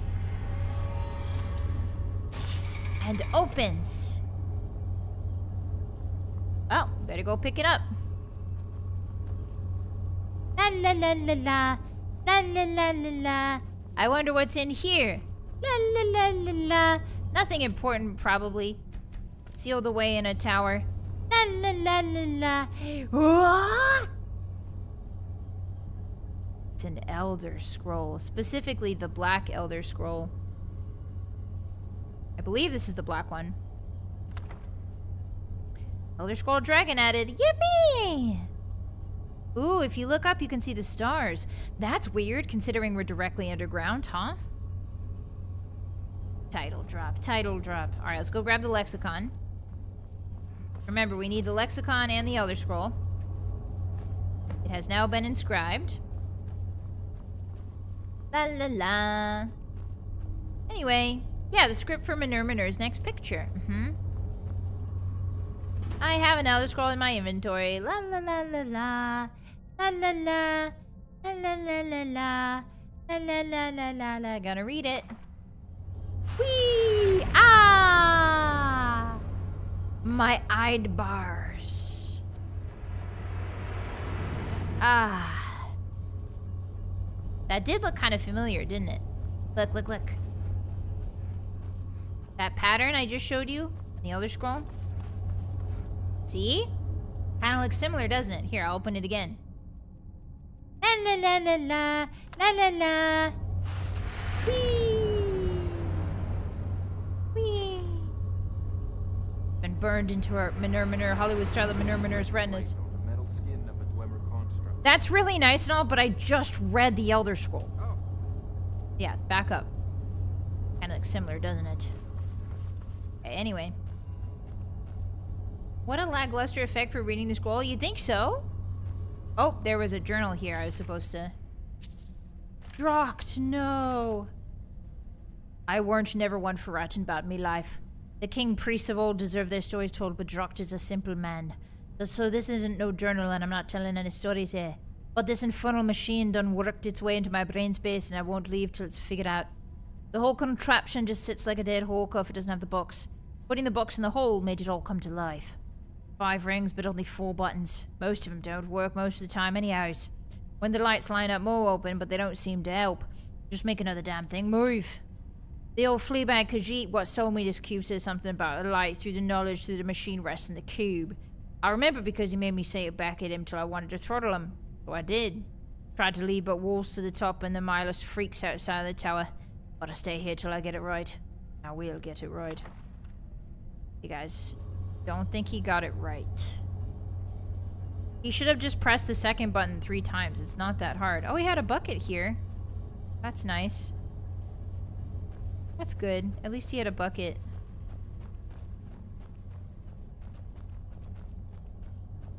Well. This is the holding chamber of an Elder Scroll. This is what it looks like. Hotties.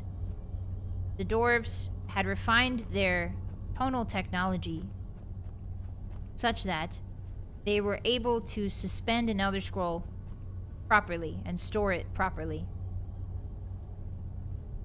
and protect it. It's actually really beautiful.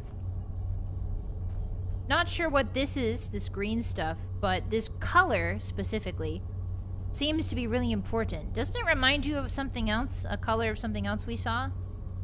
That giant ball under Sarthal? Kind of similar color. Not exactly. You know, it's kind of more greenish. And it's not nearly as refined. You can see where there's been plates that have been fused together rather than one long stretch of this gem-like substance. It's been, there's these, clearly these are plates that have been put together. So it's a bit clumsy compared to that thing we saw. But far more advanced than anything anyone else has in all of Tamriel. Well, that we know of anyway. Alright, say goodbye to the Elder Scroll Chamber. This place is really cool. Don't know what that light is. Not sure what that light is. Could be a hole. Could be a hole into Aetherius. I don't think it is, though. Could be a hole into Aetherius, maybe? Like a localized wormhole. Or like some sort of hole that allows the light of Aetherius in. Or the light of the dream world, maybe. Where all time is one. Really cool. Alright, let's get out of here. Yeah, it's vaguely... everything is vaguely... everything is vaguely astrological. Ah, yes, plates. Just like at those buffets I go to.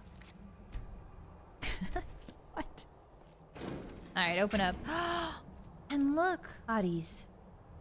To grace our exit from the Tower of Mizark. Beautiful Aurora Borealis. A camp of food, warm food here. Place to sleep. Hollywood starlet Manur has braved the depths.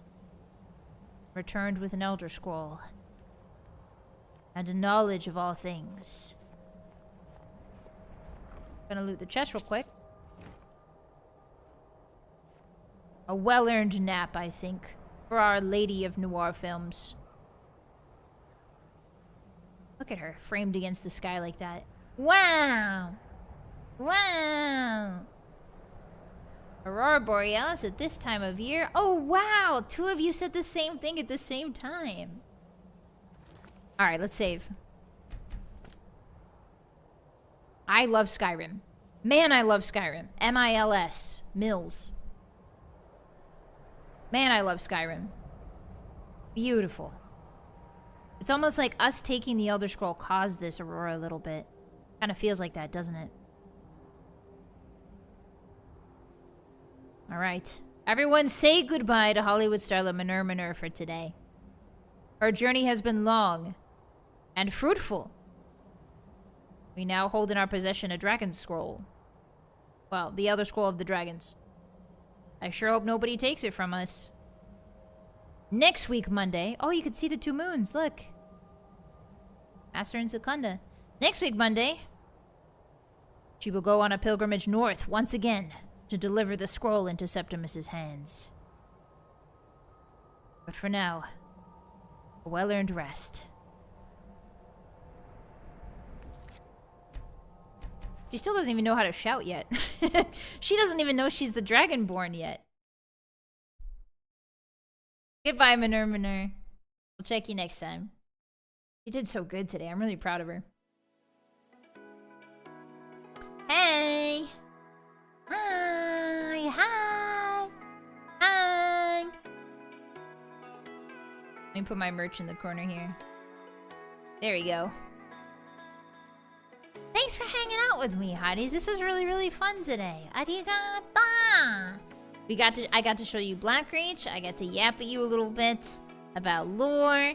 We got an Elder Scroll title drop. Hollywood starlet Manur is getting good at enchanting. I'm very proud of her. We got to see a lot of cool things today. Thanks for the fun journey and lore yaps. You're welcome. Arigato. Thanks for being here, guys. Thank you. I appreciate that. Thanks for hanging out with me. I really needed this Skyrim session. Every time I play Skyrim, it's so healing. It reminds me of why I play video games in the first place, you know? Skyrim is my beloved. It's my beloved video game. It represents everything in a video game that I love and that I crave. And so it's my honor to be able to show you how I experience Skyrim, you know? Night, hey! Thank you for the 5 super. Doesn't know she's Dragonborn, but she saw all the knowledge in the world. That's true. That's true. She saw all the knowledge, but she didn't understand it. She didn't retain any of it. It's like when you're studying for like a organic chemistry test and like you're just looking at the words, but none of it is going into your brain and staying there. You know? It's like when you're studying for like calculus or trig and you're like, oh. You know? Or like history or something complicated like that. She read the walkthrough. Yeah. This is a lot of fun. You're welcome. Arigato. It's fun to come back to it. Yeah, I think a lot of us haven't played Skyrim in a long time, so it's really nice to revisit it. It's like visiting an old friend, you know? Yeah, gotta read it a few more times. I'm actually curious if we keep reading the Elder Scroll, what happens. I don't think anything happens. Because I never read it. I've only read it like maybe once or twice on a character, but after that I just give up. I'm curious if it like kills us eventually. That could be really cool. I'm glad it was really fun. Beginning of a new week. Yeah. I hope you get some good rest tonight, Hotties. Let's see. Oh, I forgot to show you my schedule. Let me show you my schedule. Get out of here, merch. Ta-da! Ta-da! Thank you very much to 626 Kid for the beautiful art. I really appreciate that. It's really nice. We're just chilling. We're just vibing. I like it a lot. Thank you so much. I look really cool. My eyes look really cool here too. Yeah. Alrighty. Let me show you what's on the menu. I'll make it a little bit smaller. Okay. So today we played the Elder Scrolls Skyrim together. It was a lot of fun. Thank you for being here. Hollywood starlet Manur absolutely loved seeing you, darling. On Tuesday, we actually have a collab. We're going to be playing Gamble with Your Friends. I'm not sure what that game is, but Dia really wants to play it, and we will be playing it with The Family. If you're unfamiliar with who The Family are, it's a group of me and my friends. It is Dia Fortuna, Goob Gooby Gooba, Mimsy Dio, Vylett, and me, Vylett Moonheart, and we call ourselves The Family. So yeah, come on by. We have a collab tomorrow. It'll be a really good time, 6 p.m. PST, so a couple hours later than we usually start. But I hope to see you there. On Wednesday, I'll be playing Elden Ring like we usually do. We're going to be going through the capital. Where did we leave off? I think we're done with the capital, actually. Yeah, we're done with the capital, and we're going to the north, where the giants are. And I think we're right on the cusp of DLC. Well, once we go to the Northern Giants, then we get to go to a secret place. And then after the secret place, I think we're ready for DLC. So I'm really excited for that. I've never played the DLC. Yeah, so come on by. Elden Ring time. It's kind of similar to Skyrim. There's a lot of really fun exploring, some good combat, and it's a great RPG. I like it a lot. The vibes are immaculate. And then on Friday, we're going to be playing another Bethesda game. Specifically, Fallout New Vegas. We're doing a challenge mode in Fallout New Vegas as well, except this one's way more challenging, I would say, than... Well, not way more. It is more challenging on average than Skyrim, at least in my opinion. Skyrim started to get hard today, but I think my Fallout New Vegas playthrough is still my hardest challenge yet. We are doing an explosive build only, so we can only use dynamite and grenades and stuff like that. We cannot use any guns, and it is the hardest mode, hardest difficulty possible, as well as survival mode. So yeah, come on by for that. It's a really good time. And then, if you are a member on YouTube or a subscriber on Twitch, we will be having a members-only stream on Saturday. It's going to be a dinking stream. I'm gonna have a few drinks, and we're gonna yap together.